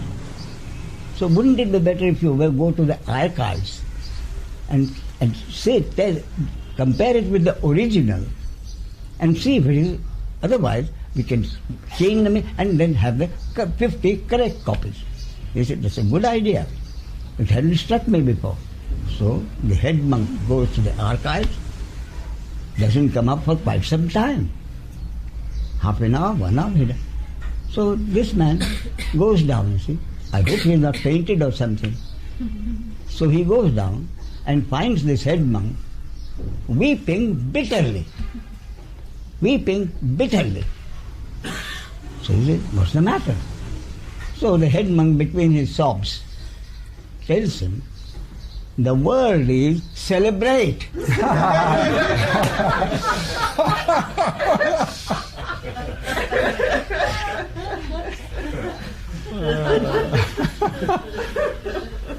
So Ramesh, you're basically saying there is not much role in this to get to the understanding. Sorry? There is not much role for all these different things people do for what they're trying to do. No, what I'm saying, Surya, is they are not doing it. It is happening because it is supposed to happen in their lives as their destiny. If it is the destiny of someone to do all this and be frustrated at the end of 30 years, that will happen. That is part of what is. So many people doing what you have just said. That is part of what is. So, that one is a spiritual seeker is itself the destiny. Who is going to be a spiritual seeker and who is going to be a seeker after money or fame or power has already been decided. And your body, mind, organism has been duly programmed for that seeking to happen. So if it is your destiny to be a spiritual seeker, your body, mind, organism has been appropriately programmed for that seeking to happen. Then the seeking begins. What course the seeking will take is your destiny. So whether it is your destiny to go straight to someone whose concept appeals to you, accept it, no more frustration, or whether you go through winding through one guru after another guru, one frustration after another frustration, that will be your destiny. There was a 20-year-old French student, 20-year-old, can you believe it? 20-year-old, he asked questions like that. Finally, at one point, that's it. 20-year-old student, Leonard, 20-year-old. And along with that, again it happened, there was a 22-year-old British student. Two of them sitting once, it was quite a sight. 20-year-old, 22, asking very deliberate questions. And because they were not loaded with a lot of knowledge, they were very open, very receptive. And both of them accepted it, you see. Then the French student had come with his father. And neither of them knew English. So both father and son came here with an interpreter. You see? And after a while, the interpreter got interested. Then the father let the son, he told him, he is the one who is interested. So gradually, he got the understanding. I think he got the understanding. Rest of his life is there. Then he went back to France for his studies. And do you know, he came back after say 2 weeks. And once I was telling people like this, that this is Gilles, who went and came back after 2 or 3, not 3, 2. Mm-hmm. He corrected me. Came back after 2 weeks. He said, I just felt I had to come. And second time he was here, not a peep out of him.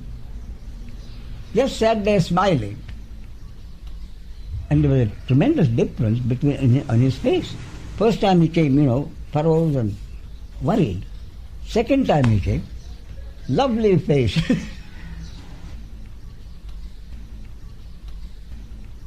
Is there a role for meditation then in this? That's a little different. No, there is no difference. No difference. There is a role for meditation if your destiny includes that role. So when I mention this, that the only spiritual practice I recommend is, I told you as I have done, only spirit. The big difference is, intellectually I can't not accept it. Deep down I'm not so sure. Then, for the intellectual acceptance to go deep, the only spiritual practice I recommend is, at the end of the day, assuming you have been busy during the day, take 20-30 minutes off, sit quietly, and select only one action during the day, which you are convinced is your action. But just one action. Then investigate it thoroughly and honestly. Did I at any particular moment decide to do that action? How did that action happen? And then you will come to the conclusion. I had a thought, and we have no control over the thought which happened. I had a thought which led to my action. Therefore, your investigation tells you, if that thought had not occurred over which you had no control, your action would not have happened. You happened to see something, you happened to hear something, you happened to read something, you happened to smell something, taste something, touch something, which resulted in your action. And every single time you will come to the conclusion, if that had not happened over which this my action would not have happened. How can I call it my action? And depending on your destiny, at some point during this investigation, it is more than likely that a flash of total acceptance will happen. I cannot be the doer. Not I'm not the doer. I simply cannot be the doer. And if I cannot be, no one else can be a doer either. When it happens, your destiny. That is the only spiritual practice I recommend. Then someone says, I've been practicing meditation for a long time. Should I stop it? So I said, no. Why are you meditating regularly? I like it. Wonderful. So enjoy it as something you like, and not something which you are compelled to do. So if you have been meditating for 30 years, feeling compelled to do it, and wishing that you had not been then you can stop it. Or more than likely, I tell you, having heard this new concept, meditation might just drop off. Then don't feel guilty. Ramesh, is there any connection between enlightenment and miracles? Because in India, as you know, there's so many people who claim they are, or they think they are enlightened, but they are buttressed with certain things they do, which gathers a lot of crowds. Now, does enlightenment bring about certain powers in the physicalized world? Or what is your concept? What is the whole relationship? There is no relationship. For my concept, which is incidentally exactly the same as the Buddha's, what is my basic concept? What the Buddha said. Events happen, deeds are done. There is no individual doer thereof. And then he said, enlightenment. What is enlightenment? Buddha is very clear. 3 words. Enlightenment means forward. Enlightenment means end of suffering. Very sure. So what did he mean by suffering? What is the suffering which enlightenment brings an end of? What is the suffering which no longer remains once enlightenment has happened? Does it mean I no longer have pain in my life? It can't be so. Therefore, my concept here is Buddha could not possibly have meant the end of suffering which you as an animal must suffer along with other animals. That suffering will end which the animal does not know. The suffering which animal knows and I as an animal must suffer will continue because that is part of life. So what is the suffering which the animal doesn't know but which the human being knows and doesn't want? And that suffering is the suffering created, according to my concept, by the sense of personal doership. The animal does everything. He has an ego. If he has food, he'll guard it. So, separate entity the animal certainly has. But the animal does not have a sense of personal doership. So, that suffering which the Buddha meant, obviously, the suffering which the animal does not suffer, but only is the dubious advantage which a human being enjoys. To suffer guilt and shame and hatred and malice. And whether any gifts arise after enlightenment depends on the cosmic law. Depends on the cosmic law. But one thing, if there is a sage, a proper sage who has truly accepted no one is a doer, then the gifts that arise will be accepted not as my gifts, but the gifts that are supposed to go with this body-mind organism, which will be used by God whenever necessary. Therefore, Ramana Maharshi, some woman came to Ramana Maharshi with a child who was almost dying. She laid the child beside her and just sat there, praying, you can say, to Ramana Maharshi. Very soon, the child got up, and the child again became absolutely normal. Everybody around was most impressed. And the woman, of course, was devastated. She kept on thanking Ramana Maharshi and ultimately picked up the child and left. Do you know what Ramana Maharshi's reaction was?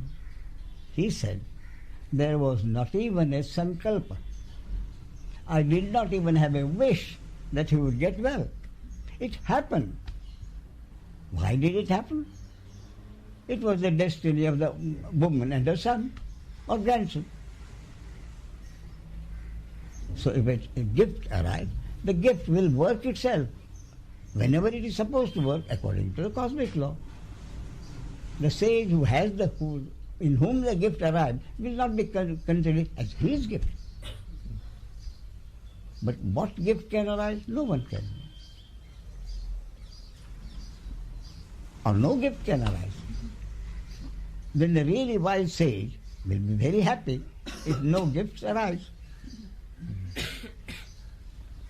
So really the others should not judge an enlightened person whether he's enlightened or not, depending upon whether he has extra powers. That exactly. Only standard to judge whether a man is a sage or not is to see his behavior, not behavior as such, but his reaction to whatever happens. And his reaction to whatever happens, he will have understood that a sage, we have seen many people say, getting angry. And people say, he gets angry every now and then. How can he be a sage? He smokes biddies. How can he be a sage? He eats tobacco. How can he be a sage? He is a non-vegetarian. How can he be a sage? Arising of anger. How does the sage see it? The sage witnesses anger arising, or whatever arises. Anger arising, fear arising, compassion arising in a body-mind organism. Whether it arises in A, B, C or himself is immaterial. It's a reaction which arises in a body-mind organism when one of the senses comes in contact with its relevant object. Eyes see something, ears hear something, there is a reaction. And that reaction belongs to the body-mind organism. And that reaction in that body-mind organism has arisen because that body-mind organism has been programmed to have that reaction. So the sage does not see anything happening as your action or my action. It is an arising.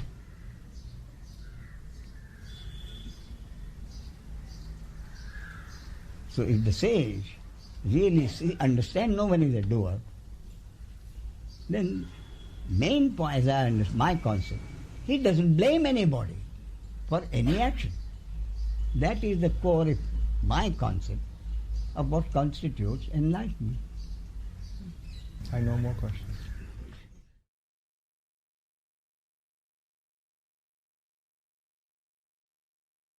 Your name is? Jolene Sandwell. Yes, Jolene. And I'm from Canada. You are from Canada. And my teacher, Esther Veltheim. Now, you came from Canada? Yeah. French part or the English part? English. Yes. Yes. And my teacher, Esther Veltheim, wanted to send you greetings and warm hugs. She saw you about 7 years ago. And What's name? Esther Veltheim. Yes, and her husband. And her husband, John, yes. They're both... they're both... healing. He is developed the body talk system. Yes. Yes, And, yes, I know they were here. Yeah. Yes. Mm-hmm. Yes. And so... And what do you do in life? That's what I do. I'm Julia? a body talk instructor. Oh, yeah, I see. Yes, See. Yeah. So I met them 2 years ago. Yes. And that's the first time I started to know anything about this philosophy. I see. Up until that time I was searching for God since I was very, very, very little. And then... Since you were very, very ill. Little. Yes, yes, yes. That is, in fact, as far back as you can remember, yes, you have been a seeker. Yes. So, have you ever wondered, Julia, what you have been seeking? What you have been seeking? Have you ever wondered what you have been seeking? Always. I think, well, kind of many things I'm Yes. thinking. Yes. Some connection with God, and when I would be thinking about that, I would think then I'd be a kind person, and then I'd be able to help people. Yes. And then it would be worthwhile to stay here. Yes. So, was your intention then to be able to help people? It was, yes. You expected enlightenment Yeah. to give you the gift of healing. Yeah. Is that what you mean?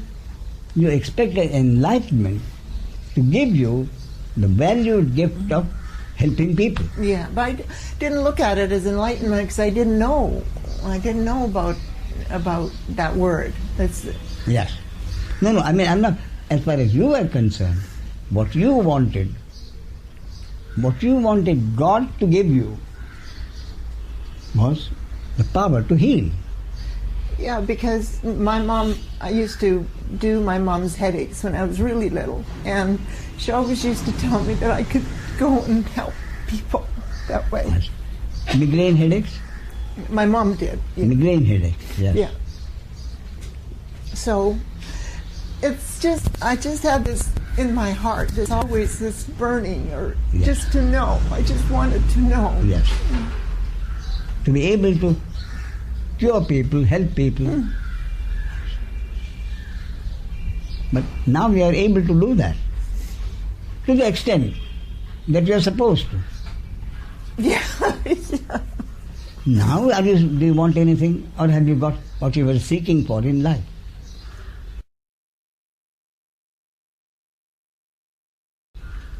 Now, at this moment, being able to heal people,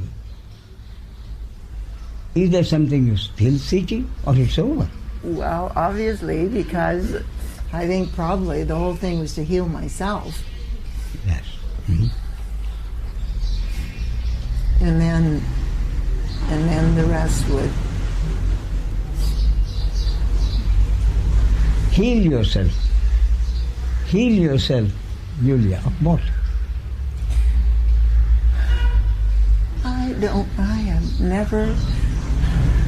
Could never figure that out. But it just seemed to me, since I was little, that if I understood, if I could just understand, then my life would be different. Yes. Yes. In what way would your life be different, Julia? That's what I'm saying. So far, we have not understood. Now we have understood. Having understood whatever you wanted to understand, in what way would your life henceforth be different and more wanted, more acceptable? It's like I understand intellectually. Yes. You know, the little phrase, understanding is all. Okay? Yes. Because I hadn't gone to school past secondary education, and I've always felt that my brain doesn't understand enough. I see. My heart understands. Yes. But and actually, Julia, what you are seeking is not to be understood by your brain, but to be accepted by your heart. So to understand what I am talking about, you don't need a lot of brain. In fact, actually I think not too active a brain is a very good thing. So deeply understanding with the heart, my concept, Julia, is very simple. If your heart can accept that everything that happens is a happening created by God according to a cosmic law, and no one does anything, that is the only understanding, according to my concept, which is necessary. All else is knowledge, information, not really necessary.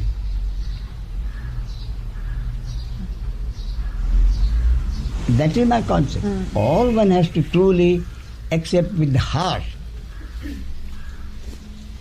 is no one is a doer. No one can do anything. Because anything anyone thinks she has done is truly a happening brought about by God according to a cosmic law. Then the question is, how can it be a big deal? By accepting no one is a doer, that is all enlightenment means, then what is the advantage of enlightenment? What will enlightenment, what has enlightenment done for me if I am truly able to accept? The heart knows the big deal that we are talking about. The heart knows that because the heart has been able to accept no one is a doer, then the heart does not have to carry the big burden of shame and guilt for her own actions.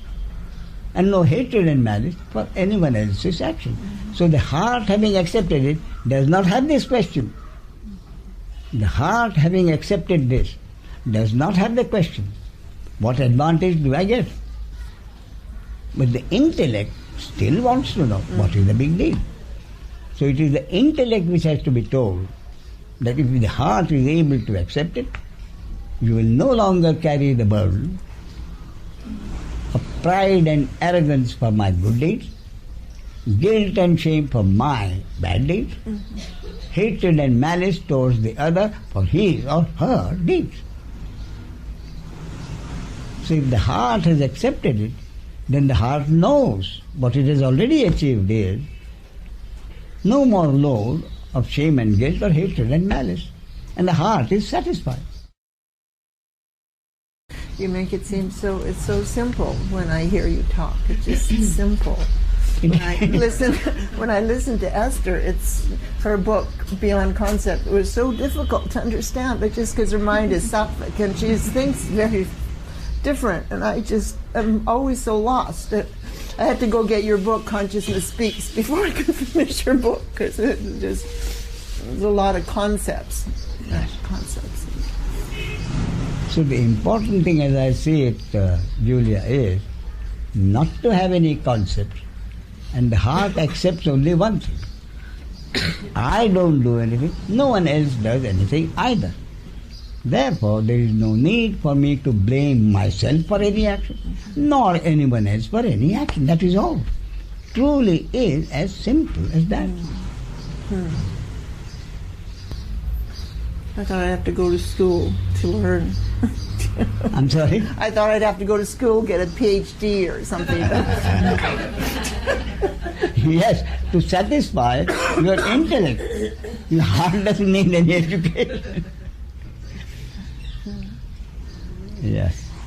So, I've heard that sometimes you tell people how long they should come to you. Somebody told me that in Canada.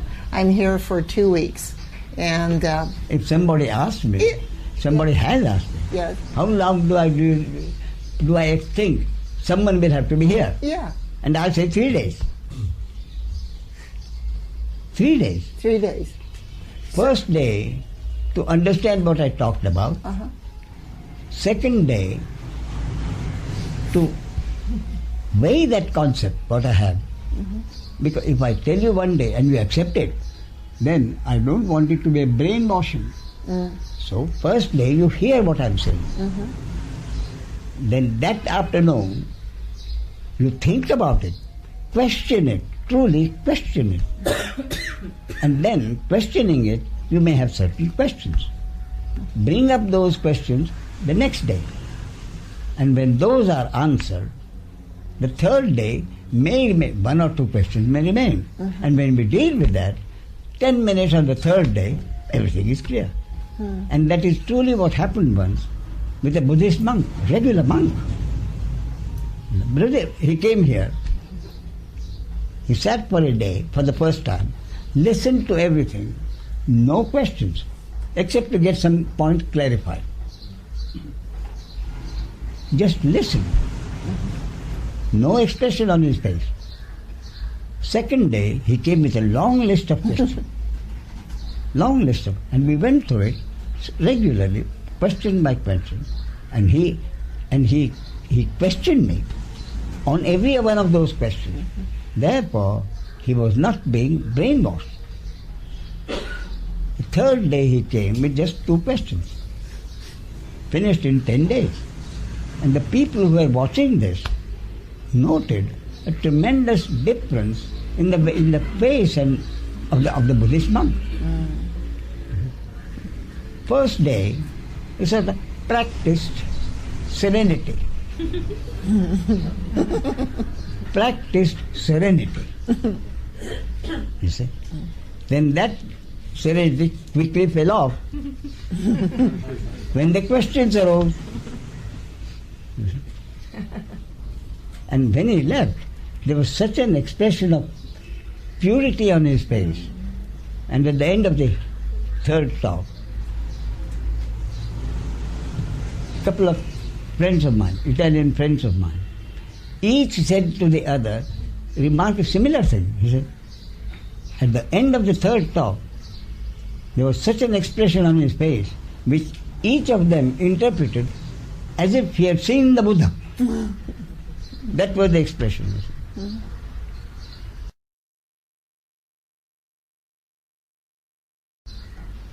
And if you want to know more about it, there is a book called The Buddha and the Whole.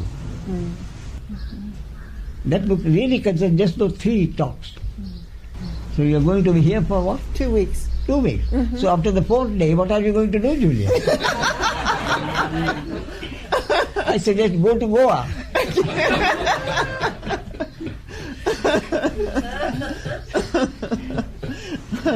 So if I come after the 4th day, does that mean that I'm just not getting it or what? Not intelligent enough or what? Good question, Julia. Good question. So can I ask a question about God? If everything that we talk about is a concept, yes. So good question again. Why do what is the truth? The question really, Julia, is if everything is a concept, is there any truth in life or phenomenality?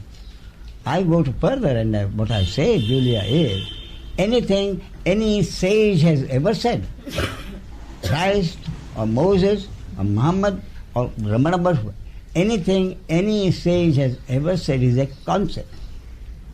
Anything any scripture of any religion has said is a concept. A concept being something which some people will accept, some people will deny. So the truth is something which no one can deny.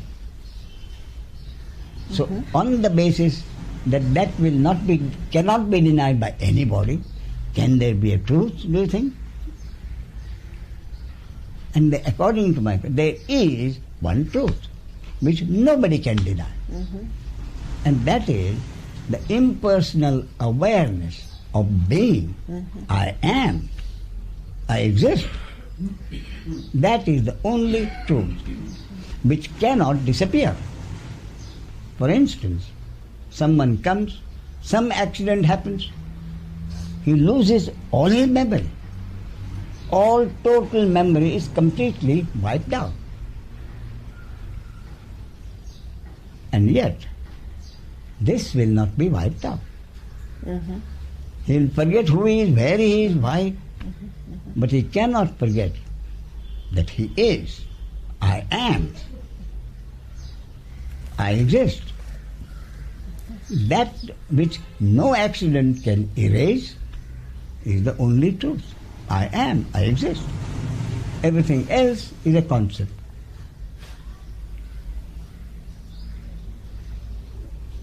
So before I was so-called born, I existed. As, not as Julia. No. That is the point. Not as Julia. What was born was a body-mind object, subsequently named Julia. And so when I so-called die, then Julia will be exactly what she was before she was born. And for that very reason, Julia, I see no reason why Julia should ever worry about death. I don't actually. I'm sorry? I don't actually. I've lived a long time. So dying means going back home. Dying means going back to where I was before birth took place. So what has been there always is this impersonal awareness of being. When we think in terms of that separate entity, all the problems arise. And yet, each of us has to live his or her life as a separate entity.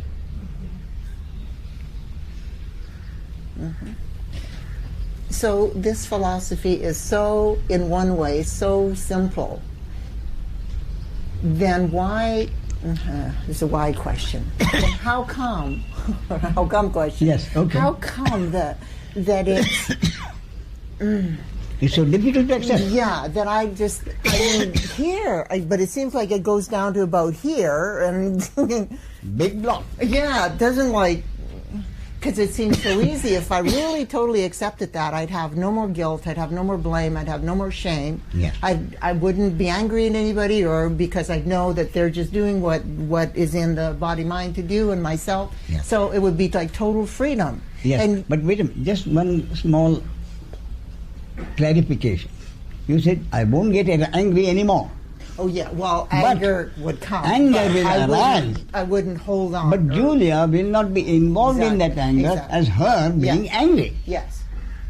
See?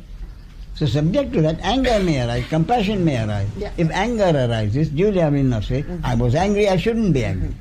If compassion arises, Julia won't say, I am a compassionate person. Right. So whatever the normal biological reaction appears in a body-mind organism, Julia wouldn't get involved in it as a person.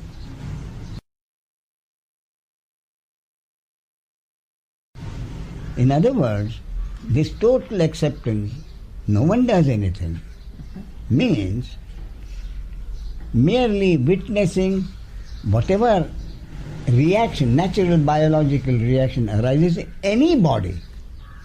Therefore, whatever reaction arises in this body, I don't judge it and I don't blame myself. So if anger or whatever arises in another body-mind organism, I don't blame the other person either. It is a natural biological reaction arising in a body-mind organism, precisely the way it is supposed to. So it seems like that's the way to live. And so the intellect says that's the way to live, and I believe it in my heart and soul that that's the way to live. Yes. And yet, am I living that way all the time? No. So what is stopping me from what's been programmed? Your destiny, God's will. But God's will, yes. But that shouldn't make you pessimistic, Julia. Why? Because the fact that you have been a spiritual seeker since your childhood was not your doing. I know. So the fact that you were a spiritual seeker from your childhood was something made by God. You see? So God started this body-mind organism as a seeker since he was a child. Since then, you have done whatever reading you have done, and your being here is precisely because God wanted you to be here. Otherwise, you wouldn't be here. So, because of God's will, you have been a spiritual seeker, you are here, and you have listened to my concept. So, I see no reason why this concept should not ultimately be acceptable in your heart. God started the seeking, let him deal with it. Okay. Let him deal with it. Which means, I see no reason why Julia should keep on wondering, when is it going to happen? Let it happen if it happens, otherwise it won't happen. Who cares? And there's a book called Who Cares? Who cares? Good book. Okay. You know the title Who Cares? It contains a story. Why the book Who Cares? The story is, one spiritual seeker went to a master. He was there. He understood. He thought he had understood. And he decided that he would go back and write every month a letter to his guru. So first letter came, and he said, all this is merely an illusion created by the source, and this, that and the other. The guru looked down, threw it away. Another month, another letter, another aspect of noumenal and phenomenality and all that kind of garbage. Again, the guru threw it. Then suddenly the letter ceased. So after about an interval of 6 months, the guru realized no letter, so he wrote to him. He said, I thought you were going to send me a report every month. Why have you not done it? And a letter came from the, who cares? And then the Guru was delighted.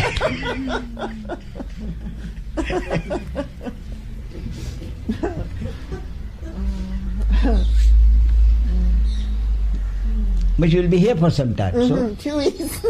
yeah. So I can come back more than 4 times. any time you want, Okay. you're most welcome.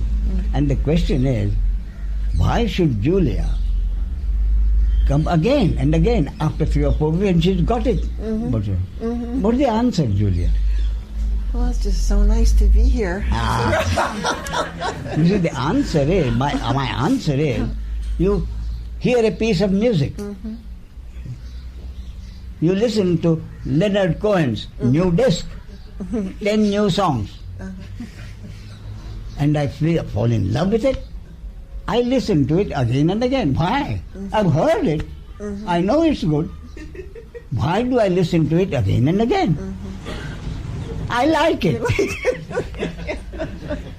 Therefore, why should I not listen to something which I like? Why should I not eat something which I like? I've eaten once, it's great. Why do I eat again? I like it. Okay.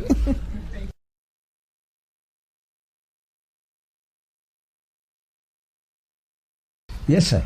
Your name is? Paul. Paul. Yeah. Yes. I don't have a question. I'm just very happy to be here. I feel a lot of gratitude. And how long have you been here? Yesterday and today? Yeah. Nice. Yeah. And what is your reaction, Paul? You're inclined to accept whatever is said? Yeah. Nice. No questions? No. Okay, how long are you going to be here? Tomorrow I leave. My third day. No. I'll be here for I think a week or so. So, anytime some questions arise, you are welcome to sit in that chair and ask the question. We'll go through them. Yeah. Okay? Well, I'd like to, one thing. Yes. Yeah. Sure. The sense of presence, right? Yes. When the involvement stops, you know, there's a sense of presence. Yes, indeed. And that sense of presence, it's like the attention becomes more acclimated to identify with that presence than the stream. Then with Paul. Yes, then with Paul. In other words, what you're saying, Paul, is in between the two involvements, there is a gap, which means a sense of independent, impersonal presence. So that impersonal sense of presence means Paul at that moment is not there. And that is the impersonal awareness I am that I'm talking about, which is the source. So therefore, the more you are able to be in that sense of presence, the less problems you will have. But you can't be in that sense of presence all the time. Paul has to work and earn a living. So the question therefore is, how can Paul live his life, earn his living, deal with what happens in society, and yet be in that presence? You see? And my point is, you live your life without blaming yourself or blaming anybody. So if you can live your life without blaming yourself or anybody for anything that is happening, then Paul will slide gradually further and further back from your presence. So when you are able to accept whatever happens as something which had to happen and not blame anybody, then for practical purposes, Paul, as identified consciousness, will be further and further behind. My point, Paul, is you don't have to keep remembering about your impersonal presence. You don't. It's there whether you like it or not. Similarly, you have a home. You live in the morning. What do you do in life, Paul? As little as possible. At the moment. How do you I'm a earn contractor. Sorry? A contractor. I see. Building. I see. So, in the morning you leave your home, go to a contract site, a construction site, and there you spend the day, working, giving instructions, doing something yourself. When you're doing that, you don't keep reminding yourself where your home is, do you? You don't have to. Your home is where it is. So the impersonal presence is always there. So my point is, you don't have to think that you must be in that presence all the time. So just as you don't have to remember where your home is when you are working, you work and do whatever you want. And that impersonal sense of presence is always there. You don't have to remember it. That's my point. It's always there. Fine. So, if any questions arise, bring them up again.